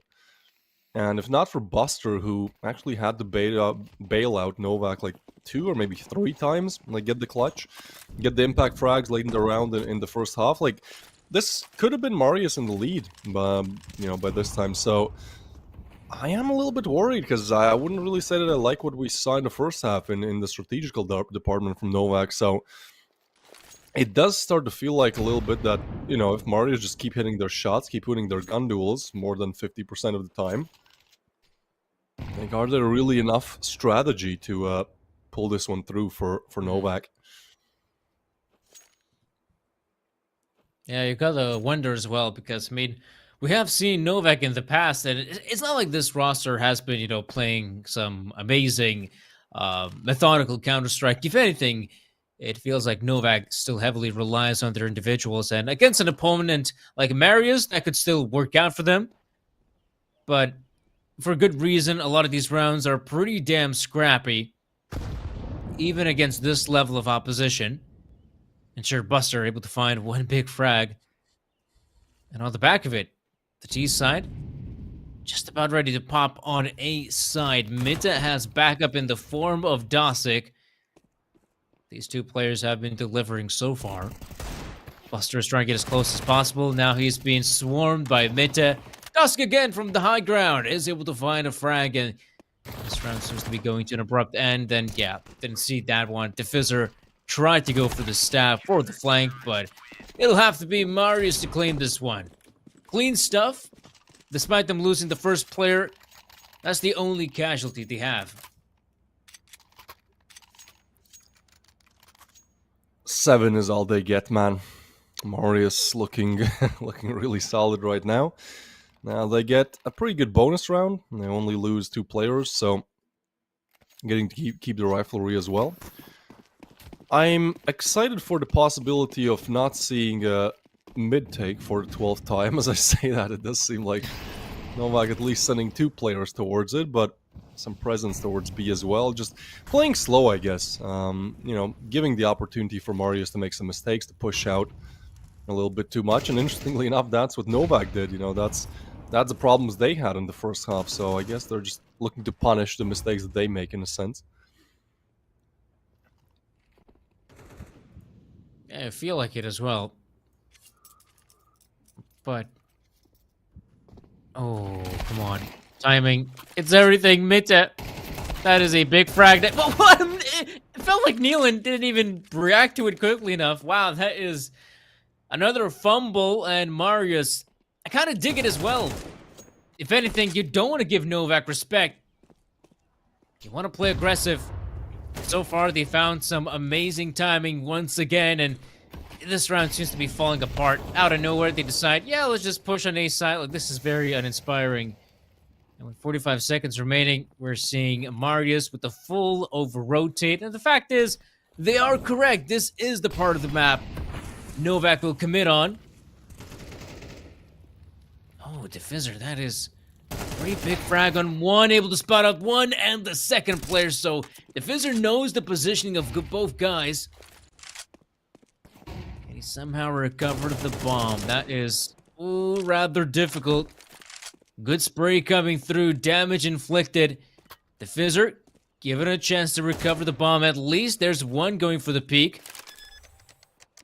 And now that bomb plant is coming in. There's still flash at play. Oh, big nade as well. Diffuser goes for the swing. What? One and the second. Oh my goodness, Diffuser.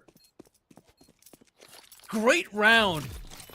And a bit sloppy there from Marius. I mean, they should have very easily closed this one down against the solo player. Nade as well, softening him up. And still not enough to win the round.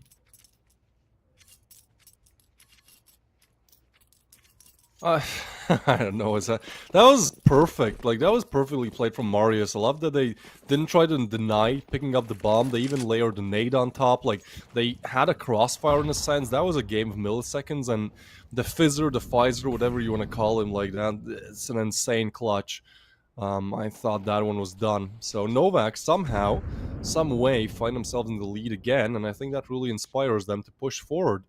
And this round is a rather easy one to convert. If you can take down the Deagle, well, that opens a pathway towards A. The Pfizer just keeps ripping these heads off. So that's a 2v4 where, given the cash of Marius, like, you're probably just looking to go for the save, maybe an exit frag or two.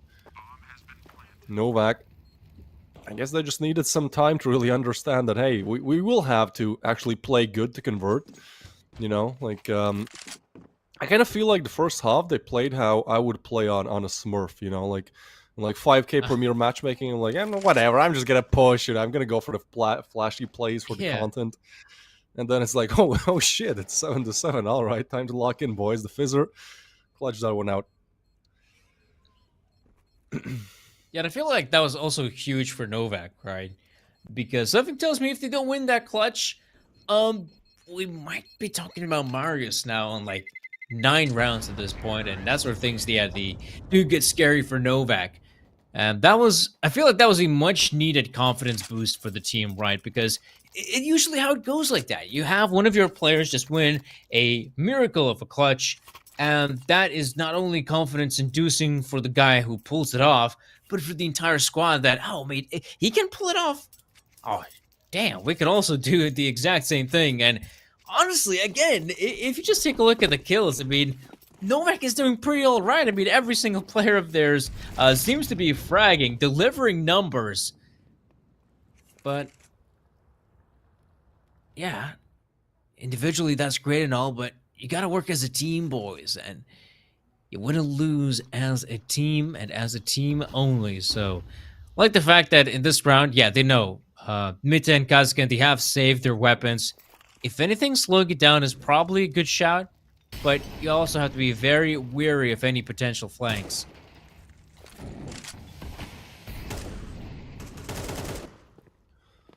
I kind of feel like this is going to be a round where Mita or Kazakin just get a 2-piece, you know, things unravel.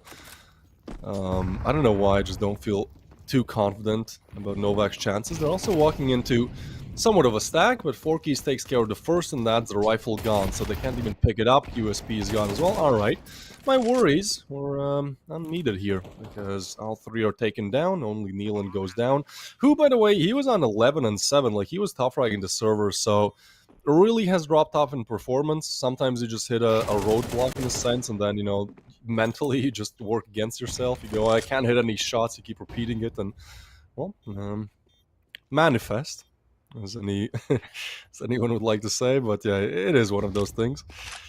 So, just Dosik left alive, and Novaq, it is weird to see them on double digits. Like, I did feel like Marius really kicked things off, right? At that 7-7, yeah, if not for the Pfizer clutch, I mean, I really side with you, Danny. I feel like it could have been their map. Or at least their lead. And the bad thing here for Marius is that like this is their pick and they absolutely have to win it to push us to map 3. Like I give them, I don't know, 3% odds to win Dust, just because statistically they have played it 9 times and won it once against Gun 5, which is not a bad team to win it against. But I mean, they've had 0 and 13s on Dust. Like they've, back when they were known as Delta, like they've just had really bad performances that don't date that far back. So I kind of feel like, Dust 2 is just instantly converted by Novaq. And then, if you don't win Mirage, then there's no Inferno. That's the kind of idea in my head. I'm with you, man. I haven't had a chance to see Marius play on Dust 2, but I guess we'll have to see it one way or the other, and that'll be an interesting case study to see why they've been actually playing Dust 2 and still failing in a lot of these matches. But that's obviously the perspective they're trying not to think about. If anything, Marius still have chance. A few of them, to be honest, here on the first map. And look at this very heavy A-side setup. Having 3 players to defend. And right now, Forky's, he's moving in. He's already looking for those engagements, though it is the Pfizer to pick up a big frag in B apartment. So you gotta wonder, if you're Novaq, do you really want to commit on A side? I mean, you just gotta pick on B. And suddenly, this really changes up the entire way Novaq might have just finished this round. Yeah, there we go. You can see the bomb carrier joining his teammate in middle of all places. Okay, I feel like that's kind of risky there, Pump. I mean, Pump is the riskiest player I've seen in a long while. But it has kind of worked out for him. Like, he's not amazing, but, everyone at Novaq is kind of pulling their own weight. Buster, tough fragging, but I wouldn't say as expected. Like, again, he took quite a big break from competitive, but again, and I guess just being good stays, it's genetics, whatever you want to call it, the experience. Mike will get one though, and a quick push towards A. Pump, not ready, but still gets the frag. Homeboys with one, trying to push in. Buster burns, and that's just Forky's trying to take down, jump on the box, but Homeboy's already there. I think that's the first time I see both players on the box and engagement go down that way. So Marius, hey, finally, they do find what should have been theirs in round 15 is finally theirs in round 18. Yeah, I don't know how I feel about this, man. I feel like there's always a thing you can try out in Counter-Strike. It's called faking. I mean, when you have a lot of time on the clock and you already have a man advantage, you might as well try to, fake out your opponents. I don't know, have someone that is... There's a position called a lurker, Novaq, Not everyone has to be going out there, making spaces, being a star for the squad. You can have someone who is, in the back lines trying to cause some ruckus, trying to fake out the opposition just by making noise, deploying utility. And I don't know, like Novaq, every single time they're going into these bomb sites, they're always facing the opposition head on. I mean, you can make this task like just, I don't know, 20%, maybe 30% easier if you just, send out someone on the other side of the map and try to fake out something. I don't know. That's just a thought exercise. Yeah.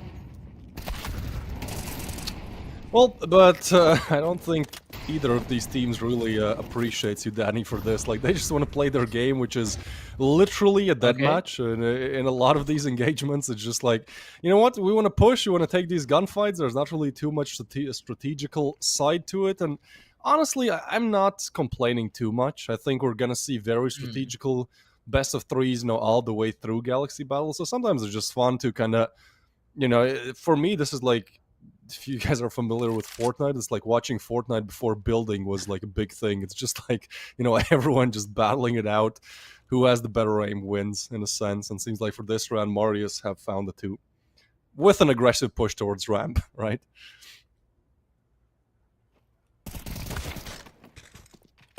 Oh, what? Oh, looks like the Fizzer had no idea there's a player still in window. That's just mega awkward. Yeah, I don't know, Novaq. This is just perplexing to watch as well. It feels like that previous round, even though you could say, oh, it's nothing much. It's just a simple gun round. But I feel like the way they've lost it is kind of momentum breaking to say the very least, right? That is as a type of round you're not supposed to lose. And now, Pump will just save that weapon of his. I would assume the next round it's probably an eco for the rest of the squad, or do they have just enough money to go for the investment? I'm not quite sure. I mean, we'll just have to figure it out after the timer is over.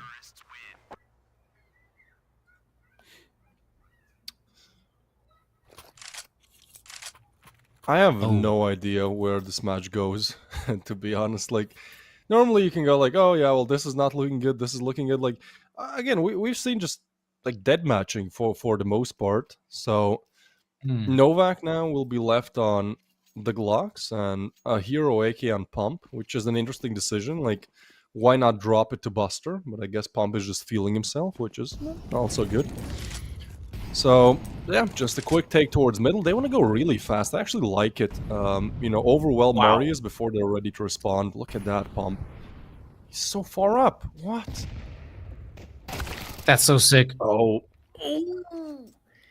Yeah. Unaware of Mita's positioning, and fair enough. You usually expect just a lonesome B-side defender, but despite the pace, Mita was so aware of such a push being a possibility. That was just ballsy. No connector smoke, no window smoke. He just walked on out.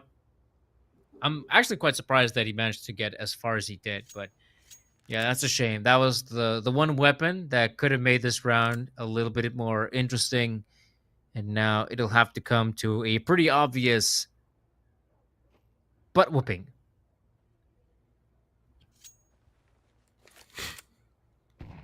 What's your prediction, Danny? Who wins Mirage?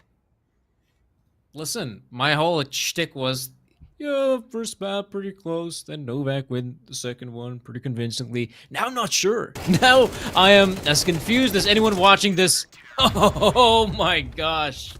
All right there, Dosik. He knows how to hold mouse 1. And impeccable frags being found. You can see smiles on the player cams. They're happy. It is a big spray down to get, sure, against an eco, but as they say, let the bodies hit the floor. Let the bodies hit the floor. Let the bodies hit the floor. Yeah, that's a great spray down. And now Marius have the Royal Flush on the CD side. 4 AKs and an op. And again, with their aim, in my opinion, being a little bit better than Novaq's, and this literally, in a lot of rounds, looking like a deathmatch server where, you just push up. There's not too many flashes. Maybe I believe they flashed somebody in towards Ram, but like still just a lot of aggression. Like Novaq are starting to struggle a little bit, and again, I don't even like know what has worked for them in the rounds they won, because it was just like, okay, well, let's try to win our gunfights. Oh, great, we did. Well, cool, we have a round now. So I guess that's the idea for now. We do see a bit more strategy in this one. Like we have a player Palace, one towards ramp as well. I guess the idea is just to kind of take up mid, get some information, and then try to crunch and punish on that A site. And Buster finds a great early headshot on Dosik.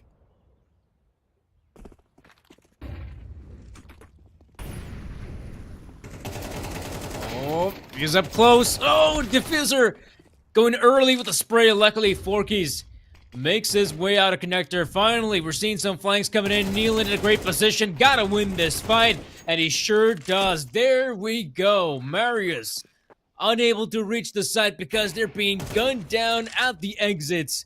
And this is finally a really solid round for Novaq with some really good positioning. Flanks coming in. Players in prime positions. Oh. All right. Buster is is laughing about it. Sure. Sure. Yeah, as you said, I mean, I think this is the most solid round we've seen from Novaq in the team play department. And, as soon as they actually play as a team, like that's just a very easy conversion. Even with Dosik, being top frag of the server now up on 22, it does feel like Dune maybe needs to wake up a little bit. And I guess they call attack pause to talk about their options now, because the money will not be looking good in the next if they lose this one. Yeah, you're right about it. Money is going to be in an awful position. And yeah, Marius, I'll give him props as well. I mean, they're actually taking these tactical pauses when the going gets tough. And even for teams that are, trying to climb through the ranking in Counter-Strike, especially if it's like a young team or a relatively inexperienced team, I don't get to see those quite often. And when I do, I want to give the team props. So, Marius, more power to you. And yeah, this is a must-win round. In fact, the next few are of crucial importance. I mean, it's not like either team is swimming in money. If you can just about break their economy, that might just give you the win on this map outright. And now, initially, I thought we might see some more exchanges in middle, but apart from deploying some HE grenades, looks like both parties have, for the most part, backed away, but I'm looking at top mid, and I can see some of those players are indeed entrenched. And Buster, waiting for a chance to strike. A very heavy B setup. I wonder if Buster will try to make some more noise in the apartments, or he's just trying to catch someone on a heavy flank. And we have seen that Marius has enjoyed playing aggressive. Oh, look at the read, though. Oh, this is Novaq just walking into a spider web. The read is great, and they don't have a single player anywhere else on the map, so this almost has to be a full commit, right? They just have nobody scouting out the info. Now, there's a reach smoke coming in as well. They still have 2 mollies. Like, the setup is just looking so strong for Novaq, and I'm not sure about the calling here, because, like, it feels so claustrophobic. Like, at this point, they could be in your back. They could be walking up on under. Like, all right, smokes are coming in. This, again, has to just be the aim. But this is 3 players you have to find. A nice molly to force Might off. The drop is heard, and the first does go the way of Homeboys, who has picked up the op. Shots missed. Kazakin is there, though, and they don't even get a chance to get out of apps for now. Buster, what? Drops on Might's head. Spots another one, but 3 players, 7 seconds now. They have to get stick the landing, and Homeboys, a no-scope, another shot, a 3-piece in the round, and Marius with 11. Damn. Novaq, as much as we praised him in that round 21, round 22, just a very single-minded attack in a sense. And I don't know why they wouldn't have just one player, like, at least scouting out some info, right? Denying some rotations towards mid. Like, there's not really a big advantage to having 5 players push out of apps instead of 4. I mean, just think about this as well. I mean, Marius had no intel what was happening on the A bomb site. It's not like they had someone pushing through ramp or through palace to get that intel and say, yeah, there's no one here. I mean, they're far from it. Now, they go back and it used to be kind of into the bomb site. They're trying to push in, but this is just Buster with a pretty damn successful spam. Yeah, a few players have already dropped dead. Wasn't coordinated at all. Now, Neelan does get away. He has found a quite nice timing. Oh, never mind. They're watching. Dosig is aware. And, like, look at the cash downing. Like, they had to get the plan down here because next round, the last round of regulation, they're going to have nothing. They're going to have Tech 9s and Deagles. Their loss bonus isn't too big. They don't get the plan down. Buster, I mean, you have to find a way how to piece this together, but it just doesn't seem possible at all. And now Novaq looking at, most likely losing the map pick of Marius as 2.8k on Buster. Like, this has to be a rush again with, like, Tech 9s and Mac 10s. Yeah, I'm not too sure about what we're seeing from Novaq right now. And another big issue for them is the fact that Neelan has just went radio silent. He was the top rank of the server, man. He was 11-7, and since then he has gotten 1 kill and 11 deaths. So, not sure what, just tilt, I guess. I mean, there's no better explanation for it. But one way or another, they find themselves in a do-or-die situation with an AK and a scout out of all things, but Homeboys are just not going to miss those. Yeah, I mean, this has not been a good Counter-Strike from Novaq in the second half at all. I mean, we saw as well, they made some big mistakes in the first half, fair enough. But this second half is somehow worse, to be honest. Like, yeah, making some uninspired plays, just ending on the bomb site with a whole minute left on the clock. Sure, you don't have to go classic Zeus 2018 style, Ukrainian Zeus. But man, this has been a horrid T-side to watch. And man, Marius, I mean, they'll have what it takes to come out on top on the first map. They'll take this one pretty damn easily. Nealon, looks like he's got a... I don't know, I'm reading his expression, and I'm not sure whether that's kind of a smile, or is that... What is that expression twist? All right. He busts out the Magic's move. Just wants to end the misery that we've seen. You know, I think Magic's did this against FaZe or some team. They were like, it was over. It was like a 1v4. There was no way to clutch it. He just burned himself down. So yeah, that's the way how things end. The 1v5 is impossible. So was for Nealon to get a kill in the last 13 or 14 rounds. So yeah, I mean, Marius played well. I don't want to take anything away from their success, but Novaq just played bad. You know, nearing on horrible. What saved them was that first half, but honestly, the first half was just Buster clutching out like 3 big rounds. So Dawson gets the MVP, which he 100% should.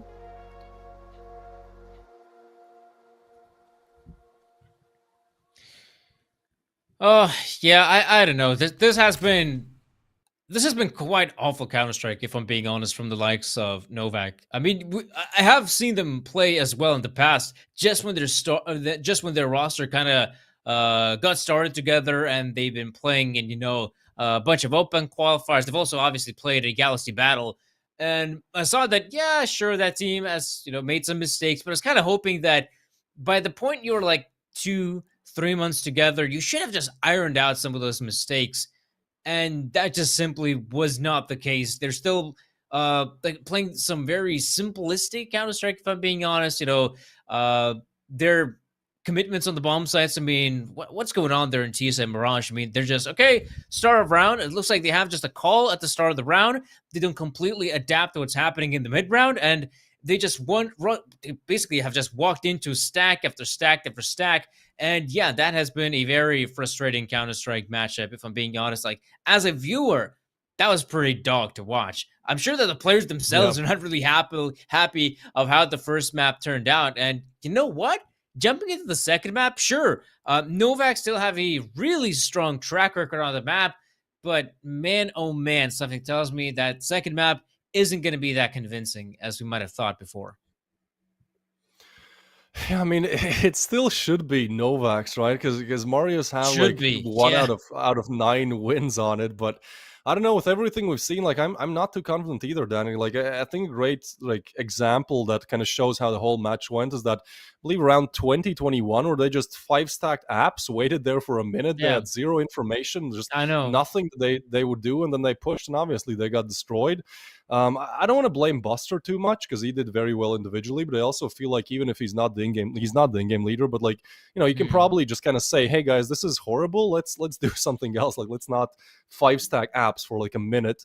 Yeah, I mean, there's 15 minutes to talk things over.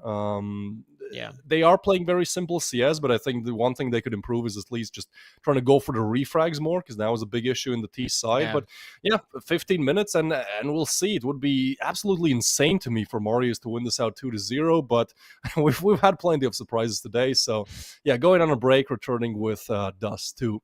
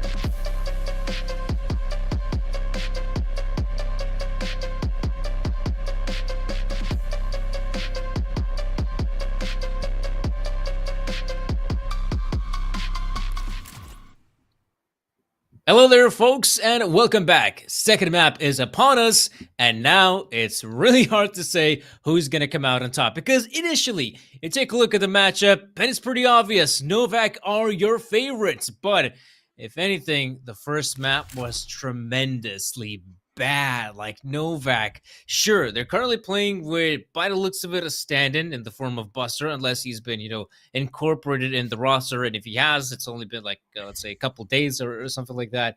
But man, their T-sets have been awful. Man, have they been making mistakes. And this is exactly how an underdog team can capitalize against a better opponent. Just because your opponent is underestimating you, that doesn't mean the underdog won't have chances to win. And as we saw, there were a lot of rounds that Novaq was supposed to win, and they just fumbled. And for Marius, we kept on talking. If they want to win the best of 3, they got to do it at least with a start on the first map. And Twist, they managed to pull it off.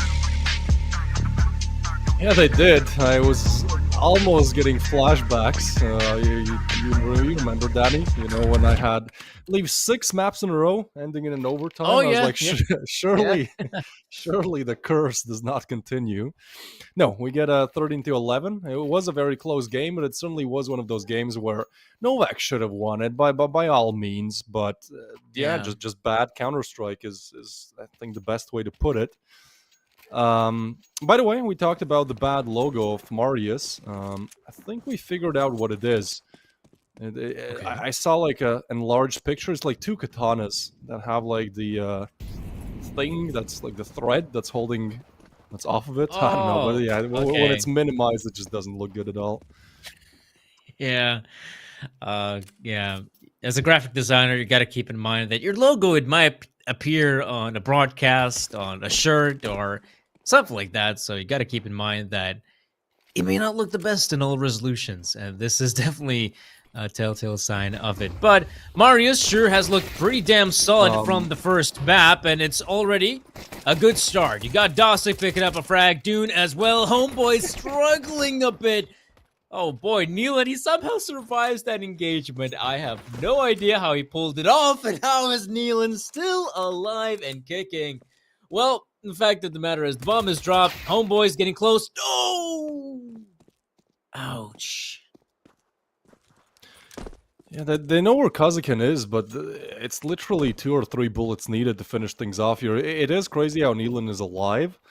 With him going down, that should have been the round immediately converted by Marius. Now things are very close. It actually put this in a 50-50, just given the HPs. Now they do spot Kazakan. 1 crispy USP shot is all they need. What? He gets a call at the low HP. Works out in Marius' favor, and yeah, Kazakan popping a cheeky smile there as well. I mean, a round that should have been theirs. It takes some time to convert, but certainly ends in a spectacular fashion there. Basically just reversed Frozen as well. I mean, in the major Frozen, just to win an amazing Deagle clutch. Sure, he was on A side with the Deag. And now, we saw that the short player can also get a collat with just the dually. So a big round win for Marius. They absolutely know it. This is a round they need to win. And look at this. I mean, some guys on the side of Novaq, I feel like they're starting to get a little bit frustrated here. Nealon pushing out. I mean, yeah, spacing is awful and whatnot. But then again, they are at least trying to get some of that long presence. And look at this as well. Marius deploying nades. We saw even Mita clearing out upper tunnels, knowing there's not a single player there. So the rotate on A side, if push comes to shove, it will be pretty damn quick. And right now, Novaq, yeah, you can see Buster, he's scared. He's expecting someone with a big flank. And that's all because, once again, it's a whole minute left on the clock. They put so much emphasis on the long play. Now that flank is almost undeniable at this point. You can see Dune is getting close. And that bomb, man. The bomb's been dropped again. Oh. Yeah, this should be a done round. Buster tries to recover the AK. Now he has. There's a backstab coming through. He's expecting one more towards long, but can't convert. And Dune was the backup plan there. So they get to pick up the AK.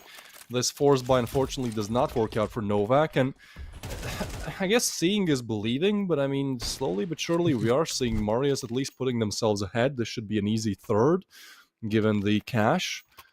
Yeah, Novaq, I guess like 15 minutes is just not enough to learn from your mistakes. And honestly, they haven't made like some grave mistakes so far, but they're just also not looking good. And for me, it's surprising that Marius keep picking Dust too, right? Because their permaban is Nuke. And then I almost feel like, you know, when you won 1 out of your last 9 games on Dust 2, like surely you could have won 2 on Nuke. They still pick it, and maybe there have been some improvements, because, well, for now they should find themselves in the lead. Dosik has to stay around so they can't retrieve the M4. They're looking to do it. Spray is messy, but Kazakhstan from Kazakhstan doesn't even get the chance to strike. I love how they're working together, man. That's something that Novaq really lacked.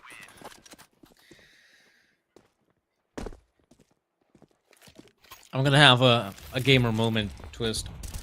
Have you played a famous video game, Fallout New Vegas? By I any have, chance? but just a little bit. Like at my friend's place, you know. I never had it myself. So the name Novaq doesn't ring a bell, right? It does not, no. The closest thing that like strikes me in my imagination is Novocaine, which I believe is some kind of a drug. I don't know why. It's just like... Anyways, go on. You know, I'm sure there's somebody who has played the game in the chat, so... Yeah. I mean, they'll get the reference. If they played New Vegas, they know what's up. No need to go any deeper than that. That's like a cheeky insult there, right? But you don't want to be explicit about it. Yeah, that's sorry, what I'm Twist. It's a gathering great from it. game. It is one of Sudani's favorite games of all time. I'd give it probably a top 3. You know, it's that good. So if you haven't played Fallout New Vegas, great RPG.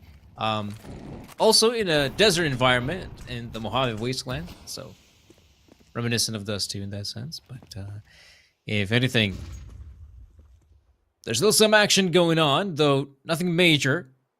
It is, after all, a 5v2, and Novaq have full control of the A-bomb site. So for Dosik and Dune, I feel like this round just has to come to an end. Forkis is looking for a chance, though.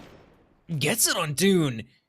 Big frag being found, and sure, saving the rifles would be a nice addition for Marius, but you can see it's just not going to happen. Forkis on the hunt.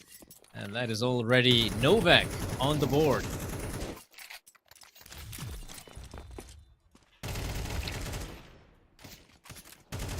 Yeah, this was like we were just kind of messing around, not really paying too much attention to the actual round, but it was just really dominant from Novaq. I mean, they just won their gun duels. Yeah. It's good to see. Again, like I'm not particularly a big fan of Novaq. I'm just a fan of good Counter-Strike, and well, that certainly was a ground that you like to see. Quite big contrast from what we saw on Mirage. So this also puts Marius in a bit of a predicament economically. So the Deagle and the Scout have to make it work, otherwise we're all tied up here. Oh, an 8 for good measure. Yeah, and it's Nealon as well coming alive. I mean, you talked about a Twist as well. He kind of went missing on the second half of Mirage, and now, I mean, he needs to get a good start in. 4 kills to his name already. That's pretty good. Dosik up close in the double doors. I feel like, yeah, your team is already in a disadvantageous position, so I wouldn't be too surprised if we see him pushing up mid. Surprisingly, yeah, Mitte has abandoned his post, and just as Dosik begins to move in, yeah, that's when Buster has got the flank on him. So this is a time with some really good timing for Novaq. Might even win the round without dropping a single player. That'd be pretty damn huge for the T-set economy. Yeah, I mean, that'd be 2 in a row, right? Like, last round was very similar. So, they get the 2 rounds on the board. Third one should be just a buy 2, get 1 for free deal. And I'm starting to see why there's a 11% win rate, is it, for Marius and Dust 2? Like, the setups just seem quite disconnected. On top of that, they can't win their gun duels. Now, Novak's worst side certainly looked like the T, just because the communication was not there on Mirage. I do feel like if Marius, by some miracle, want to convert this 2-0, like, they still have to put a competitive CT side on the board. Buster gets the info. That's an AK retreat. Yeah.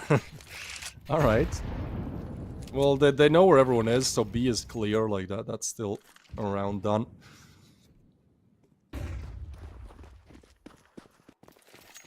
Yeah, just about so. AK-47 will be nice. Something to keep in mind, but Forky's is once again a hungry bastard.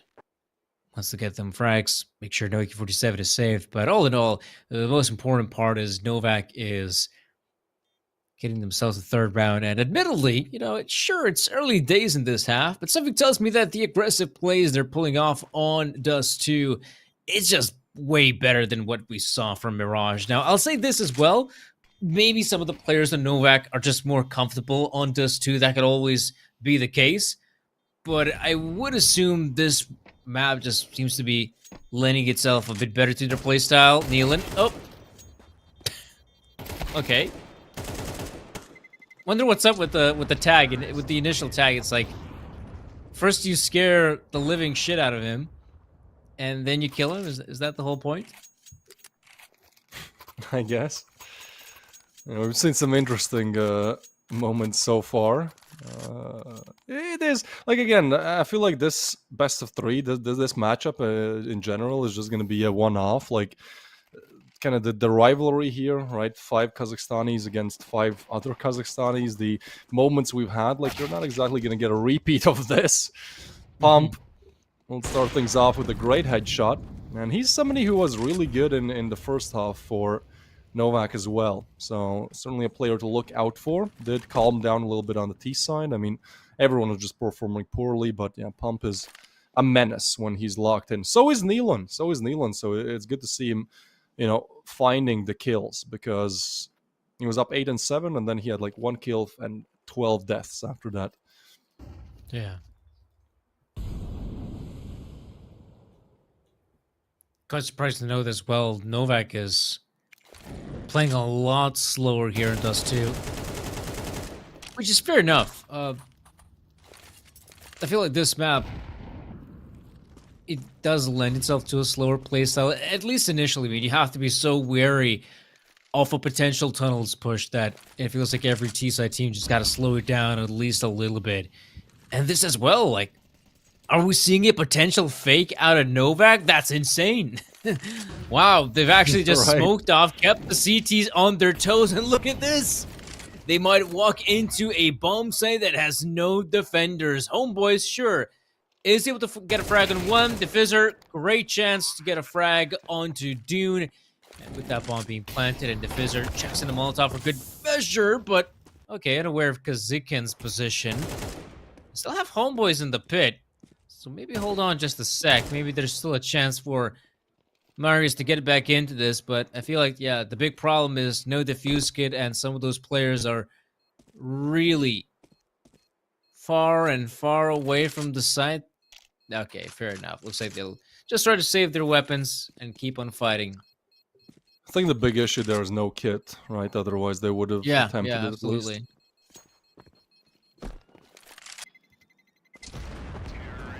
Still might get some exit frat, never mind. Alright, 4 keys. That's one of the frustrating things when you play on the CD side. Like, you can get the dink and then like, that's so frustrating. Every time it happens to me. It is with this. Hey, you can use the AUG. You can use the AUG. Not a popular choice. It's kind of making its way back in pro play, but it is one shot, headshot, close to kind of medium range. In medium range, I mean, you can still deal like 97, 98 headshots, so there's still a chance you get it. You know, if somebody even... Hey, you can deal 99 as well. Like, it actually happens quite frequently with the AUG, so if somebody just throws a flash that or smoke that touches the player, like, you know, there's a world. Anyhow, Novaq, they've lost the opening gun duel. That's something we have not seen in these last 4 rounds. Yeah, honestly, Novaq has been pretty on point, getting those opening frags. Oh, that's a bit of a shame. Dune, first player to hit the floor. Molly. They're not ready Damn, because some they of these- think, oh boy. Oh!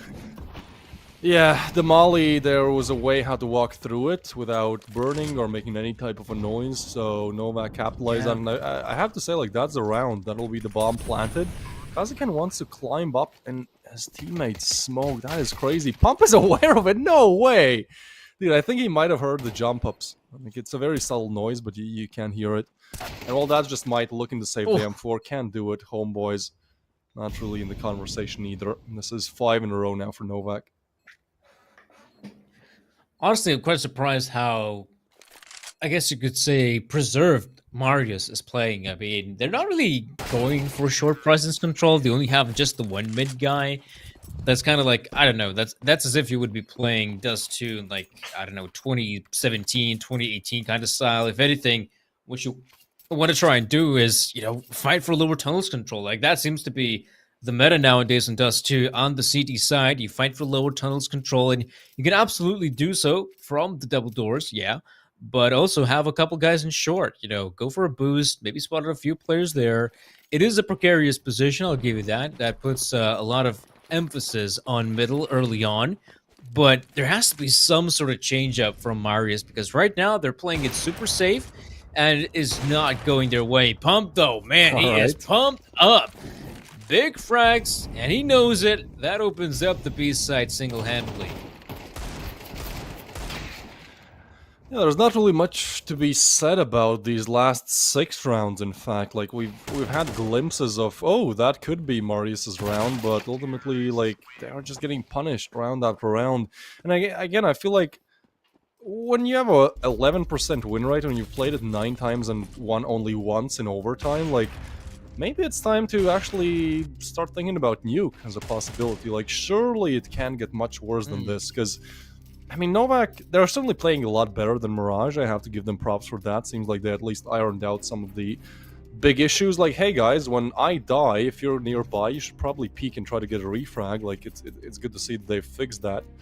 But yeah, Mario is just a bad CT side. They call it timeout. Maybe that helps them. I mean, ultimately, they've still not converted a rifle round, right? So it actually goes a huge way for them. A long way for them, the fact that they converted the pistol. Otherwise, this could have been in 0 to 9, in my opinion. Honestly, the way they're playing, I feel like you're pretty damn on point, Twist. And, I mean, you got to see the change up, and I really hope we get to see the change up. Oh, there we go. That's the change that we've been talking about, but I feel like the big problem is that they had vision, the T's, of what's happening in lower tunnels, so they'll be expecting this all right. You got Forkies as well going for the fight. Oh no! He got baited out! Oh no, Forkies gets himself a second as well. That was just a horrid setup, honestly. Okay, Dune and Dosick bouncing back, but I think it's a bit too late.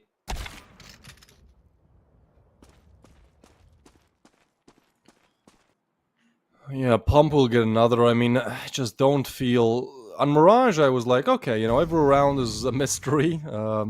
Maybe not a good one. It kind of did feel like a fever dream, but at least it was still competitive. Here, there's just nothing they can do. Honestly, like, I don't know what they talk about in the tag pause, but I feel like they could just try to push. Like, what you're doing is so obviously not working that I don't see the point for them trying to keep going with the default, just switching things up a little. I feel like even a 5-player push mid with rifles, like, surely, it sounds stupid, but like, what happens worst case? Well, you lose a round. Well, look at the last 7. Like, honestly, I like the change-up. The idea of the change-up is exactly what I was talking about, but yeah, the way they had the setup, like, that was pretty bad. Like, I don't know. It felt like they weren't eventually prepared for the confrontation that is about to happen in tunnels. And yeah, that lower tunnels push getting absolutely decimated. Forkies, great stuff as well. Like, again, we got to stress this point. On Mirage, it's not like Novaq's individuals played bad. Like, for the most part, their individuals played pretty okay. I mean, they were hitting their shots, they were doing an okay job, but again, this is not deathmatch. This is a team game, and that is where Novaq completely struggled, despite their individuals hitting their shots. I mean, in terms of positioning, in terms of timing, in terms of the way they ended the rounds on T side, like, it was bad. Like, it was objectively bad, and not onto the level of a team that is allegedly in like trying to break through like the top, I don't know, 80 ranking in the world. And so now you're in a position where Novaq, T side, does too. It is pretty simplistic. And this is where you can quite heavily rely on your individuals hitting shots. And now we're seeing the benefits of it. Whereas Marius, it feels like the roles have been swapped. It is Marius that, yeah, some of their individuals will have moments of brilliance, will hit their shots, but the way they're positioning themselves for some of these engagements, the way they're trying to, counteract what Novaq is doing. I mean, they're getting what? absolutely wrecked, absolutely shat on. Buster and Nealon. Oh my goodness! Even a bit of a smile there from Nealon. I mean, he knows he just hit a bullshit shot. They had triple ops to start the round. Like, this is insanity. Like, again, I kind of get the overconfidence now on Mirage, because if this is how things usually go, I understand where it comes from. Nealon is in a bit of a tougher engagement. How have they not taken him down yet? There you go. Kazakin will get the upgrade, but guess what? Pump is still in the battle for T-spawn. And, well, that is Novaq just, at this point, just showing off. Like, you don't buy the triple ops if you don't want to show off. There's, after 2 AVPs like that, you've reached the limit. Like, there's no more competitive advantage that you can find. Nice shot by Dosig, but this is just pure dominance by Novaq. Yeah, that as well. I mean, you know what's really sick as well? I mean, it's just a sign of confidence, right? That you're willing to go for the triple up setup. And they're doing it again. But this time, will they try to go for the double doors? Yeah, looks like they will. Let's see how they do it. Okay, they're going for the wall bangs. Okay, fair enough. Sometimes, I mean, it's pretty damn sick when, guys like, Nealon, you can see they're setting it up. They more or less know where the players should be coming through, and they're trying to hit some good timing. But I find it so sick when you have some players that aim for the double doors just in the gap, and then just flick once they see the players. Like, that is the insane shot to hit. Wow. AWPs, they're still at play, and somehow there's 2 AWPs on CT side. I don't even know at this point. We're 20. This was 20 seconds into the round, and that was a 2v5, and that was on a rifle buy. So Marius is getting absolutely blown out of the water here. It won't be a 13-0, but it certainly feels like one. So I don't know, if you're a Marius fan, maybe you can win something from the case. Improve your mood a little bit. Oh, there's an up Krakow going by. We did get a blue earlier, and seems like that luck won't change for today. Just Python. Congratulations on the crossfade. 9-3 will be the scoreline, and Inferno just seems inevitable. Yeah, that seems to be just about the case. Speaking of which, though, guys, thank you so much for tuning into our broadcast. If you want to show us some love, be sure to follow the channel. We're starting things off here on Kick, so your support, it is very welcome. Click the follow. Check out our social media down below as well. Our X's, our Telegrams, our YouTubes. And, of course, also participate in the giveaway. !Galaxy in the chat. You know the drill. And 93 is the scoreline. It is Marius on a very difficult task. And try and win this second map. Or, okay, let's take baby steps. Win the pistol. Right? Winning the pistol, that's a lot more doable, right? All right. Oh, no! No, it is Buster just gunning them down. No, it's a 4-piece. Oh, the humanity.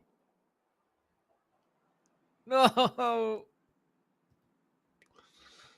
Yeah, no, absolutely destroyed. There is no life left in this matchup. At least they made it quick, right? Respect to Marius for that. Novaq, first map, they didn't exactly play to their best, but it still took all of regulation time rounds. Here it will be Buster, getting to 3.4 KD, that is, 17 and 5. Yeah, I mean, I'm not sure if he's a mainstay. I think he's just kind of helping Novaq out. Tasman is still listed as the 5th player. But like his addition, I mean, just, you know, when you have a major winner, no, Buster can be 50 years old and, you know, still play pretty well. It's one of those things where when you reach the peak, playing at the bottom of the mountain in a sense is a lot easier. No force actually from Marius. That is, I feel like when it's 3 to 10, you just kind of have to force. But I mean, that's, oh man, that's a 10-second round. Yeah, it's one of those quickies. And in this situation, you can say Marius, they want to whip out the guns as early as possible, and they will get the guns. We'll see the weapons at their disposal, but oh man, do they still have a tall order? We'll have to wait and see. I mean, 11 to 3, it's a very daunting scoreline, but sometimes in order to get back into it, you just got to start winning, you know, round after round after round. And right now, this is a round to potentially win. As we could see, they're being very methodical in the approach as well. It's being cleared out by 2 Molotovs, so they got their basics down.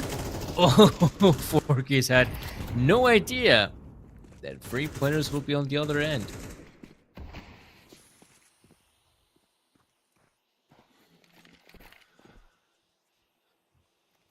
Well, Novaq have a very default setup. I do like that they have Buster tucked in the corner towards long, so that alleviates a lot of pressure. You can have 2 players just focusing on short. Molly is well timed, allows Neelan and Pump to relocate. But Might is looking for options elsewhere, and they instead want to go towards B. Now this is spotted by the Pfizer. Now they know where both players are. Pump and the Pfizer, how do they get a double out of it? Dune will get 1, but there's still a player disadvantage, although 4Keys is low. I feel like they should have committed to that B play. Like, you saw 2 players there, you killed 1. Instead, they slow things down, and that just gives Novaq time to push the areas that are, well, quite obviously left unattended. Oh, nice shot. Right, dude. 8 points of health, and you are against the world, and it's gonna be difficult. Okay, I'll give him that. It's a pretty difficult clutch, and the jig is up. Farky's so aware. Oh, that doesn't even pull the trigger. He's like, yeah, I know you're there, but I want to get that bomb planted ASAP, and he's gonna do it. Bomb has been planted, but it is a very difficult clutch to win with just 2 points of health. I guess he got surprised that he got pushed out so quickly, but I mean, winning a clutch with 2 points of health, that is almost impossible. And this is 12 rounds now in a row for Novaq, so although the final scoreline won't be 13 to 0, they have a chance to do it in a sense of rounds string together. And there's really nothing that makes me think that won't happen. Actually, never mind. Murphy's Law, you know, I think actually, okay. I take back that statement. I feel like now we're going to see like a 3-4 round comeback from Marius out of nowhere, and then, you know, still Novaq able to finish off. I don't know why, but some teams just really struggle with closing things out. Pump, though, has won, I think, every single mid-fight that he has taken. Yeah, it's insane that he's been hitting his shots so well as well with the AWP. Diffuser just going for the spray. Good enough for the first, but an early reload could come back to bite him. As the players are pushing out, it is Pump to help him out, and out of nowhere, that is a round coming to an abrupt end. That is a 13-3 victory. And despite the struggles they have had on the first map, this time Novaq, they come out swinging. But I'll also add, maybe it's also just Marius not being able to deliver as well as they did on the first map. I don't know. It felt like this was a completely different Marius squad than what we saw in Mirage. And Mirage, it felt like some of their players hit some great shots, found some good timings. And here, we just didn't see none of that. Yeah, no, this goes according to plan. You know, this was expected when at this point they Okay. have played Dust 2 10 times and won it once. But this is why we said, right? This is why we said that Mirage was so important to win. It keeps them in the conversation still, and although Pomp has been doing very, very good all throughout both of these maps. 15 kills, I mean, it's not too much, but it's like there were not really too many rounds to get them, Yeah. in a sense. Yeah, I mean, this leaves us up to Inferno. That is a map where both teams don't exactly like it. They both have 33% win rates. Now, Novaq have played it a little bit more, but it still feels like they're the heavy favorites. So the reverse sweep, at least in my head, should be rather possible. Yeah, but potentially it's on the table, right? Especially with the way we saw Novaq play on the second map, albeit it just felt like this map was just better tailored to them. But as we move on to the third map, yeah, that's where again I have my doubts. I'm not sure if Novaq can close it out as easily as they did on Dust 2. Something tells me they'll be prone to making more mistakes on the third map, because consider this as well. I mean, Inferno, it is a map where it is quite possible to get a fair amount of rounds just because you might have on the T side a very successful execute on A or B. If you eliminate just 2 players, for the most part on T side, it is enough to kill like 2 guys, and that is enough for you to win the round. So I feel like that's a map that should be a bit more back and forth, but something tells me Novaq should have it in the bag. But we'll see if that's the case, though. Guys, we're going to a very quick break, and once we'll be back, we'll be sure to bring you the last map of the best of 3. Stay tuned.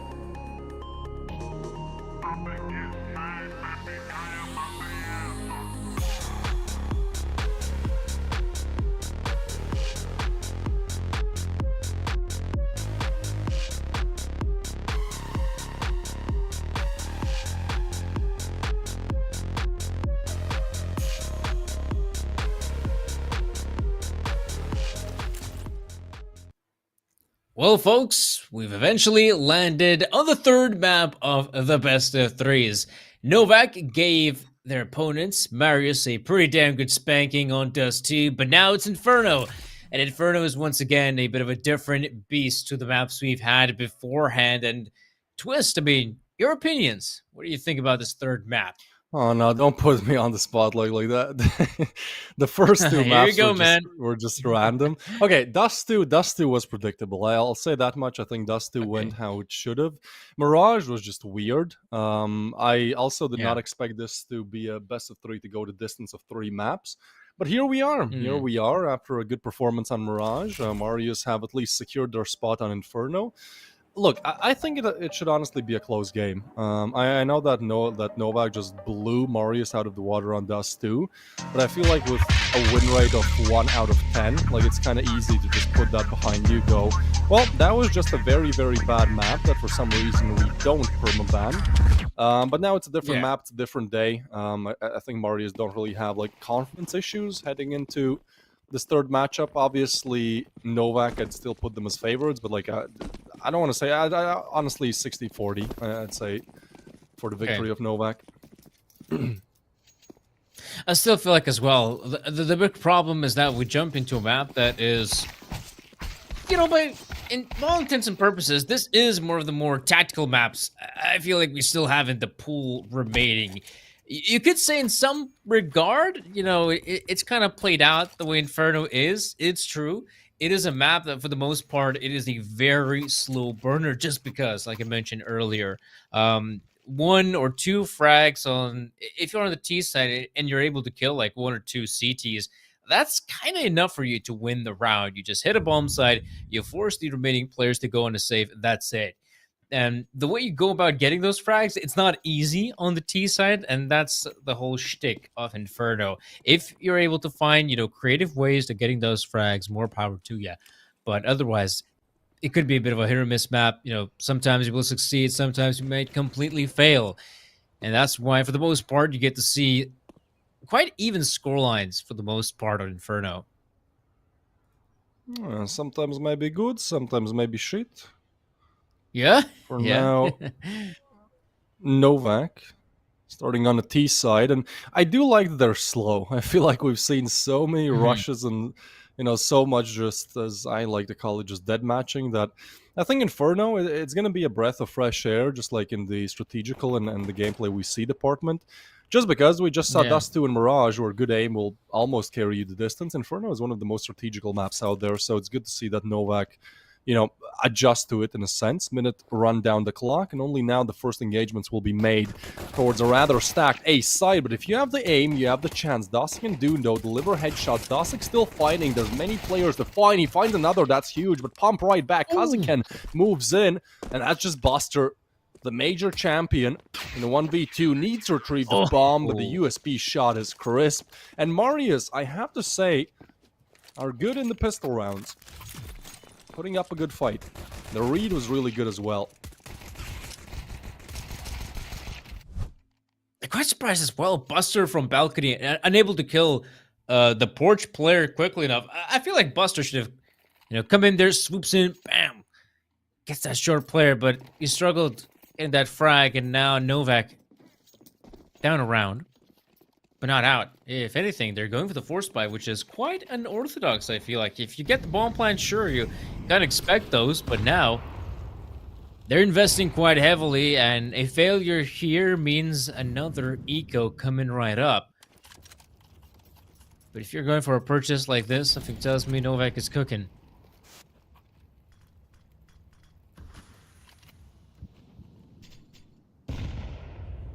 Yeah, I don't know. I feel like Inferno is a good place to go for the fours, but I'd actually give it to CTs to make sense.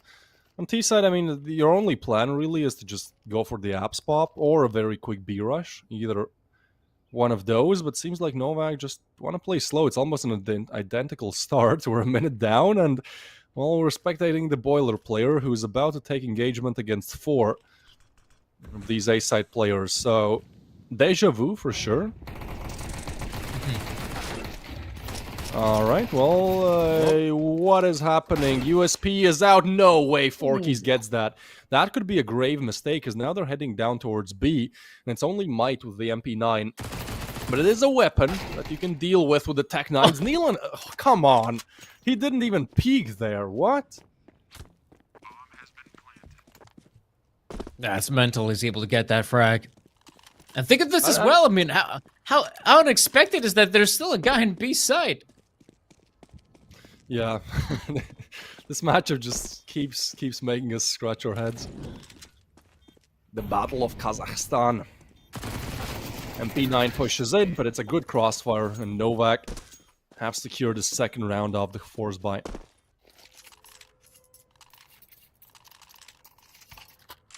On a side note, though, I'd love to visit Kazakhstan. No joke. I feel like that's a country that has a lot to offer. From what I've heard, it's like, if you can't go to the United States and you want to enjoy the nature, that Kazakhstan is probably your second best bet. That's at least what I've heard on the grapevine.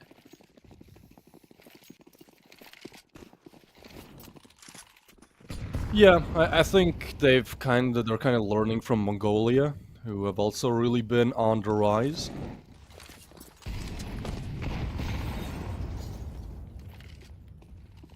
So certainly promising, but it's one of those regions just takes some time really to develop. And we've seen some of the flaws, perhaps, in the strategical department today, but I kind of feel like Inferno, again, is a great way how to finish things off, because it is going to be a lot more strategic, so, you know, maybe Mirage and Dust was just the way how they chose to play. It's not that they don't know how to play otherwise. Homeboys, how is he allowed a double there? Buster gets overwhelmed by the Apps peak, so they're not aware of the player on balcony, and that's a 3v4 where I don't want to believe it, but, well... They retrieve 2 rifles, like they've set themselves up in a pretty good position. Falcons lost a round like this. Yeah. Oh no! No! What? Divisor! How is he able to get 2? Look at this man. He's trying to book his way. No, can he survive? No way. Look where he is. No way!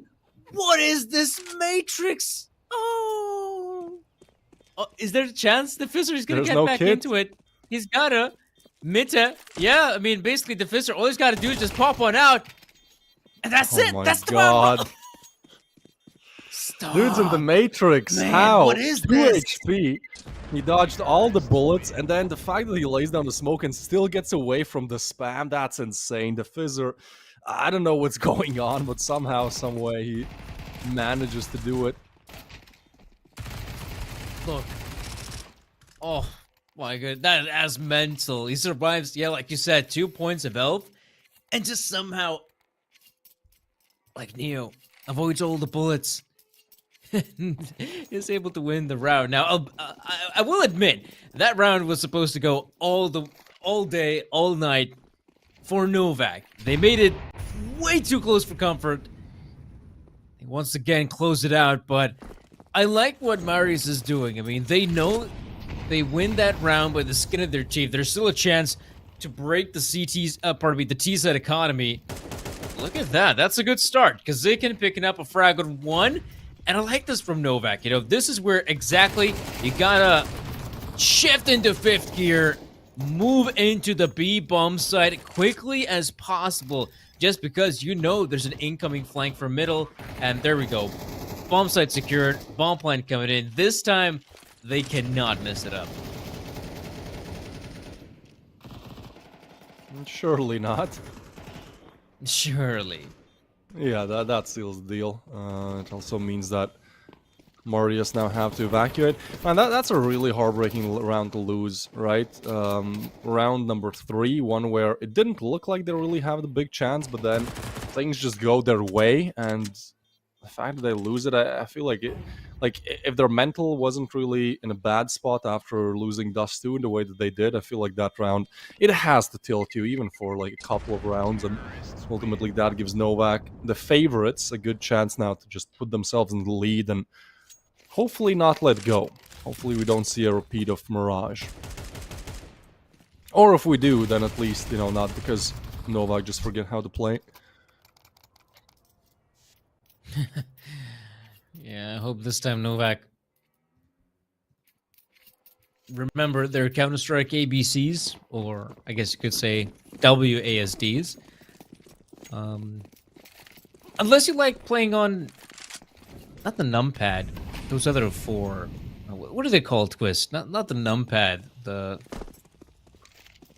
little arrows you have on the right side of your keyboard. What is that? The arrow keys? The movement Arrow keys, I yes. guess? Arrow keys, yes. You're those are the almost ones. there. I remember. You're almost there. Yeah. I remember when I started out, I thought, yeah, I mean, you gotta play on the arrow keys. Like, how else could you with WASD? That makes no sense. You don't know what direction that is. Anyhow, Novaq, you obviously know that the direction is on B side. Wow. Forky's got surprised, but I'm sure homeboys did not expect to get banged out so quickly. Nealon What is so happening? close to the smoke. Oh. Okay. What? Okay. Yeah, we're back to Mirage vibes, but this time it's Novaq still winning these gun duels out. I believe Marius there, like they were not sure what to do because they hear the plan. So you know, for 5 seconds you have a 1v2 situation. So you kind of want to push in, but then there's a smoke. Surely somebody's watching it. Just, I think, overthinking it a little bit. And well, ultimately that works out in their demise. As now, they will have the rifles. Like, this is a round you should 100% win if you're Marius. Just because when you're the underdogs, like, coming back from, like, a 1-6 here is going to be so difficult. Technically and mentally.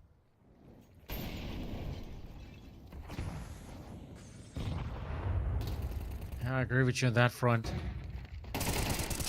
As we know, that is... Ooh, okay. Made it with a big frag. It's been a long time coming, but Marius now finally getting some frags of their own, but that's a bit awkward. I was really hoping to see maybe a flashbang or something of the sort, but they decide to swing out wide in banana, then they get wrecked. So for Marius, this is by far the best chance they've had in a long while to cement a victory. Forkus, I think, yeah, we got a two-man boost. There we go. I think that's the first time I see that. Not a bad idea. I like it. Works out in their favor for sure.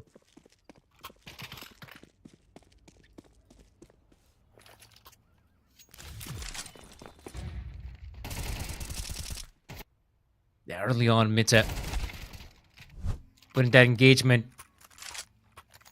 But it's still a very long road here on the CT side. Now, admittedly, Novaq, they have won 4 rounds in a row, but some of those rounds have been mega close, as we know. So, despite their victory, I mean, yeah, they're doing pretty poor in terms of economy. In terms of utility, you can see Forkus has opted out to go for the Galil, just to have some extra utility to work with. Mitte, that's a very deep nade, and big frag being found by Nealon. If anything, I don't want to see Nealon pushing through the smoke, but he's got a flashbang. Okay, that's a good setup. Nealon given a good chance to push into the site. He's going to go for more. He's feeling confident, but now you could say a bit overconfident. That one smoke stops the potential push on B's side. But Novaq, I mean, they've already achieved theirs. They have an opening frag, or actually, scratch that. They have 2 opening frags. If anything, you want to slow down. Plenty of time on the clock. Just wait for the CTs to make a mistake.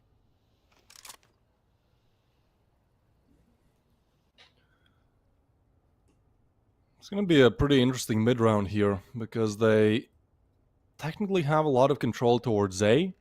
At the same time, that is where 2 of these Marius players are, and I feel like for Novaq, you should be expecting it. So it's like, do you want to hit the heavily guarded bomb site, or choose to go for the one that there's less players there defending it, but it is a more difficult one to take. And there's still some utility to burn on the side of Marius, so I think down to 25 seconds here, I mean, if you throw one of these mollies, like, that will go a long way. I'll just slow them down. Flashes instead coming in. 20 seconds, they have to be pitch perfect with the push. Good molly. Krok is there.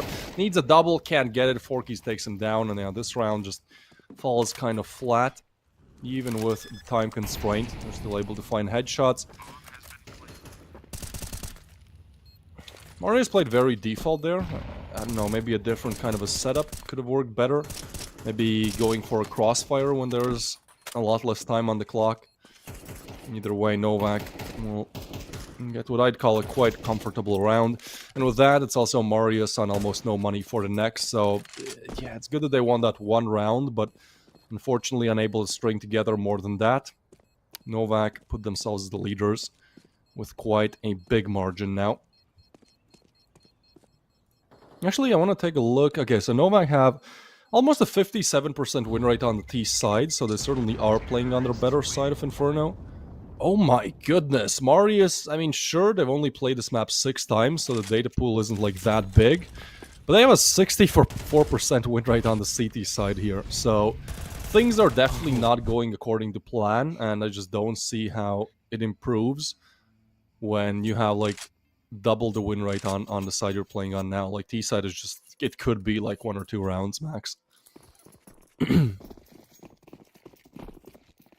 Yeah, I feel like the tactical depth that is on this map is obviously on the T side, whereas on the CT side, I feel like you can, for the most part, default it out and still get a few rounds because of it. If you have individuals that can hold your own, And in particular, like B-side defenders, if you're having, two guys holding on the side, you need to have at least one of those players stay alive, and even better if they can somehow get 2, maybe 3 frags, that'd be amazing. And so if your individuals can hit their shots, that could be enough. And speaking of which, though, Fork is... Oh, that is a sick wraparound. Epic timing being found. Oh, there's still a player in middle. Okay, Homebo's going down. There we go. Novaq know that it is possible to rotate away from a bomb site. You don't have to fully commit to it in the early round, though some mistakes being made.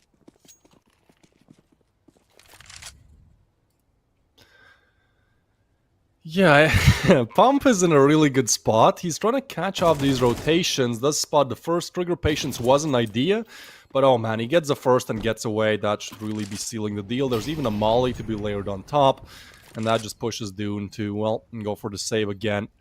It is interesting that, like, the round where you don't have the best of buys is actually the one that almost works out in Marius's favor. So, honestly, I think if they want to recover just a little bit in these last 4 rounds we're going to be seeing, maybe they just need to take some initiative, take some, gunfights early on, because they have been playing very, very reactive and very slow. And then once it comes to the gunfight, well, guess what? Novaq just throw good util and, win it out. So I'm hoping to see a bit more aggression from Marius here.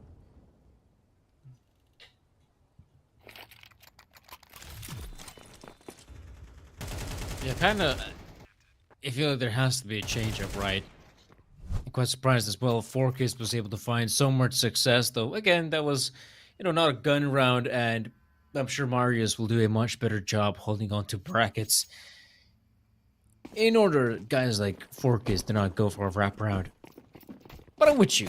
I'm with you on that front that we need to see some aggressive plays coming out. Right now, Marius just playing on their default setups, it's simply not cutting it.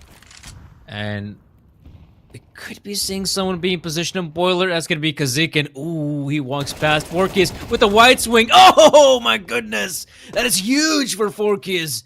2 big frags that instantly opens up a side. Again, this is the standard practice on Inferno. You get 2 frags and that almost, well, basically cements you the round win.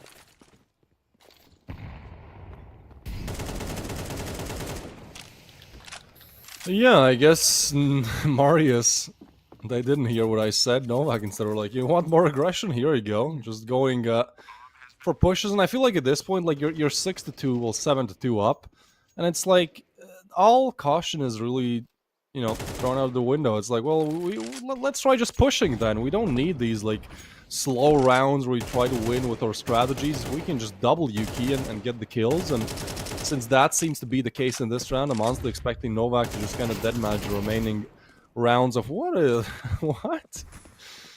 Yeah, Nealon laughs it off a little bit as well. I think they maybe thought somebody was shooting. I mean, just good vibes overall for the side of Novaq.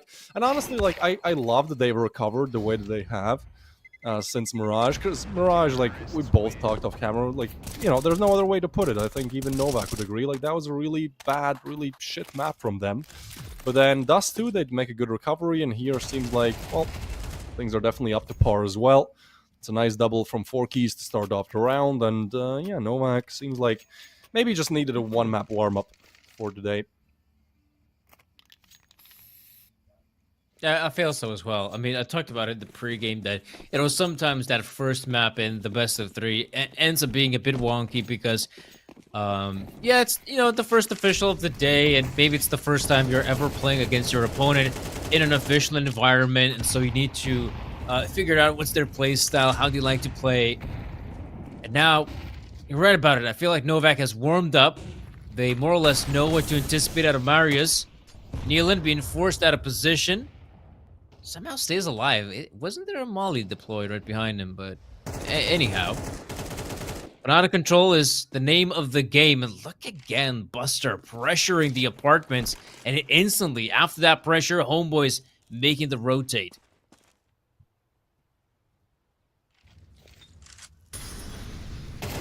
Ooh, they do catch the banana player. Now they know. Now they know there's nobody else there. They'll even choose to push up. It is just, dude, he's pushing through the smoke with his knife out. Like, that is confidence. And yeah, I mean, Pump will still catch the headshot, but they're surrounded, they're locked in. And not in a good way. Pump, though, I mean, I guess he is locked in a good way. Just a double headshot buster. Oh, man, not like this. Yeah, it does come down to the aim. I mean, that has been the main component of this Kazahi best of 3. Just whoever seems to be hitting the shots seems to be winning the rounds. And that's a perfect example of that, right? You have 3 on a site, you have the player advantage, you have 2 with an immediate backstab, and you don't get a single kill? Damn. Yeah. Yeah, Marius, you can see they're kind of stressed because this is also the first time they're taking a tactical pause. And yeah, I feel like Novaq is in, 5th gear. Right now, they're doing a lot of good work. Marius in a very awkward economical position where they have to buy, but it's not like all players will have M4. So expect to see, I'm guessing, a couple FAMASs. Maybe the MP9s can come out as well. The MP9, quite a useful gun on Inferno, especially if you're playing B-side, which, as we have seen, meta seems to be part of that B-side defensive, holding on to Banana.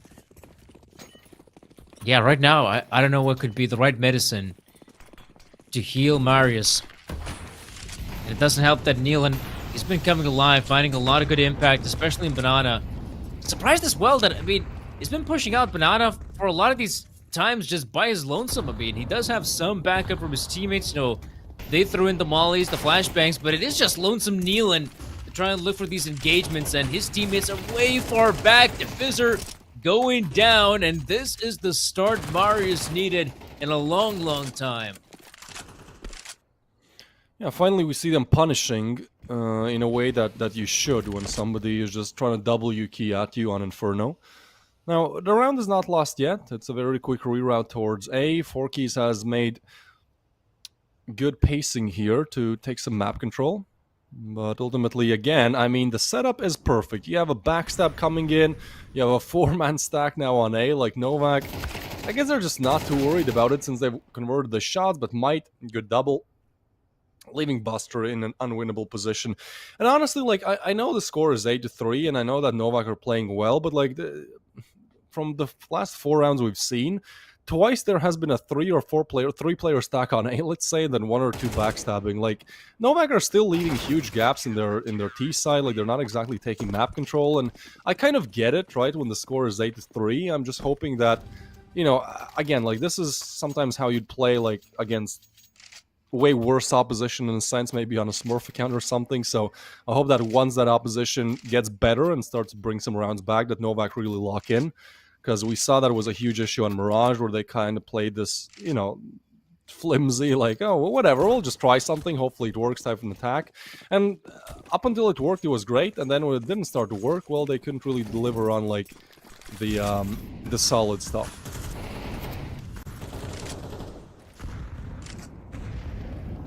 It'd be solid if Marius can somehow get the 4th round in.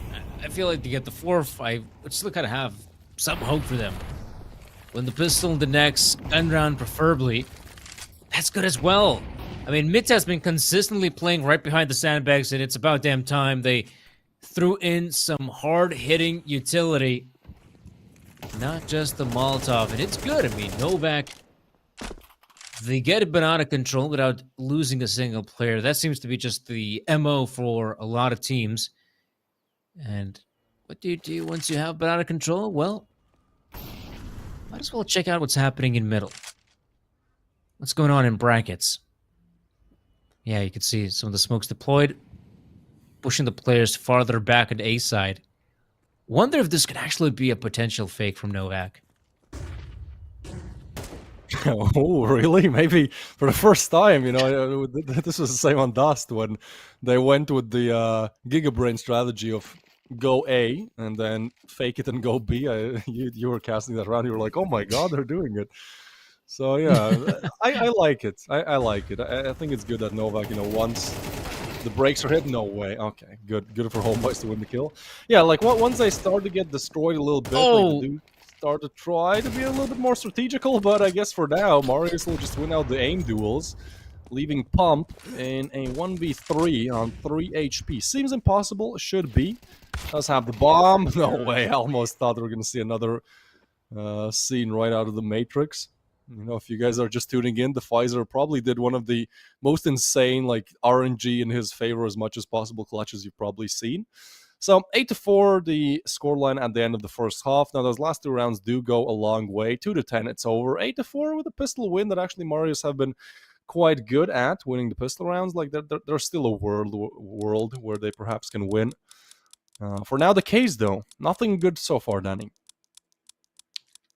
Yeah, nothing much, but looks like it's going to be the case. It's going to be the case. So congrats to, I believe that is Pantushki for the back 10. Nothing major, but if you also, enjoy some Counter-Strike and want to get into the action as well, be sure to type an exclamation mark Galaxy to participate in our lovely giveaway. And again, guys, we need your support. Sure, Counter-Strike is awesome and all that, but it wouldn't be hardly possible without our dear viewers. So if you can, we would really appreciate if you could follow the social media of Galaxy Battle. Check out our Twitters, Telegrams, YouTubes down below. All you got to do is just one click, and I'm pretty sure you have a YouTube account or a Twitter account. So yeah, be sure to follow us on social media. If you have something you'd like to say to us as well, hit us up, be sure. On the Twitters, the Telegrams as well.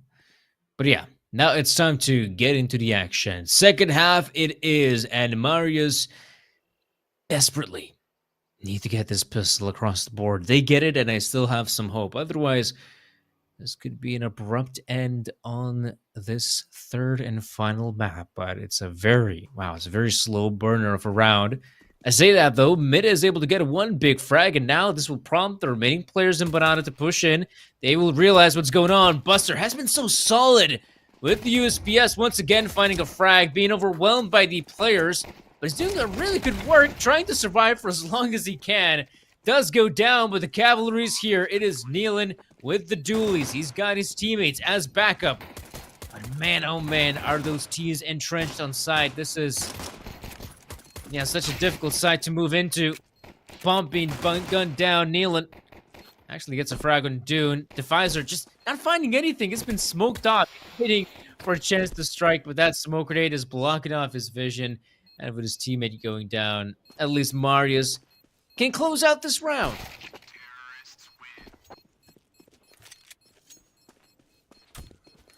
Alright, well, as I said, I mean, Marius, at least one thing they have going for them, and that is the pistol rounds. They've won, out of the 6 we've seen, I think 4. 4 at least, so doing good in that department. That is kind of the one thing keeping them alive in the series, and well, they certainly pull it back. This was 8-2, and it felt like a 10-minute ordeal to get this one done with, but they made a comeback. They even call attack pause after winning the pistol. I really do think, like, like they really want to win for sure. Like, oh, you should. But again, when you consider the implications, this being almost a fight to prove who is the best in their respective countries. For a time being, the best Kazakhstani team, I feel like, certainly could call a timeout. I think we can even maybe see some miracles happening, and Novaq make it a little bit easier with the force bite. Not a big fan of this at all. We have a CZ, a Mag 7.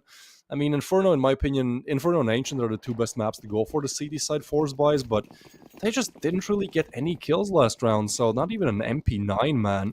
I guess Pump will be playing, not even playing on Halfwell, he'll be going towards Apps with the Mag 7. Please, Marius, for the love of God, just win this round. For the pride.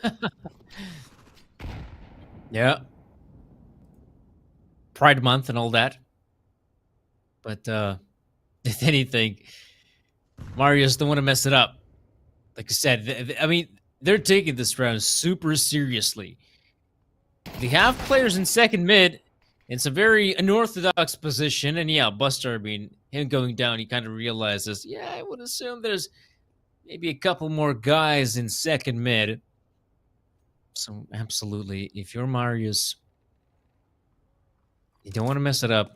And I like the fact that they're taking this one mega slow. Right about now, they might start getting ready for a potential execute in Banana. I mean, they don't really have a lot of time. So the A site hit with 50 seconds remaining, that's risky. But then again, they have no idea how many players there are on B side, and that's a big problem for Marius.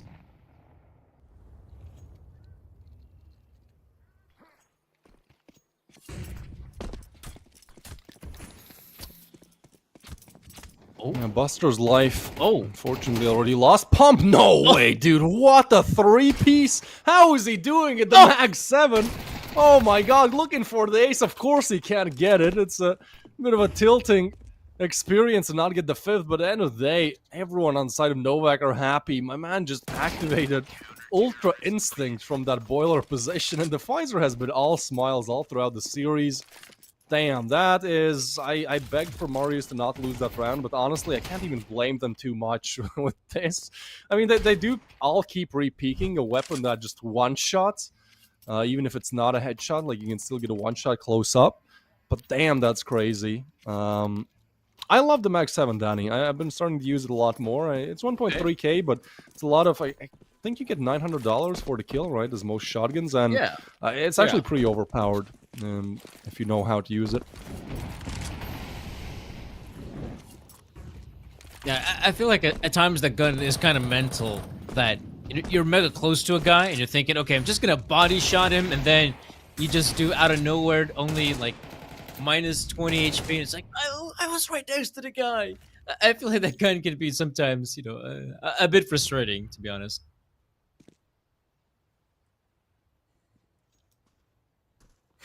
But it looks like you got it handled. Yeah, I mean...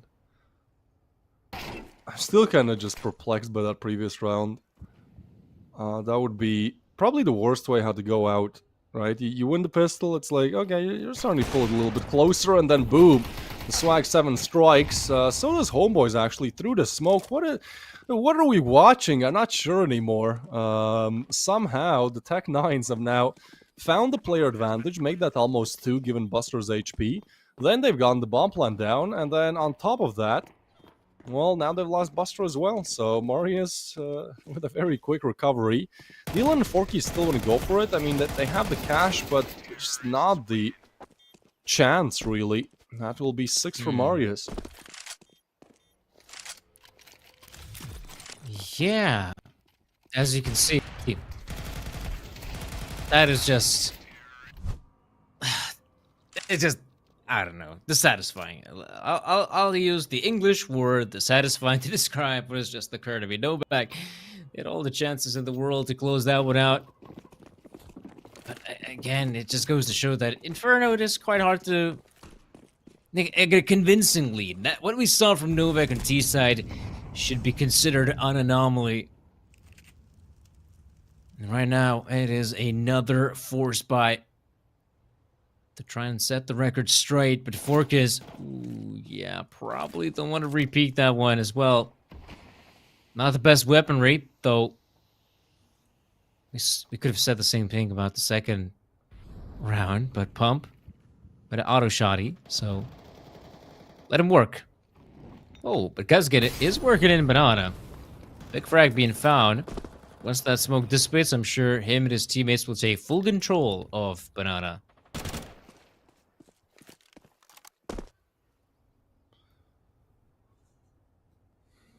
Alright, the Pfizer will get the refrag, but look at the setup from Marius. I mean, at this point, they're still very much in spawn.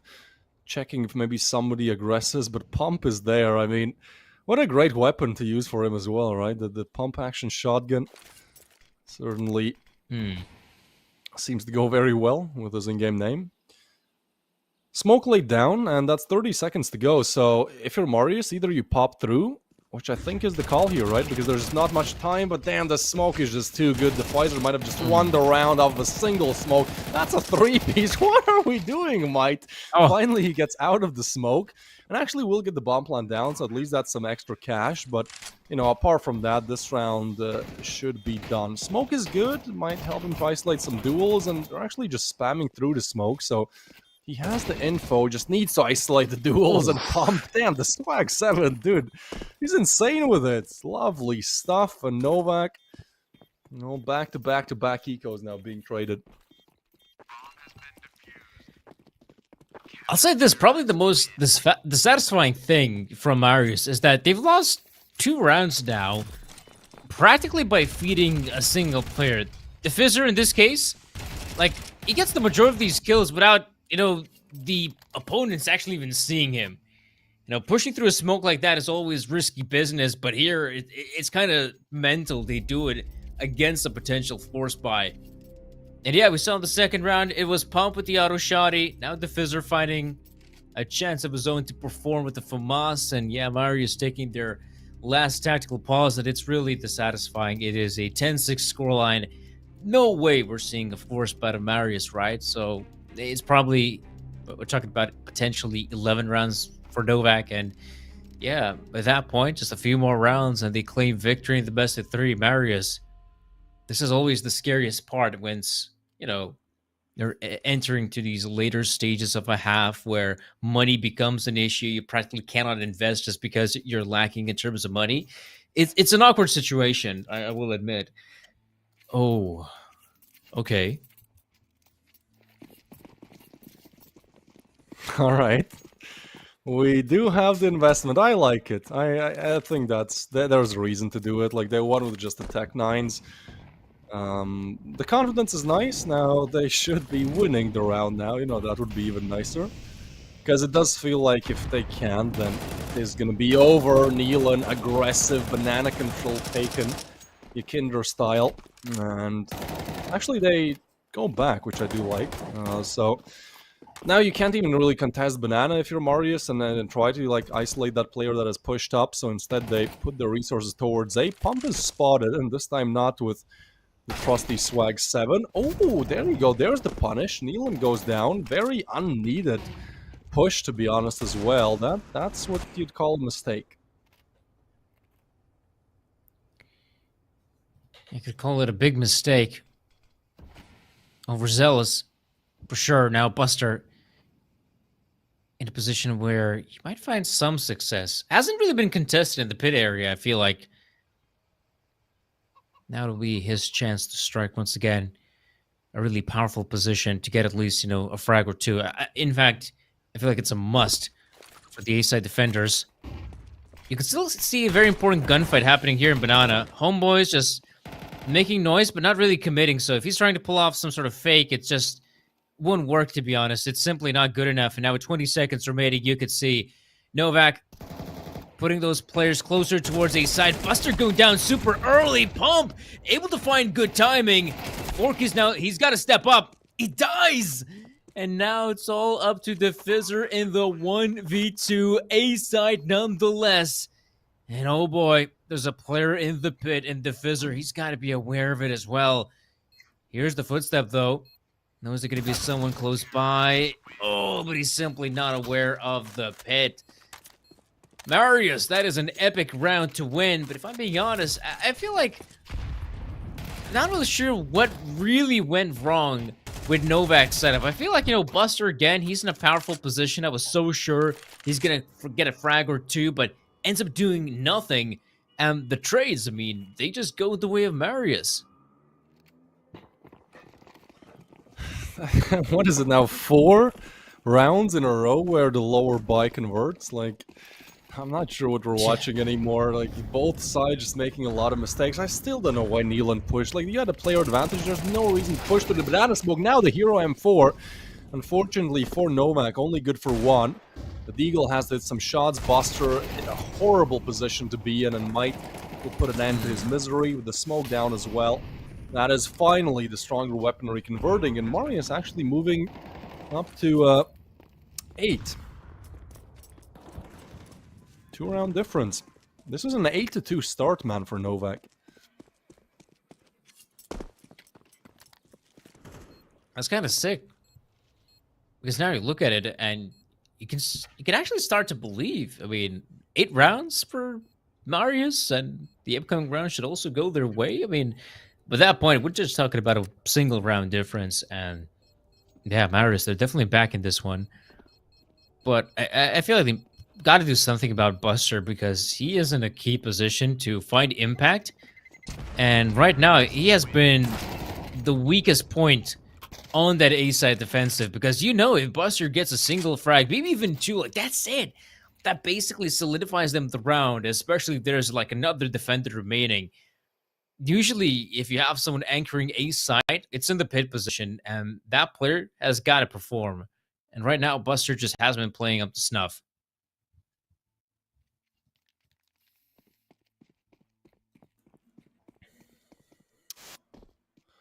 I mean, we have the Mag 7 though. I think Pump, out of his 16 kills that he has, I think 5 or perhaps even 6 have been with the Mag 7. So now he's going for the classic combo of Swag 7 half-wall defense. I actually like it. I really like the setup from Novaq. Just because, like, you know, this is still a position for Pump to at least get 1, maybe 2 if you can. Then you have the player advantage. And then if they go A, well, just a solid A stack.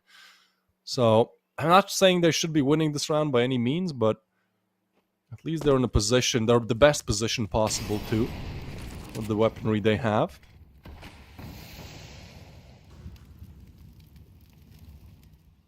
A minute down the clock, and Marius should have an idea about their opponent's buy. So I think they're just playing super slow, making sure that they don't get caught off guard by any early pushes.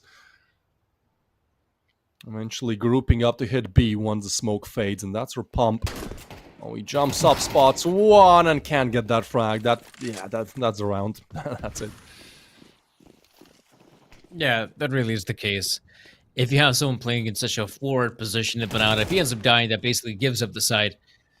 And now Marius, they will at least be comfortable with the idea. 9 rounds are looking very likely. But, I mean, Novaq, it's good to know that they'll have just enough money to purchase. But I feel like maybe we should be seeing, you know, some sort of tactical pause or something of the like from Novaq, because they're still really close to securing the victory here. But again, if it comes down to another A-side commitment, I feel like they should either put more bodies in brackets, for example, or maybe even hold a more forward position in the apartments, or just maybe change up positions with Buster completely. But we'll have to wait and see what will be their game plan. If anything, right now, let's not sour Marius' victory. They get it. It's a big win, and now it's just a 10-9 scoreline. We've got to remember here as well, folks, the half ended, I think it was 8-4. So Yeah, Marius it was have had 8-2. a pretty long journey. Oh yeah, 8-2 at one point as well. So it's been a pretty lengthy journey for Marius, and now they're damn close.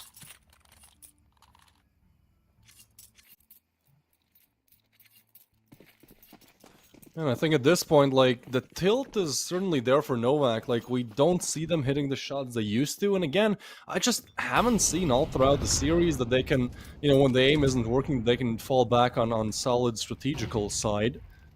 One of the 2 rounds they've won out of the last 10 played has been just Pump, you know, getting a 4-piece with Swag 7. Like, if that doesn't happen, like, their just strats, their defaults are simply not there.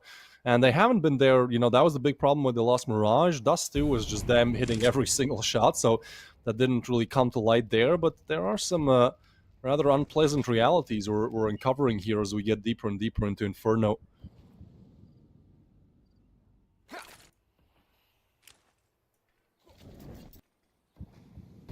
Yeah. It's getting mighty tricky as well. Oh, big nade, though. That's good damage, and you can see Forcus is backing away from this, but the MP9 in such a long-range engagement, it's not going to be that great, and I'm surprised he's... Wow, they have completely neglected long at this point. I don't know, guys, if this is the right play, there's still a chance. Oh, no, it's the MP... What? Oh, that is just mega awkward. I don't know what was the whole point of that. The fact that the Max 7 player has to look long, like that's an unfeasible position to be at. And yeah, whatever what was the point of that A-side defensive, like it crumbles completely.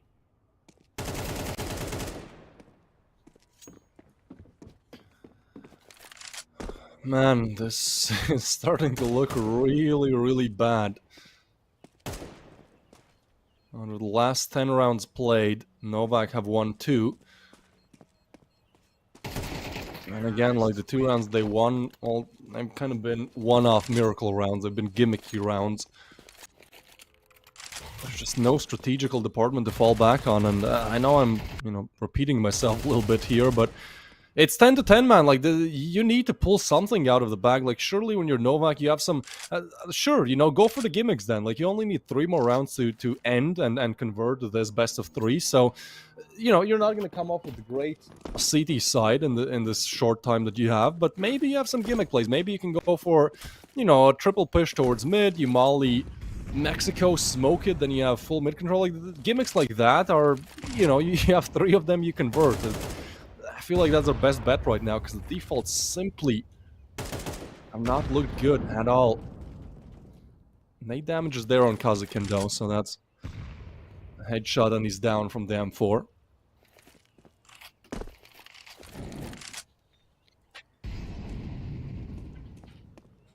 Yeah, this is just gonna be now a default setup from Novaq, basically. No longer fighting for any banana presence. The most important bit is that Nealon and the Pfizer have to keep on to their utility for as long as possible. Now they've deployed the first smoke, Molly as well. Luckily, Nealon still has a smoke of his own, but I like the fact that they're going to try to reaggress in banana. But they were the ones who have deployed a very deep smoke of their own, so they won't get any intel, but they will realize what's happening here on A side. Forkies and Buster, finally! It's Buster getting a frag, getting some impact, and that might just be enough to make this 3v3 retake possible. The Pfizer still believing there could be a flank, and oh no, that's Nealon going down. That's Forkies now revealing his position, and it's got to be another save, dude. Like, there's no way they're getting back to this one. Yeah, they know it. Yeah, I'm surprised they even stay around for as long as they did. Those 2 M4s are your best bet to disallow Marius getting the map and match point here. This is probably one of the weirdest best of 3s I've seen. Like, Mirage was close, but Novaq just played bad. Then Dust 2 was just a steamroll, literally 13 rounds in a row after the initial 3 for Marius. So we're like, okay, cool, Mirage was a bit of a fluke, Novaq played bad, and then we start Inferno, it's like 8-2. So surely this one's done, surely this one's over. No, I mean it is, it kind of feels like it is, but for the side of Novaq now, they have 2 M4s and an MP9 to bring into this round. Now we did see those force by wars where 4 rounds in a row the lower buy did convert. So maybe there's a chance, but Marius is still in a very good position to put the map point on the board here. Okay, I like that. Finally some aggression, some switch up of the CT defaults here from Novaq. Yeah. And I feel like for them, what has been the big problem is that Novaq has been doing a pretty bad job of just holding on to the ace side. It felt like every single time they get caught off guard with that porch hit. It feels like every single time it happens, the player's getting caught out in awkward positions, unaware whether it's happening or when it is happening. So yeah, it's been definitely the weakest point of Novaq's defensive, and it doesn't help that Forkis is the first player to drop dead. Now, admittedly, this is not a full investment, but you need all hands on deck. And it doesn't help that they could quite easily isolate the duels here in Banana. That smoke? Well, oh, that's actually a pretty good smoke now. They don't seem to be aware of the Pfizer's position. He can try to use it in his favor, but he goes down, and now in 40 seconds remaining, it's all going to come down to pump, and he just does not have that wonderful Mag 7 of his, just the CZ75, and up close, it could be good for 1. Usually it is, but more frags, it's just too much to ask for. Alright, Buster. Somehow wins out of that engagement, and now you do have the money for the next round, so I think, like, technically you should still attempt it, at least, give Nealon the M4 and give him a chance to kind of prod around him. He has retrieved an AK, in fact. Resmoke is there, so it's still a very, very difficult one to convert.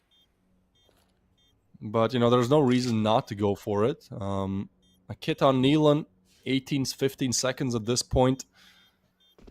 Seems unlosable for Marius. There are no Falcons. As I say that, Nealon with the 1, but look at the HPs. Yeah, alright.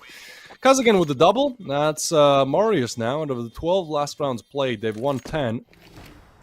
That being said, I don't know. I feel like once you reach 12, like it's just Twilight Zone, it's just chaos. So it would be crazy to see them winning the 13th here, you know, with the statistic that we see here in the second half as well. And kind of, I don't know. Yeah. My predictions have been off as always for today, but I'm kind of feeling like 11th here for Novaq. Yeah, I don't know. It is just quite hard to say what's gonna happen next, man. Marius, I can't believe they're so close to securing victory, but yet again, quite far, at least in this round, because it is Pump with the AWP, and that has been the one gun that has saved the buttocks of Novaq time and time again on Mirage, on Dust 2, and now looks like Inferno will have to be up next. It's a good start, a start they absolutely needed, but Mita, smoke being deployed, will try to go for the short peek, but it's against Pump, and again he wins the fight. Yep. Well, this one's going to overtime, man. I can feel it. Okay, it's either overtime or they win this 3v5. There's no in between in my head. Dasik. We'll get the info. Pleasantries exchanged. Bomb is still in spawn, so like even if they can crack open this B site, which seems to be denied by the smoke, like they still have to pick up the bomb. This is a weird round. Through the smoke, Homeboys goes down. That was just unaware. There was zero reason to push through the smoke there. Bomb arrives. They still want to commit towards B. So 30 seconds left, around 10 for that smoke. What are we doing? Dasik is going through the smoke. Kazakin is waiting. Like, yeah, not good. Not good for Marius. Oh boy. I don't know what I'm watching anymore. It's kind of awkward. But we got it, man. We gotta keep on watching. We gotta keep on casting. That's why we're paid the big bucks. And yeah, looks like we might just go the distance. I mean, we practically have. The question is it 13-11 or a 12-12? But I kind of feel like it might just be the latter, just because I'm casting with you, Twist. You have that overtime luck. Yeah, I really hope the curses. They teased me. They teased me on Mirage. I really hope the curse is not alive for this season. Honestly, like, I'm not. You know, overtimes are fine. This matchup, though, I kind of feel like it just needs to be put to bed. Like, it hasn't been one of these, oh my god, both teams are so good, and you can't really pinpoint which one is the better one. It kind of seems like both teams make a lot of mistakes, and you can't pinpoint which one makes them more. Did seem like he gets away. Did seem like you know, it was certainly Novaq for the last plenty of rounds, but then that preview was just like such a bad take towards B. Both of them walked through the smoke alone. There were no refrags. They're trying to attempt it again. This time there is no smoke. There's actually very little util on the side of Novaq, and it's mostly nades, so they can't even slow down a rush, which honestly I think for Marius would be the best call here. Like, this is how you've converted, both of these teams have converted all best of 3 long. Just pushed in, won the aim duels, so try to do it again. Good nade though. Might is on almost half HP now. I like this as well. I mean, they know that Buster has been playing the pit position time and time again, and if you eliminate Buster, like, that could be just enough. Pump now. Oh, okay, Buster. He's coming alive.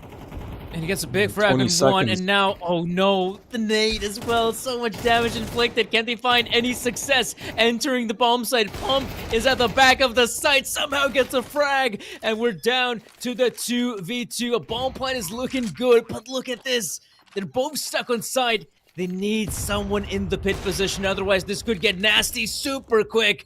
And Homeboys trying to home in on that frag. He's getting close with the AWP. Oh man, this could really come back to bite the player.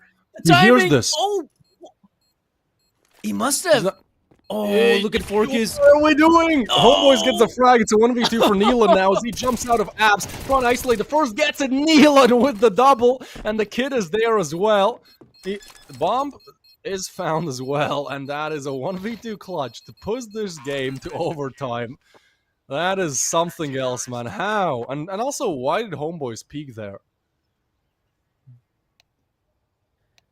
I don't know, man. That was such a risky play, but I kind of feel like he has committed already. So I guess he does not want to return just in case he gets backstabbed by anyone from short.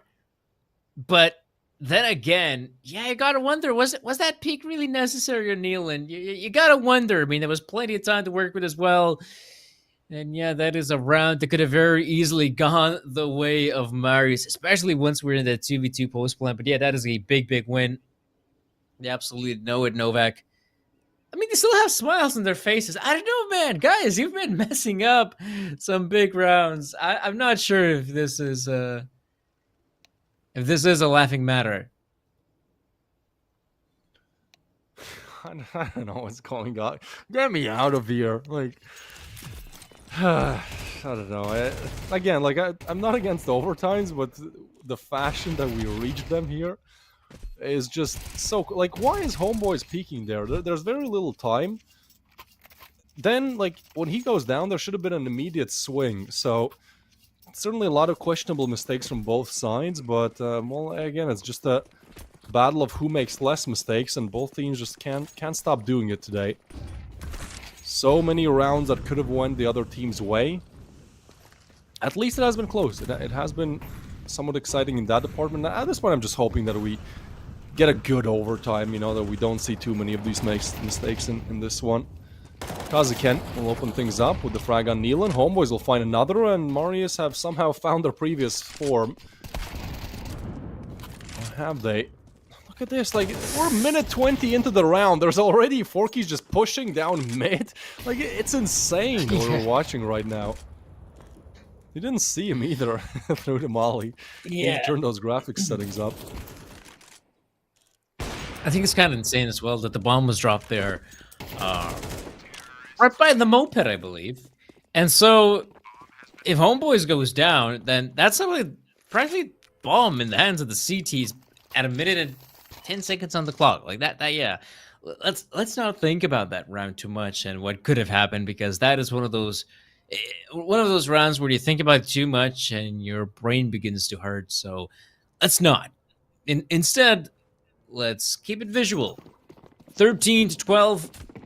Marius have managed to win the previous round in unexpected fashion, if I'm being honest. I did not expect to see Marius bounce back after the loss they've just had, but now these next two rounds in OT matter oh so much for either squad. This could be a chance for Marius to cement their lead, or maybe Novaq can bounce back, but it doesn't help that of all the players, it is pumped to go down.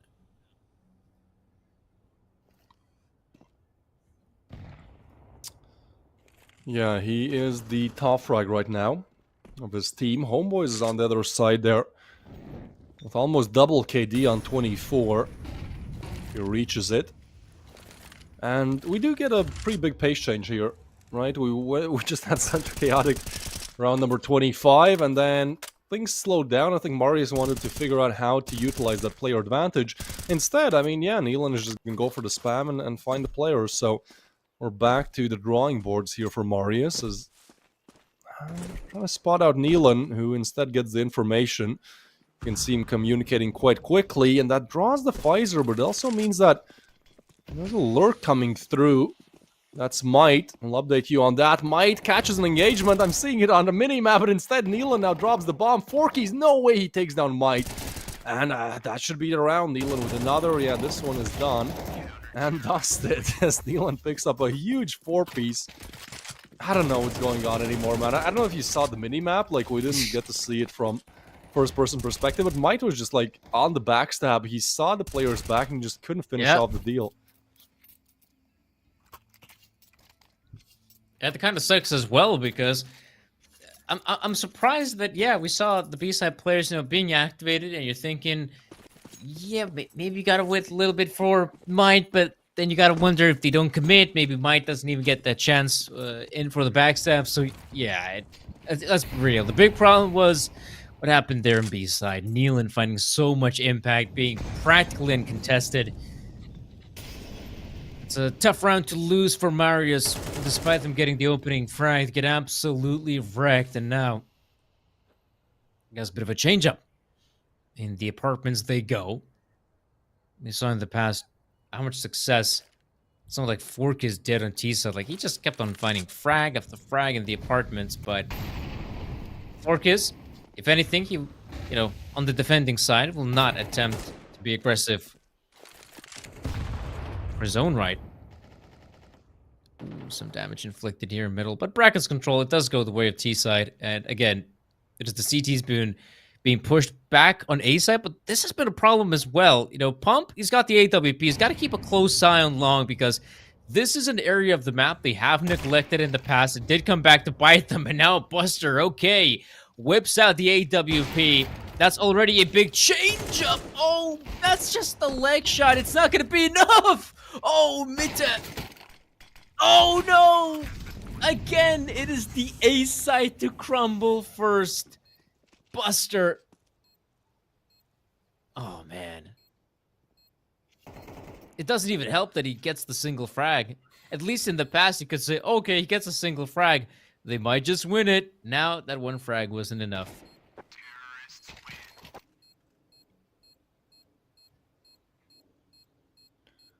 All right. Let's see if Marius can finish off what they started in regulation time. What a comeback it has been. They were down 2-8. Then we went to 12-10, so they respectively won 10 out of the next 12 rounds played. Then, of course, they couldn't close things out because that's just always how it goes. I truly believe the score was covered. They would have won. So now, I mean, at least we get an extra giveaway, an extra spin. So far, nothing good, but hopefully one of our viewers can walk home with a Glock Vogue for Greenos 69. So congratulations on that one. 14-13 will be the score. And now as we switch sides, one thing that I kind of mentioned at the start, but I think it's very interesting to note, like, Marius did their best work on the T side. They have a 35% win rate on the T side of Inferno, like a really poor one. Actually, the stats have been updated real time, and now it's up to 42%. So this is a really big, standout game for them in terms of their performance on the T side. But their CT just looked really poor. So I don't know. I feel like 2 rounds statistically should be easy for them, as CT heading into this map was way better, but we just did not get to see that in the first half.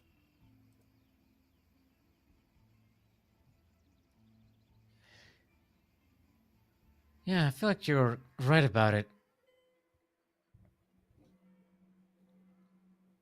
14-13. You could say Marius did the difficult part, right? What they needed was those 2 rounds in T side. Absolutely. Because if anything, they have been struggling on the CT side. But I feel like this is, OT, it's a different beast.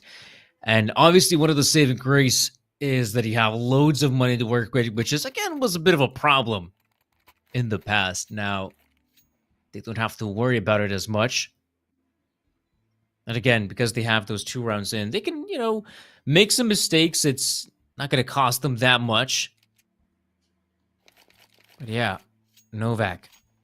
Honestly, T side was their bread and butter. I'm quite surprised to see, Pump is opting to go for the AK-47. I would have loved to see him, whip out the AWP. Obviously, that would mean that the remaining squad members would have to slow down their pace, but, I mean, that could be doable. Instead, 14-13. I would assume we might see the early 3-man setup on Banana from Marius, but apparently not. It will just be the 2 players sticking around. Early Banana control seems to be in the name of the game. I mean, Nealon has been pushing this position in the past as well. But this time, yeah, again, he'll have to ask for some of his teammates to check in the mollies. Great, come in. No push from Nealon. Just damage inflicted.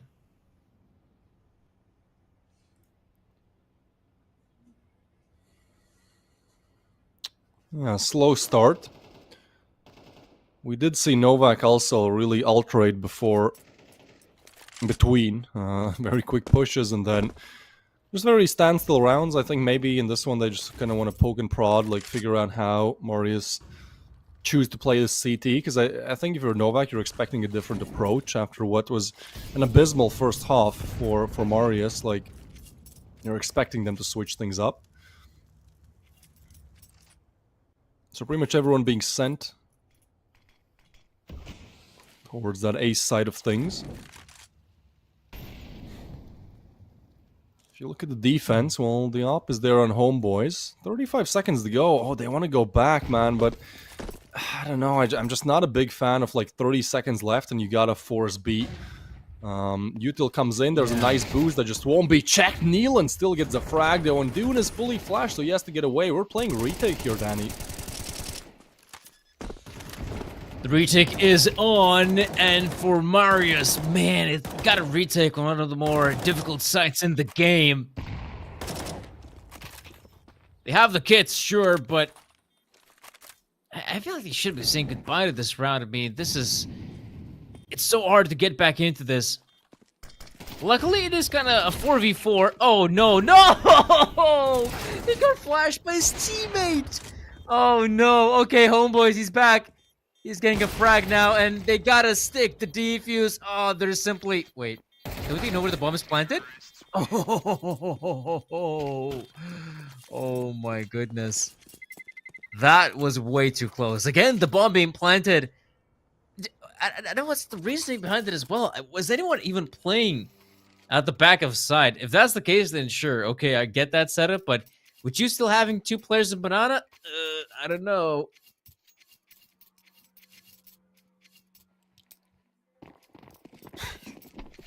I'm smelling another overtime, man. The battle for Sure. Kazakhstan really takes its toll on everyone. It has been a drawn-out battle, apart from Dust 2, which was a 13-3 affair. Util comes in. Banana has actually been left quite empty. As I say that, Nealon gets mollied out of the position. There's 3 of them. So I almost feel like you have to go for the aggressive peaks there, otherwise there's no reason to have 3 towards Banana. Maybe they're expecting an early push. Seems like Homeboy's already rotating over towards 8.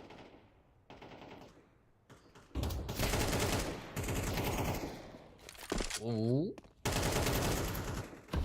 Okay.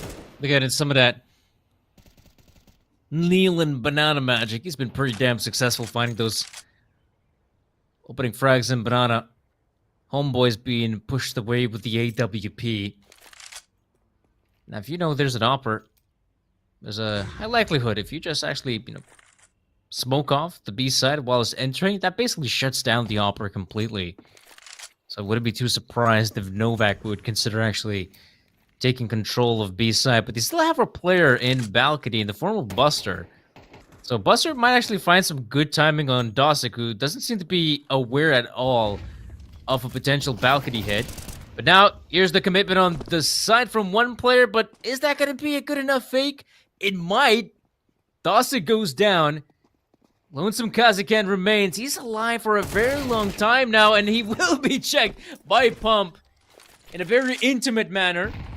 And either way, gets that frag, and now it is all up to Homeboys with the AWP, and yeah, backing away and saving that gun is top priority, because despite them winning, and finding some success earlier, the problem is here in OT, they've already lost 2 rounds in a row, and that is a big dent on the CT economy. Yeah, and what's more, Novaq, for the first time in this matchup, find themselves in the position to close. Now, instead of 2 opportunities like it was for Marius, there's only 1. As you said, that opportunity is almost given to them on a silver platter, as there's 3 MP9s, a 5.7.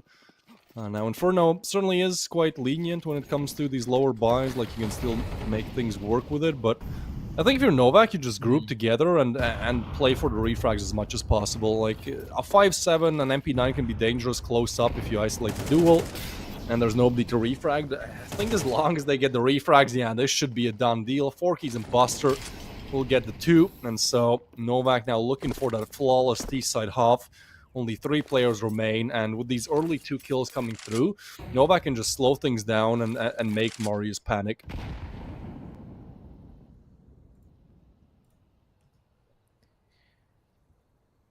Yes, there's a good chance as any to try and close it out, Novaq, but I have seen you mess up in the past, and I don't know, you could always mess up here as well. Mita, though, Oh boy. great frag being found. Forkus, though, this is where you gotta slow down. Just pull the brakes, Novaq. You still have time remaining. Allow a guy like Forkus to do his magic. Don't overcook it. Oh my gosh. Wow. Wow. Oh, no. There's 35 seconds. Homeboys is alone, but the help is arriving. Good smoke. Homeboys isolated. How does he get one with the 5-7? The plant now comes through. There's a whirl, because now they have to fight the smoke as well. They still have not eliminated Homeboys. Come on, just get done with it. Buster will get the headshot through. That's a 2v2. Oh, man. Okay, we gotta get serious for a moment. 2v2! Oh, right. okay, they win it. This game was shit, man. I don't know what to say. glad you said This it. game has broken me. I can't believe they actually still win it in the end. Oh my gosh. Wow. 16 to 14 Novaq. Yeah, they get the win all right. I'll give them that. But man, oh man, they almost fumbled that round as well. Oh, jeez. Okay. Damn. Okay, so Novaq are your best Kazakhstan team, but by a very, very slim margin. And admittedly, they will survive the scare against Marius. And well, this was a best of 3. You gotta win here at the Swiss stage. Every single game counts. It's good to see, though, Novaq still coming out on top. But man, oh man, this was not good Counter-Strike. let's be real. No. This was not good. Yes, it wasn't really great to watch.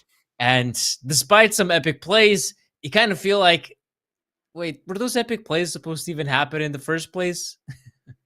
Yeah. Yeah, I think this one, there's not really too much to be taken away here. If anything, both teams get Yeah. 3 good demos to look at. I guess for Novaq it's 2 because Dust did seem good, but other than that, yeah, so many mistakes made.